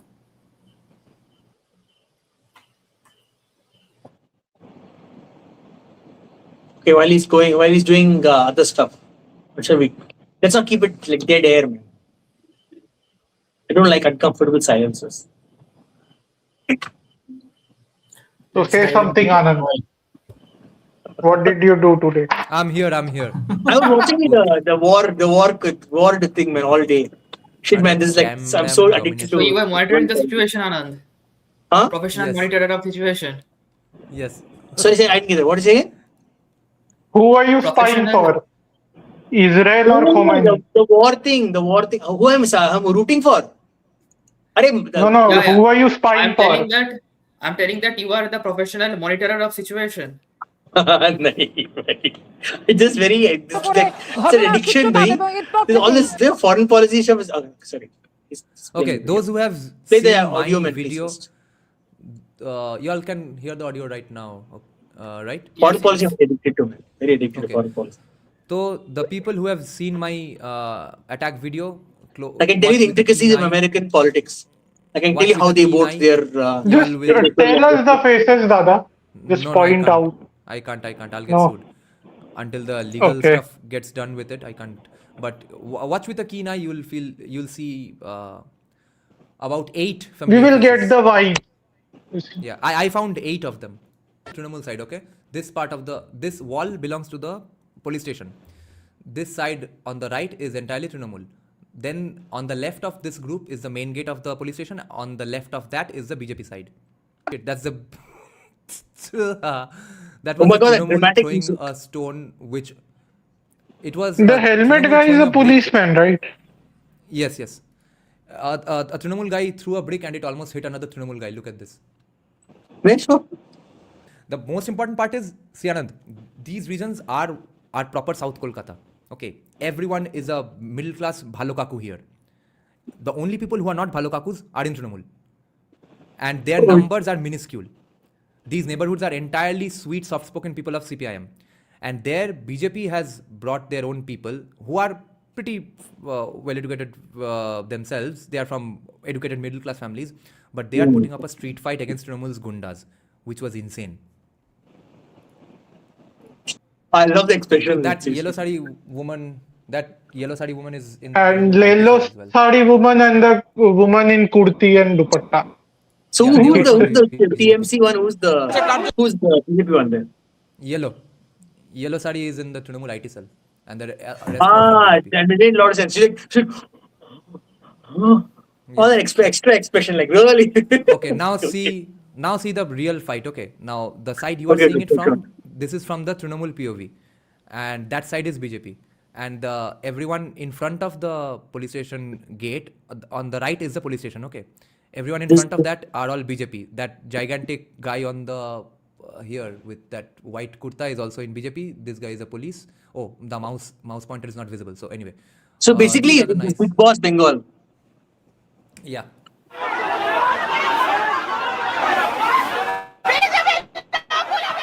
এই মুহূর্তে যে ছবি আপনারা দেখছেন দক্ষিণ কলকাতার নেতাজি নগর এলাকা, সেখানে দেওয়াল লিখনকে কেন্দ্র করে এই পরিস্থিতির সৃষ্টি হয়েছে। তৃণমূলের বিরুদ্ধে হামলার অভিযোগ করেছে বিজেপি। একাধিক বিজেপি কর্মী আহত হয়েছেন। প্রতিবাদী নেতাজি নগর থানায় বিজেপির তরফ থেকে বিক্ষোভ দায়ের করা হয়েছে। এই মুহূর্তে যে ছবি দেখছেন উত্তেজনার পরিস্থিতি, দেওয়াল লিখনকে কেন্দ্র করে এই পরিস্থিতির সূত্রপাত। তৃণমূলের নেতাকর্মীরা বিজেপির ওপর আক্রমণ চালায়, হামলা করে বলে অভিযোগ। সেই ঘটনার প্রতিবাদে নেতাজি নগর থানায় বিক্ষোভ বিজেপির। আমার সহকর্মী সুজয় এই মুহূর্তে I think there is another point, Dada. সুজয়ের সঙ্গে কথা বলবো। Yes. और एक विषय है दादा हाँ, कि go ahead. अभी कोर्ट ने कुछ आदेश दिए हैं सुप्रीम कोर्ट ने कि वो एसआईआर करवाएगा और उनके अधीन जो अधिकारी होंगे वो एसआईआर करवाएंगे। तो धीरे धीरे जो सत्ता है या जो प्रशासन पर नियंत्रण है वो जो अभी जो सत्ताधारी है उनके हाथ से बाहर जाएगी, ठीक है, चुनाव से पहले। तो संभवतः इसीलिए भाजपा भी देख रही है कि अब पुलिस इनके हाथ में पूरी तरह नहीं होगी तो हम कुछ कर सकते हैं, जैसा लग रहा है। Let me give you a hunch of mine के I think president's rule होगा ही. Okay, this is the left side. Okay, left side is Trinamool. Interesting. So anyway, president's rule, those are all BJP people arguing with the police. Okay, see how animated they are. Let's hear them a little. But president's rule होगा ही. दिवाली के बाद शायद ultimately election होगा. দেখতে পাবে যে থানার gate এই মুহূর্তে বন্ধ করে রাখতে হয়েছে পুলিশকে, তার কারণ যে পরিস্থিতি তৈরি হয়েছিল থানার বাইরে, তাতে থানার ভেতরে অশান্তির ছড়িয়ে পড়ছিল। যারা এই থানার সামনে বিজেপি কর্মী সমর্থকেরা যারা রাস্তায় বসে বিক্ষোভ দেখাচ্ছিলেন, তারা থানার ভিতরে ঢুকে পড়ছিল, দুপক্ষই থানার ভিতরে ঢুকে পড়ছিল। সেই পরিস্থিতি সামনে পুলিশকে গেট দিতে হয়। আমি একটা ছবিটা দেখাতে বলবো যে এই জায়গার পরিস্থিতিটা। That yellow t-shirt guys, that side is Trinamool. So yes, president's rule I think will happen. And elections are not happening until Diwali at least, because the number of names that need to be clarified and stuff, it cannot be humanly done unless BJP backs down from the demand of no SIR, no vote. If they back down on that, then it's all fucked. Then this entire exercise was pointless. But if SIR needs to be accurately done, then it's not happening anytime soon, the election. It's not happening in April. No, SIR has to be done. That's impossible I to. think Now the Supreme Court has taken it in charge. It will have to happen properly. Okay. Sorry. Everyone. But sorry, SIR guys. has already been done. Guys, everyone hold your... Wait. Everyone hold your thought. Everyone remember the point you were going to make. I just want you all to see one particular thing. Here is this yellow sari lady getting beaten up herself. A bamboo lands on her hand. What the hell?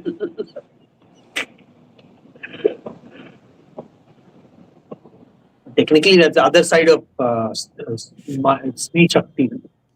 Did you see that? No, She was trying to go grab that BJP flag from that guy, and he hit her with a bamboo. I support equality. अबे ये क्या चल रहा है भाई, ये सब क्या हो रहा है? आदन सोच रहा होगा ये सब क्या हो रहा है, ये मैं कहाँ आ गया? No, I support equality. ये मैंने भारत में नहीं देखा था। I support women's equality. To get beaten up as well. So. Yeah. I also support that kind of equality. I'm a very ময়দানে হবে আমাদের কর্মীর গায়ে হাত পড়েছে আমরা থানায় এসেছি প্রতিবাদ জানাতে পুলিশ কিন্তু ভুল করছে পুলিশের সামনে কিন্তু আমাদের কর্মীর গায়ে হাত পড়েছে আমাদের নেতৃত্ব Dada, one thing I do believe in, Yes. one thing I do Yes, go understand. ahead. मुझे लगता है यदि बंगाल के चुनाव का बागडोर पूर्ण रूप से अमित शाह को दिया जाता है तो पीछे नहीं हटेंगे, और यदि नहीं दिया जाता तो पीछे हटेंगे। मुझे ऐसा लगता है, क्योंकि अमित शाह जब अपने पैर आते हैं तो वो फिर पूरा होल हॉक जाते हैं। नहीं, leave it to Shubhendu. I'm clearly he's doing a better job now. No, I am not speaking in that sense, Anand. It's the same thing. मैं मतलब शुभेंदु को रख दो, अब उनके हाथ में दे दो, शुभेंदु को तो रखो ही बंगाल में, पर सेंट्रली कौन रिस्पॉन्सिबिलिटी ले रहा है वो मैं बता। तो क्यों लेना है? अगर अमित शाह के हाथ में है, अगर अमित शाह के हाथ में है तो वो पूरा करेंगे। उनके हाथ में ही है। पिछले बार 2021 में कोई कैलाश विजयवर्गीय को दे दिया था तो उसने बहुत लफड़ा कर दिया था। उसके बाद तो उसका बयान आप देखेंगे मध्य प्रदेश में। अमित शाह के हाथ में रहेगा तो वो पूरा ठान के आया है वो व्यक्ति, वो पूरा 100% ट्राई तो करेगा। जीते ना जीते अलग बात। That's not the factor. Abhay, factor है कि अमित शाह का जो इंटेंट है उसको कोई लास्ट मोमेंट पे बाईपास करेगा कि नहीं। अभी तक तो नहीं लग रहा है कि बाईपास कर दिया जाएगा, अभी तक तो नहीं लग रहा है कि अमित शाह को कोई प्रॉब्लम है, but Amit Shah is bypass से आपका मतलब क्या है? इंटेंट क्या है, बाईपास करना क्या है? इंटेंट है बंगाल जीतना है, बाईपासिंग है सेटिंग। अगर सेटिंग वाले फिर से अमित शाह को बाईपास करते हैं लाइक लास्ट टाइम, तब प्रॉब्लम है। देखिए, इससे पहले कैसे अमित शाह के साथ बाईपास किया गया था, क्योंकि जब सीए और एनआरसी की बात उठी थी तो अमित शाह ही थे जो बोल रहे थे हम एनआरसी करेंगे, फिर हमारे विरोध होता है, फिर हमारे प्रधानमंत्री आते हैं बोलते हैं एनआरसी नहीं करेंगे, खाली सीए होगा। तो वहां पर फिर अमित शाह को जैसे ही बाईपास किया तो हाथ से बात निकल गई। पर यदि अमित शाह के हाथ में सब कुछ छोड़ दिया जाता है, वो व्यक्ति जैसा है वो करके दम लेगा, उसको पता है कैसे ठंडा किया जाता सब। भाई जिसने नक्सलिज्म को खत्म कर दिया है वो कैसे निपटना है बंगाल में वो जानता है। That's because last time Modi ji listened to Kushal Mehra. He said no NRC, so no, Modi ji didn't do NRC. Look, to be honest, Anand, I do think Kushal Mehra has some influence on the BJP. He can pull some strings. He acts like he does pull some strings. I think he has also pushed that caste nonsense also. He said no. The Canada deal is happening because of him. I did my duty. मैंने कर दिया मेरा काम. And that is why BJP is going to suffer in the future. No. The point is that he's got a lot of pull. He just acts like he doesn't have pull. You think so? तुम्हें लगता है कुशल का कोई ऐसा influence होगा? Lot of influence है, दिखता है भाई।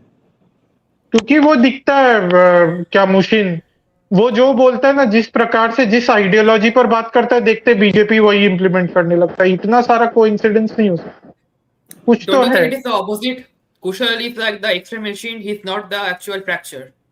वो सिर्फ दिखाता है कि क्या हो रहा है बीजेपी के अंदर।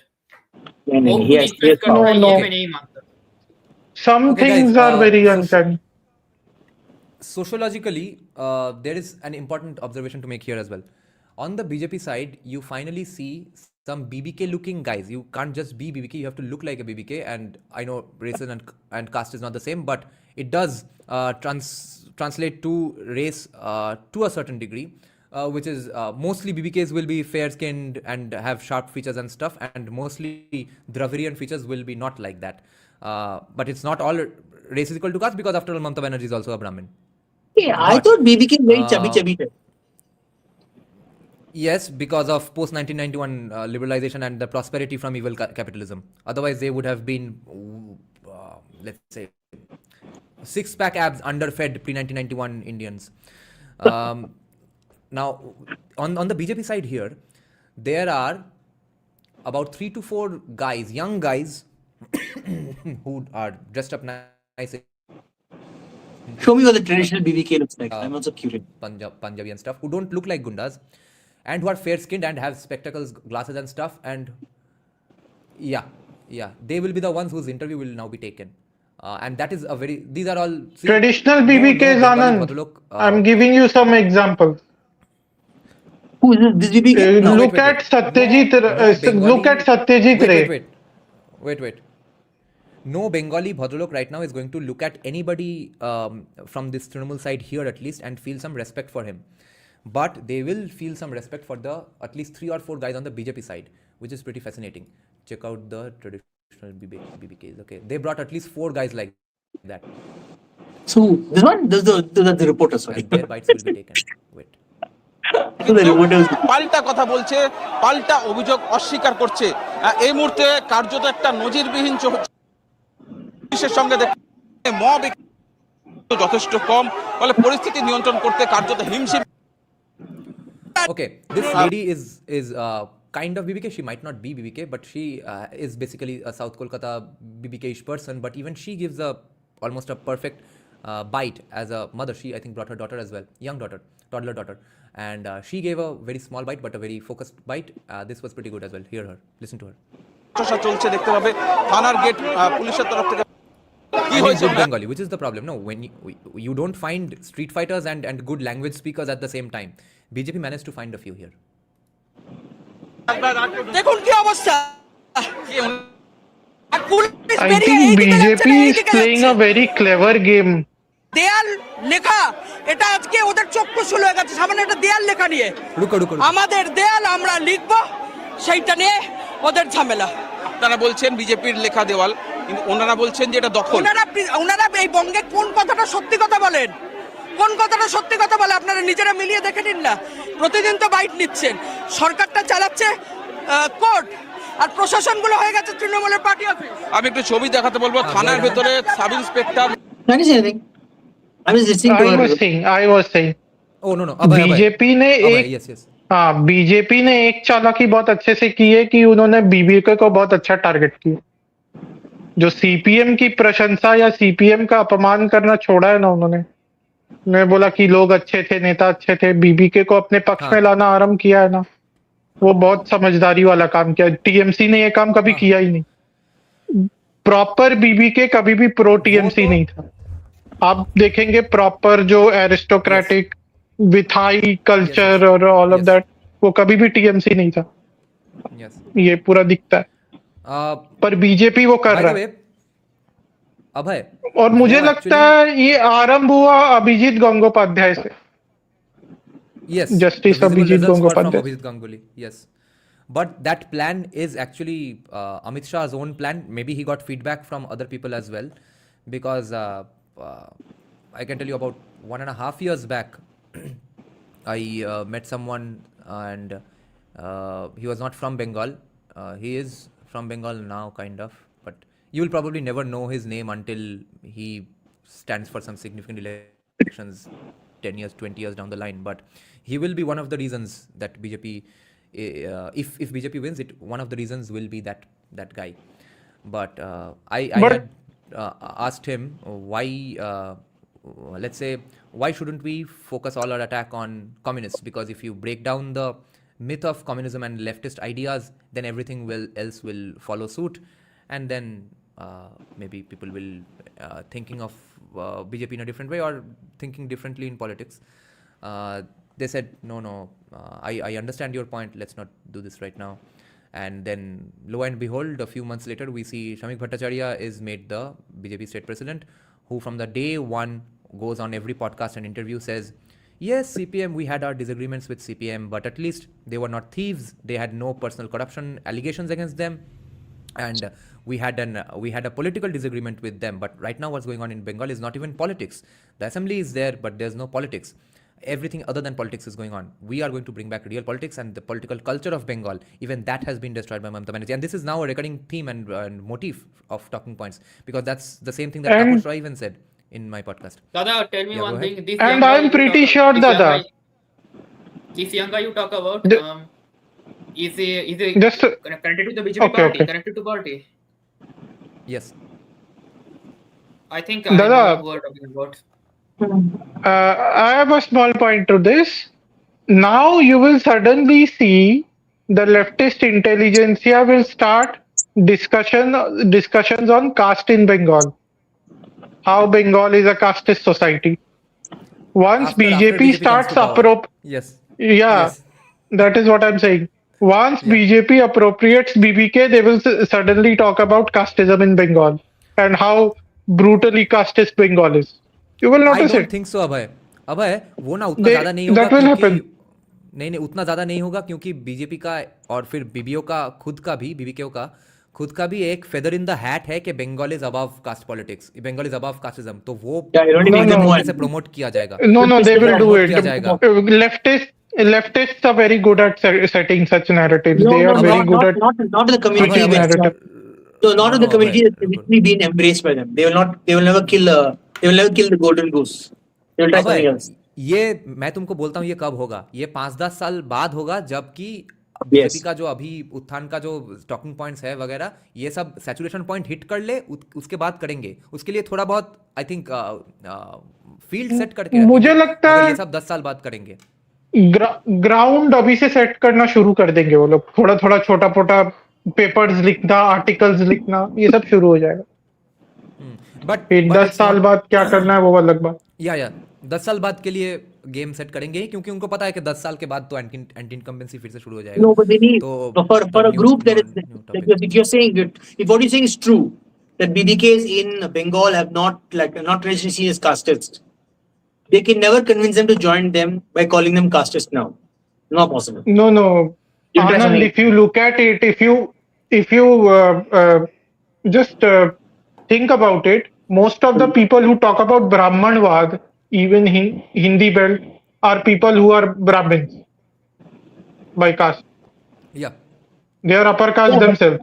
That's because no, they're not upper caste because they're failed Brahmins. That's why all the Brahmins No, you see no. complaining about it are all failed Brahmins. I'm They cannot be not a talking Brahmin. about. I'm not talking about failures or passes. I'm talking about the lineage they come from. They are I know, mostly Arun. Jhas, Mishras, and all these people. That is my That's what point. You're not understanding. It is So because they can do it in Bengal also. yeah, but my point is it works only with a community that already has a lot of caste pride. You don't understand? You're clearly saying that caste pride is not there in Bengal. Right? My point is it only No, works no. with caste pride. But That only works with caste but pride. BBKs do have that Bhadralok pride. That's different. That's not a caste. Don't underestimate. No, Bhadralok also works like a caste only. Just because the name of the caste is not Brahman, Vaidya or Kayas or Kshatriya, it doesn't mean there cannot be new caste, new names of caste. Yeah. Right? It Okay, can now- work like Bhadralok caste also. Now see if you all can recognize more people from my video.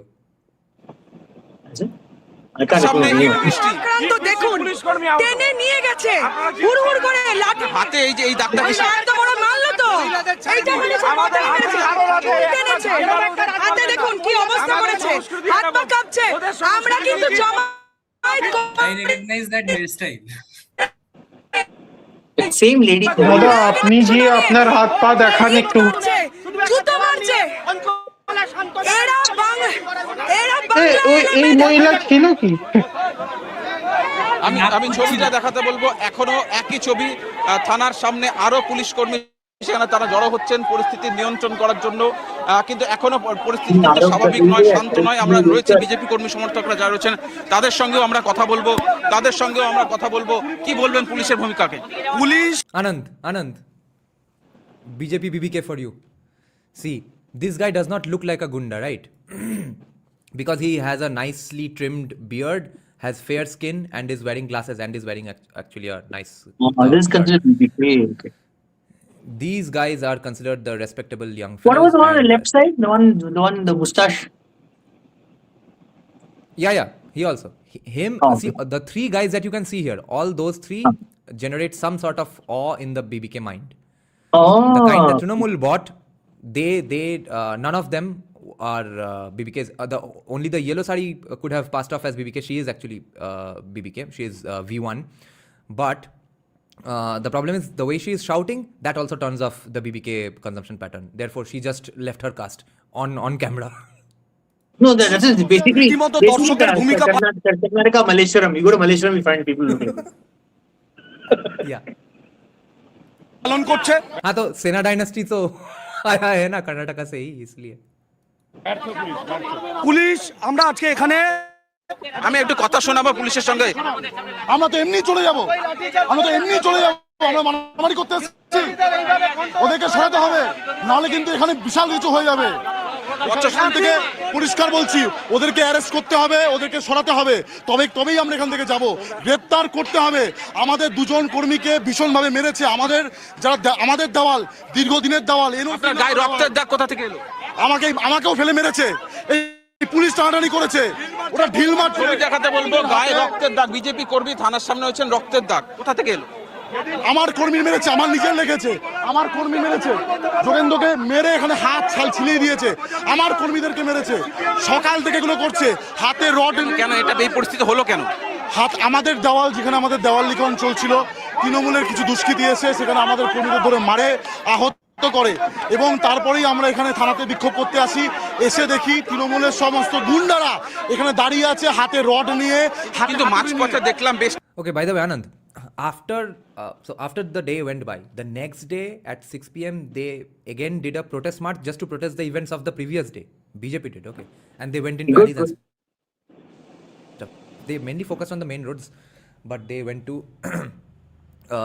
into all the alleys of these wards as well. Okay, this guy is also openly saying he also looks like a nice BBK kaku, not traditional BBK, but upwardly mobile BBK kaku. আমার এখানে হাতলা ইট দিয়ে মেরেছে, এত বড় একটা ইট দিয়ে। কে মারলো? ওই যে ওখান থেকে মেরেছে ওরা, তৃণমূল থেকে ছুটছে ইটগুলো।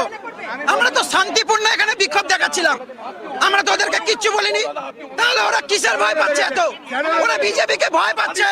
আপনি অনেস্টলি বলুন, আপনাকে বারণ করেছিলাম ব্যাপার, চটি ছুটছে আবার ঢিল ছুটবে বলেছিলাম আপনাকে। বেশ সুজয়, তুমি ওনাদের সঙ্গে কথা বলো, এই মুহূর্তে পরিস্থিতি podcast karo. It might look like that we are profiling people on our podcast. Okay. Does seem like it. I'm like, yeah. But Anand, clearly, did you get what they're saying? I'll take your leave. ये हम लोग का अपना epigenetics है दादा, cast epigenetics. Bhadralok का बेचारे। हाँ, Anand, bhadralok did you get what they're epigenetics. saying? No, Yeah, but one you thing, go to certain AGR areas of Bangalore. There's a certain look. Anand, can you notice something that a lot of people, especially from Kerala, look very similar to Bengali people, especially BBK Bengali people? Kerala and Karnataka, Kerala, Tamil Nadu. You go to certain places in Chennai, you'll see people look like this. I think a lot of women who are BBWs and not obese, healthy, they're actually healthy and fit, simply are so muscular that they would be designated as BBWs in the modern parlance. They are in Kerala because of their generational good diets and stuff, as well as a bit of a Middle Eastern blood, right? I don't know Kerala. See, the little study done. I have noticed The Indians are 95% the same. That 5% difference is what they will causes the diversity. 99% same. So that small difference is what causes the with little endogamy is what causes you to look little different. I have noticed that Syrian Christians look very different. They are quite different. They are fairer. Because there is this actress whose appearance is very different from others, Madonna Sebastian. You must search for a pic. That is quite unique. And I find them to be very beautiful, to be honest. They are quite attractive. Syrian blood hai. Syrian Christian women. If you look at the Iranians and Indians are 90% similar. 90%, more than 90% similar. Yes, Mushin, but the key differentiating factor between a Saudi guy or a woman, mainly women, because the women look all the same because they were the sex slaves getting brought to everywhere. The males all don't look the same bit from Saudi Arabia to India. The women look more similar to each other, which means Yeah. the kind Have of you sex slave. have you seen were Olivia provided. Colman? Olivia Colman, the British actress. Have you seen? Yeah, She's got her great grandmother was a Bengali. Yeah. I see.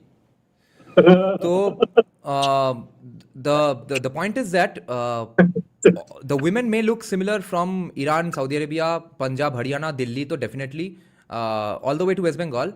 But the physical structures are drastically different because of the famines Bengal faced, as well as Yeah. some extra Middle Eastern blood that got left behind in South India, but not in East Bengal, because in East Bengal the invaders were from elsewhere, not just Yeah, from yeah. Iran and stuff. No, But if you even look at then- this, And also South Even India, then- there's wait, wait, invaders. Wait. South India no Even invaders. then- Right? South India were traders. Right, So trade, all yes. the marriages were through love. So it Right. tended to be like very. Love. So, which is why a lot of Muslim women in Bangladesh are also very BBW. Muslim women or non-Muslim women in South India are BBW, but in Bengal all the beautiful ये women BBW are क्या the होता है भाई? skinny, big-bodied tag. women. It's a tag. Big bodied People- women. अच्छा You're calling them fat. Big body women. No, they are not fat. BBW and fat is not entirely same because people who like They are chubby women thick. and They stuff. are thick actually. Right, but THICC. BBW goes beyond thick. Anybody who I works didn't out say a little obese, I said can fat. be called thick. No, but I said- BBW is not the same as fat. Ruko. BBW is not the same as fat because if you are just a round obese fuck, you won't I be think- considered BBW. By some people you will be. What considered that. Dada is But- saying is wait. fleshy. But you Fleshy. see, They have flesh. But the women, what the women in South India and unlike West Bengal, the tall and gigantic built women are not to be found in West Bengal. There are no tall, gigantically built, a lot of flesh wala women in Bengal. If women in I think I'm South saying women in Indian Bengal, South Indian women If are not we- tall and fleshy. Ah, South Indian women are There are either plenty. skinny. No, There are they plenty. thin. Then they're all obese. But I think What do you South think? Indian They women got are all- quite skinny. Skinny. look at South this. Indian women are skinny. No. Only some South Indian families are skinny. The No, ones no, who all are South not Indian- skinny. South South woman is Indian Kerala. women are quite skinny on This an is average. Kerala, bhai. South That Indian is what I women- came across in Chennai. Arey, I'm This is telling you, no. Keralian. Arey, that's because that's And she's you're not an look- exception. I'm not looking at the front part. The front part may be big. I'm telling you, No, the she's body. not an exception. Yeah, They're very. if you obese. consider her height, this is not obese by the way. Her height and her Can't see. broadness is insane. No Male woman in gaze. the entire state of West Bengal, is this tall and this broad. This is a bit of Middle Eastern blood and It's a so bit fat. It's so fat. of. Okay, I know. Maybe No. my definition of fat is wrong. ये No. Direction का discussion मतलब discussion Yeah, का yeah, direction कुछ okay. अलग दिशा में I चला don't गया. talk about this, man. ये क्या है? I don't talk about it. No, but Like, this is imagine important if in somebody terms skipped of ahead in the stream. Ruko.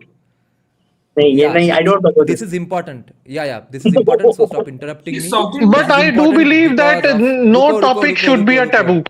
No, I cannot talk about रुको। this. I cannot talk about अरे it. No, it's- taboo मैं थोड़ी करने दूंगा. You ask the country. Yeah, चुप करो. No woman, since no woman in Bengal has the physique of Rasha Kirmani, we need to acknowledge the kind of colonization and famines that Bengal has faced. And Kerala has countless such people. There are Hindus, Muslims and Christians who have physiques like these. And it's not a worked out bodybuilders made physique, okay? They did not spend 14 hours in gym for 14 years to get a physique like this. There are countless tall and broader men though definitely. Fucking Deepak is about 2 feet taller than me. How is that possible? No Bengali is taller than me. So South India's generational food habit and wealth is definitely showing. I don't know. People have Then Mongolians. how is the oppressor oppressed dynamic? My family all Brahmin, all short people. What nonsense. Yeah. Jesse Deepak is as tall South as Indians are Sanjeev not Sanyal tall. and you are as tall as Sanjeev Sanyal. So Jesse Deepak should be as tall as you only. I am taller than Sanjeev Sanyal. Desai Deepak is taller than me. And You're Desai taller Deepak than is- me also then. Then how is Deepak this? This is ridiculous. Yeah. I reject this caste dynamic. No. It's not caste based, but it's colonization based. My ancestors went through famines as well. So how tall Not is as Jesse much as Deepak Bengalis actually? apparently. your family did not go through famines as much as Bengalis did. I think we should compare villagers. We should not compare city folks, because Why not? city folks are Yeah. generally better off. But we are not, no, Okay, it's I'll shorter compare- than most, No, most I'll city compare folks. city folk. JSG is I'll compare city folk of Chennai and Kerala with city folk of Bengal. तब हो गया ना. Jaisalmer Deepak is about. How tall is I have to JSG? look at him like this. But He to has be to be honest, I 6'5". find BBK girls a little more chubbier or more fleshier than नहीं वो girls वो in body southern part of positivity- India. वो body positivity No, movement not के about बाद हुआ body है. positivity. I'm not talking about body positivity. I'm talking about fleshier, not fat. Fleshy नहीं है. Fleshy वो is actually fleshy नहीं है. fleshy वो is सब different. fat ही है. वो fat ही है. You are mistaking fat for fleshy. That's what I'm arguing. क्योंकि if an ectomorph puts on fat, she will look like a mesomorph who works out. That's the problem. And No. if an an ectomorph, ectomorph, No, Yes. no, these no. things have been yes. debunked. I am an Yes. These things ectomorph. have been debunked. I am an ectomorph. You are a fat I put on ectomorph. weight. You are an extremely fat ectomorph. You are not a little fat. If you are an ectomorph, you are insanely fat. No, but Anand, I am. you don't look insanely fat, and you don't have that hanging neck and stuff. Your face is not completely round, because you know why? Because Anand, skinny you are not people, an yeah. ectomorph. No. Bengali ectomorph and Tamil Brahmin ectomorph is not the same. Because a Bengali ectomorph would be 5'5" and skinny like this finger. You are a well-built ectomorph, which is possible because of not I facing was 5'8" multiple and famines. skinny like that. But now you have not put on just fat. You have put on a lot of flesh. Your body has Ah, grown that's- with flesh, not just fat. Yeah, These that's kinds of ectomorphs are not to be found in Bengal. Ectomorph in Bengal means that's- 5'5" and Okay. absolute fucking skinny. Now, if that absolute fucking skinny woman puts on some fat, she will be looking like a girl who really works out a lot. And if she puts on tight yoga pants and stuff. That is true. That makes sense. That is true. Wait a minute. I think ectomorph, endomorph, mesomorph, these things have been debunked because body parts can be divided into just three No, categories. Ectomorph, endomorph, Okay, mesomorph are due to your bone weight. Bone weight compared to your body. Like if you have a No, it's very a high body bone type. weight, It's a body type and also bone metabolism weight. type. Body type. And the Yeah, body metabolism type. type.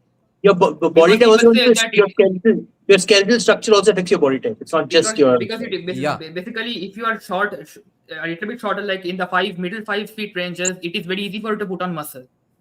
See, Compared to when you are my taller. bone That's my the bone thing. thickness is very small. I have very slim bones. The problem is, if I put on too much weight, I get exhausted easily because my bone weight is not. I'm not able to hold the weight in my bones. This is what There's a different what reason. happens. Did you There's break another yourself reason, Anand. anytime, Anand? Did you get a fracture or something? Did you get a Yes, fracture or something in yes, childhood? Yes. Yeah. Okay. I was playing soccer and I put on weight. I was playing soccer. My body is not able to hold the weight, and I got fractured. Yes. Anand, Okay. actually, Yeah, the that reason is clears. simply the complete size of your body, the amount of length, every drop of blood has to cover all around your body and come back to the heart. That is beyond its capacity. So if you just lose weight, you'll lose that. It's not because of the bones or the lungs. It's just the This is time before I it's got taking for the entire before I blood to took a come lot back of to weight. heart. You understand? If Right. an ectomorph doesn't keep his weight to the level that is required for his body, he can Yes. he'll damage his own body. So that's Yeah, another but But thing. ectomorphs- Anand, tell me the fracture did you receive? It was a compound or a crystal fracture? Because that will tell a lot of things about it. No, it is not my bone didn't break. My joint hurt. My ligaments broke. So the weight. Because actually, I got a fracture in my toes. I was training in martial arts, so while kicking, I got a fracture. playing soccer. It was a crystal fracture. Oh, okay. In my leg only, same thing. No, but So see, it took in very fast healed it very fast within 2 weeks only. ectomorphs, mesomorphs, and endomorphs have different metabolisms as well. Ectomorphs have the fastest metabolism, and endomorphs have the worst metabolism. Yes. I have to keep eating. but- I can't stop eating. But an I can't. American I'll endomorph be is tired if I don't eat. exactly, Get exhausted. exactly. But an American endomorph will never be the same as an Indian endomorph. I In agree.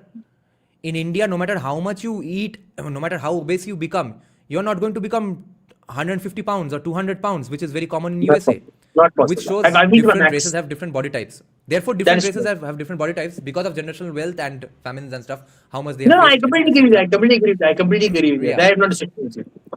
That's so Yeah. strict too. So there are Yeah. there is a woman called Sai Priya. She once did a podcast with Desai Deepak, I think, or she was being interviewed by Ashish Dhar, I think, and she was saying how much Desai Deepak inspired her to get into the legal profession. She is also tall and insanely broad, and she's not just fat. With fat, you'd have a round fucking face if you were that big just by being that fat. But she's also Tamil. South India has these body types which are giant, tall, whether it be Look endomorph, at ectomorph, or Anand mesomorph. Ranganathan. Look at Anand Ranganathan. In He's 2000, huge. he was. Now was look at a- him now. He was, Take a look he was at this. he was a potato. He was a potato initially. What then do he you became think? What do you think this guy's body fat would be? Mesomorph. 10%, Oh, body fat person? This was- No, I'll have to see you from the front. 10 to 30%, 10 to 30% maybe. No. This is me. 18. This is me 1 year 18. ago. This is 18% fat. 18 to 20. Oh, is No, it? not Okay. 20. This is 18. It's low. It's not, Not high. 20. It is between 12 to 15, in my opinion. 12 you would And, not. I thought 12, it's a not lot very more high. back muscles would be visible. This is 15 or 18. Yeah, because my abs have been visible since my childhood, actually. So that's the thing. Oh, then some you are people have ectomorph. their abs visible. Then you are ectomorph. Yeah, at this point, this is the time when I weighed about 65 kilograms. Yeah, And now ectomorph. I was 45 when I was 45 kgs when I was 17. BLD is saying, do you all think that average height of our country is increasing compared of fucking Yes, it course? is. Obviously, yes. Going up very fast. My God. I'm not. Yeah. I think when I was young, the average height was like 5'7", 5'8" Yeah. in Bangalore. Now everyone average height is like 6 in Bangalore. Yeah. It's In my school, all tall forever kids. I was in every Yeah. school that I studied, forever I was the tallest guy. Now I see many guys my height in the Gen Z. You know, in my family, I'm the tallest. I'm taller than my dad. But we're all short. Like Exactly. I'm 5'8", my dad Everyone is is taller 5'8". than their height, Anand? dads. What's your height, Anand? What's 5'8". your My height? dad 5'8", my mom is like 5'4", 5'5". what is your Yeah, average? I do notice. Do notice in most of the houses, the newer generation is taller than the previous generation. It's all about Because If of you the food. compare intellectual sons to their liberalizations. fathers, if you compare sons to their fathers, you Yeah. will notice it, or daughters often to than their not. mothers. Yeah, there can be It's exceptions, but generally it's the mainly the case. Yes. younger generation is taller. But that's because of the 91 liberalization. That's when our diets became more fruitful. Yes. It's all Okay, about very diet. interesting question It's all here. about food. It's all about Bhanu is a protein great when you're actor. growing. How much protein you Yeah, get when you're exactly. growing. Bhanu is a great actor, but his craft actually hurt the diversity of Bengali dialect and helped the BBK stereotype our Bengal accent and dialect. Jalshakar, see, I shy away from criticizing anybody who was not doing something intentionally. Like, I don't agree that everything is violence. I don't believe in microaggression and epistemic violence and stuff, because epistemic violence and stuff like that is usually accused of someone who had no idea that this would have bad intentions and stuff. Like, there were photographers who were taking pictures of naked tribal women in India in the British era. Then he really liked that particular tribal woman who was topless. He prints his photographs, and the tribal woman gets gang raped by the local police station. So those stories exist, and for which people accuse that photographer of epistemic violence. But what the fuck was he supposed to do? He just liked a woman, talked to that woman, and took a photograph. Similarly, what can we say to Bhanu Bandyopadhyay? You should not have had a Bengal pronunciation, or you should not have become successful, or you should have made sure that every other dialect in the Bengal language, they also produce their own great comedians. That cannot be an argument, right? So BBKs would have stereotyped Bangals no matter what. If Bhanu was not there, Bangals would not have any presence, and it would be further steamrolled. Just like Bhanu's popularity steamrolled all other dialects inside the Bengal dialects, same way the entirety of the Bengal dialect would have been made to disappear by the BBKs, since they speak their own standardized Bengali, and more often than not they can't pronounce cha even properly, the Ghoti BBKs. Rabindranath to Satyajit, Soumitra Chatterjee, everyone says ache amader telepathy jor ache. Rabindranath used to talk like that and even write like that. Every chaw he writes as chaw. So yeah, they have let go Yeah, of but their own from dialects that- as well to standardize something. Yeah, go I on. think Bengal representation is done better by R.D. Burman and Sachin Dev Burman. They were both Bangals. I did not know they are Bangals. So that there's no Okay. Bangalness to their success. That's the problem. Yeah, we can Yeah, forget but in what hindsight is Bangalness? now that I know. Now I'm confused. What is Bangalness? Bangalness would it is be a dialect. giving Anand. off the dialect is different. no The Bengali Bangalness that we would be speak giving in- off the not just accent, giving off the vibe which actively pronounces your Bangal identity. And Bangal identity is just the accent and you liking spicy food and preferring hilsa over prawn. A lot of things are there actually. For example, a lot of behavioral antics are there between Bengal and Gotis. We used to make fun of these actually. We still do. For example, that there are two teams. I hope you know that Anand, that East Bengal and Mohun Bagan. One is the Bengal team, one is the Ghoti team. Both are Bengali teams actually. Okay, so these things happen. It's like the By the IL way, versus how- IFSC. Yeah. How tall are you, CSK? I'm 7 not maybe? going to tell that publicly. 7 what? No. 7 to 1. feet? 6 maybe. Yeah, somewhere around 6. I mean, Jalshakhar is SSC saying it's somehow. his, Okay. it is not his fault, but now nobody talks seriously in Bengal accent. Oh, that way you mean. This is a fucking interesting criticism. Since Bhanu was talking in Bengal accent and he was just a comedian and he was that stupid Bangladeshi immigrant guy getting into silly situations, that's why Bengal accent got taken as the hilarious accent and only hilarious people talk in this accent. That definitely did happen because of him. Again, that's the fault of... I think only you have this to is blame BBK somewhat here. similar to. Wait. This blame is entirely on BBKs, not Bangals or Bhanu, because this is what see, stereotypes run an industry. Every now and then you'll get a brave producer or director who will come up with new stuff. Everyone else will piggyback on stereotypes. Like today, if your producer says to a director that hire a beautiful looking actress for my movie that I'm producing with you, he'll think of Aishwarya Rai, Taapsee Pannu, etc. He'll not think of Mamta Banerjee, even though by some beauty standards, Mamta Banerjee is also extremely gorgeous. But he's not going to rebuild the notion of beauty for his movie. So he's going to depend on stereotypes. The beauty stereotype that says Aishwarya Rai is beautiful. In the same way, the South Indian accents, their music, everything has been only used for comedy, right? Every time you hear a Tawil, you think, yeah, it's some hilarious stuff going on. But that changed with Rajamouli in Bahubali. And then in Kantara Vantara, etc. Everywhere now, South Indian music's Another point, Dada. The connotation of South Indian language and music has completely changed with Rajamouli and Rishabh Shetty. Yeah, go ahead. Another example could be how Sanskritized Hindi has been stereotyped in Bollywood.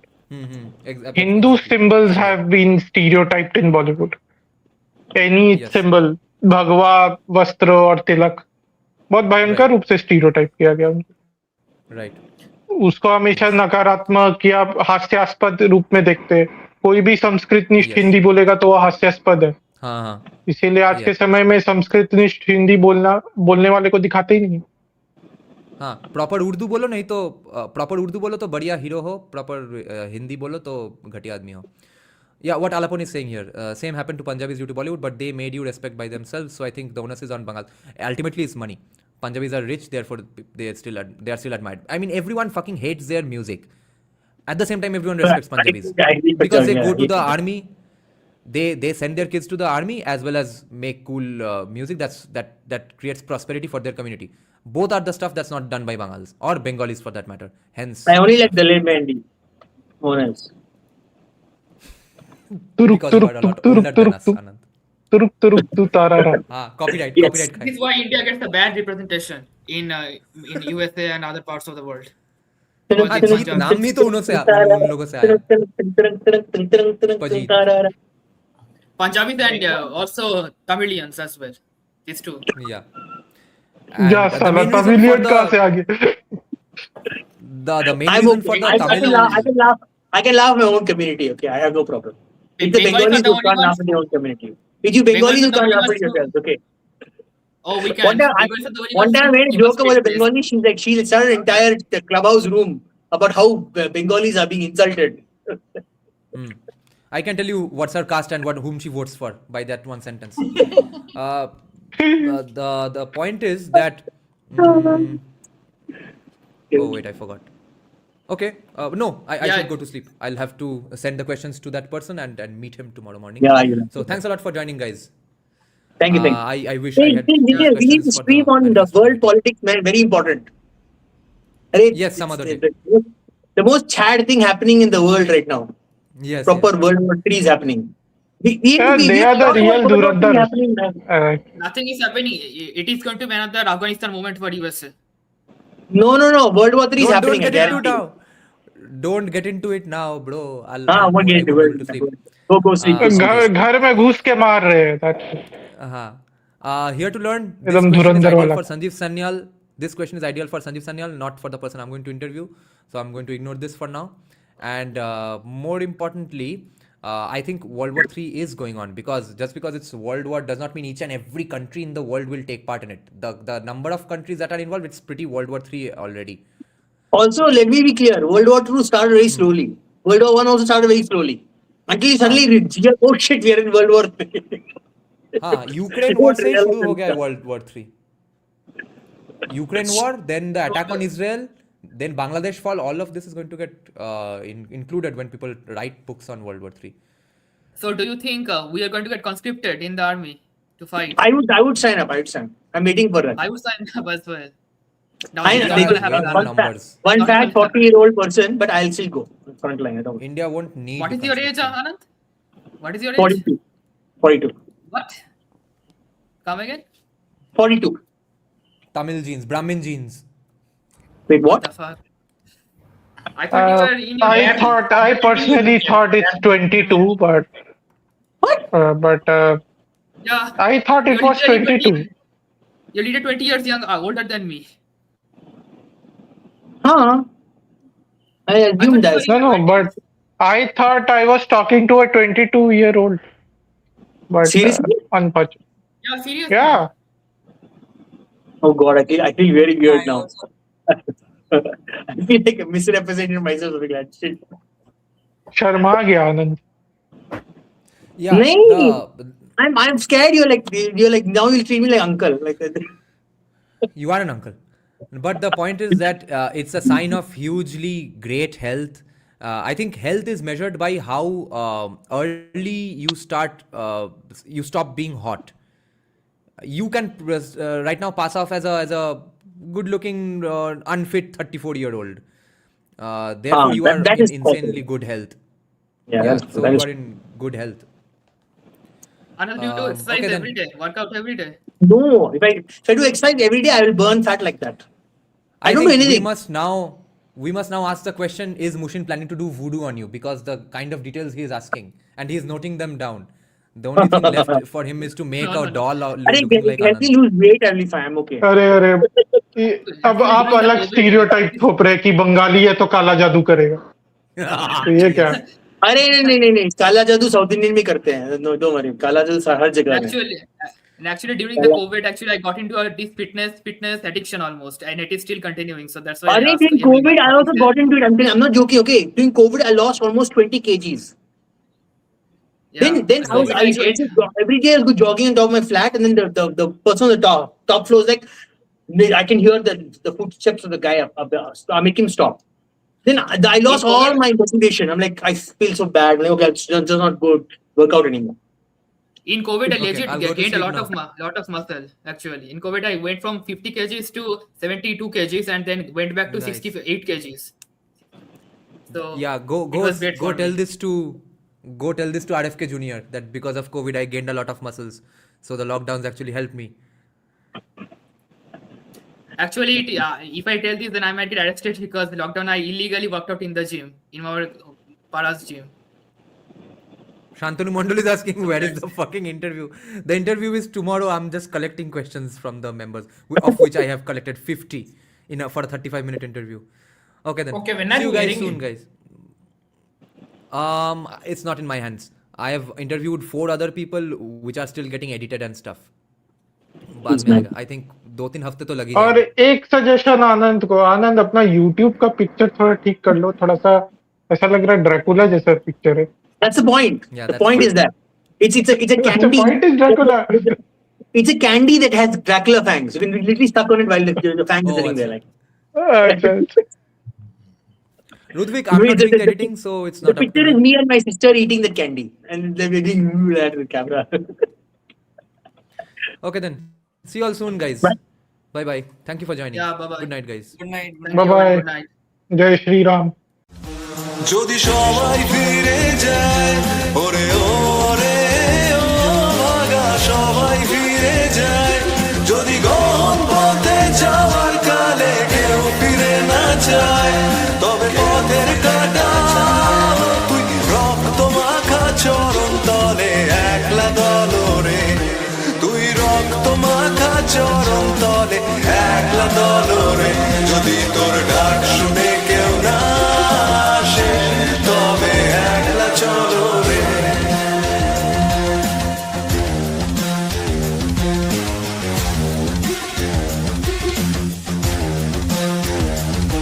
যদি আলো না ধরে ওরে ওরে ও ভাগা আলো না ধরে যদি ঝড় বাদলে আধার রাতে দুয়ার দেয় ঘরে তবে বজ্রানলে আপন বুকের পাঁজর জ্বালিয়ে নিয়ে একলা জলরে আপন বুকের পাঁজর জ্বালিয়ে নিয়ে একলা জলরে যদি তোর ডাক শুনে কেউ না আসে তবে একলা চলো রে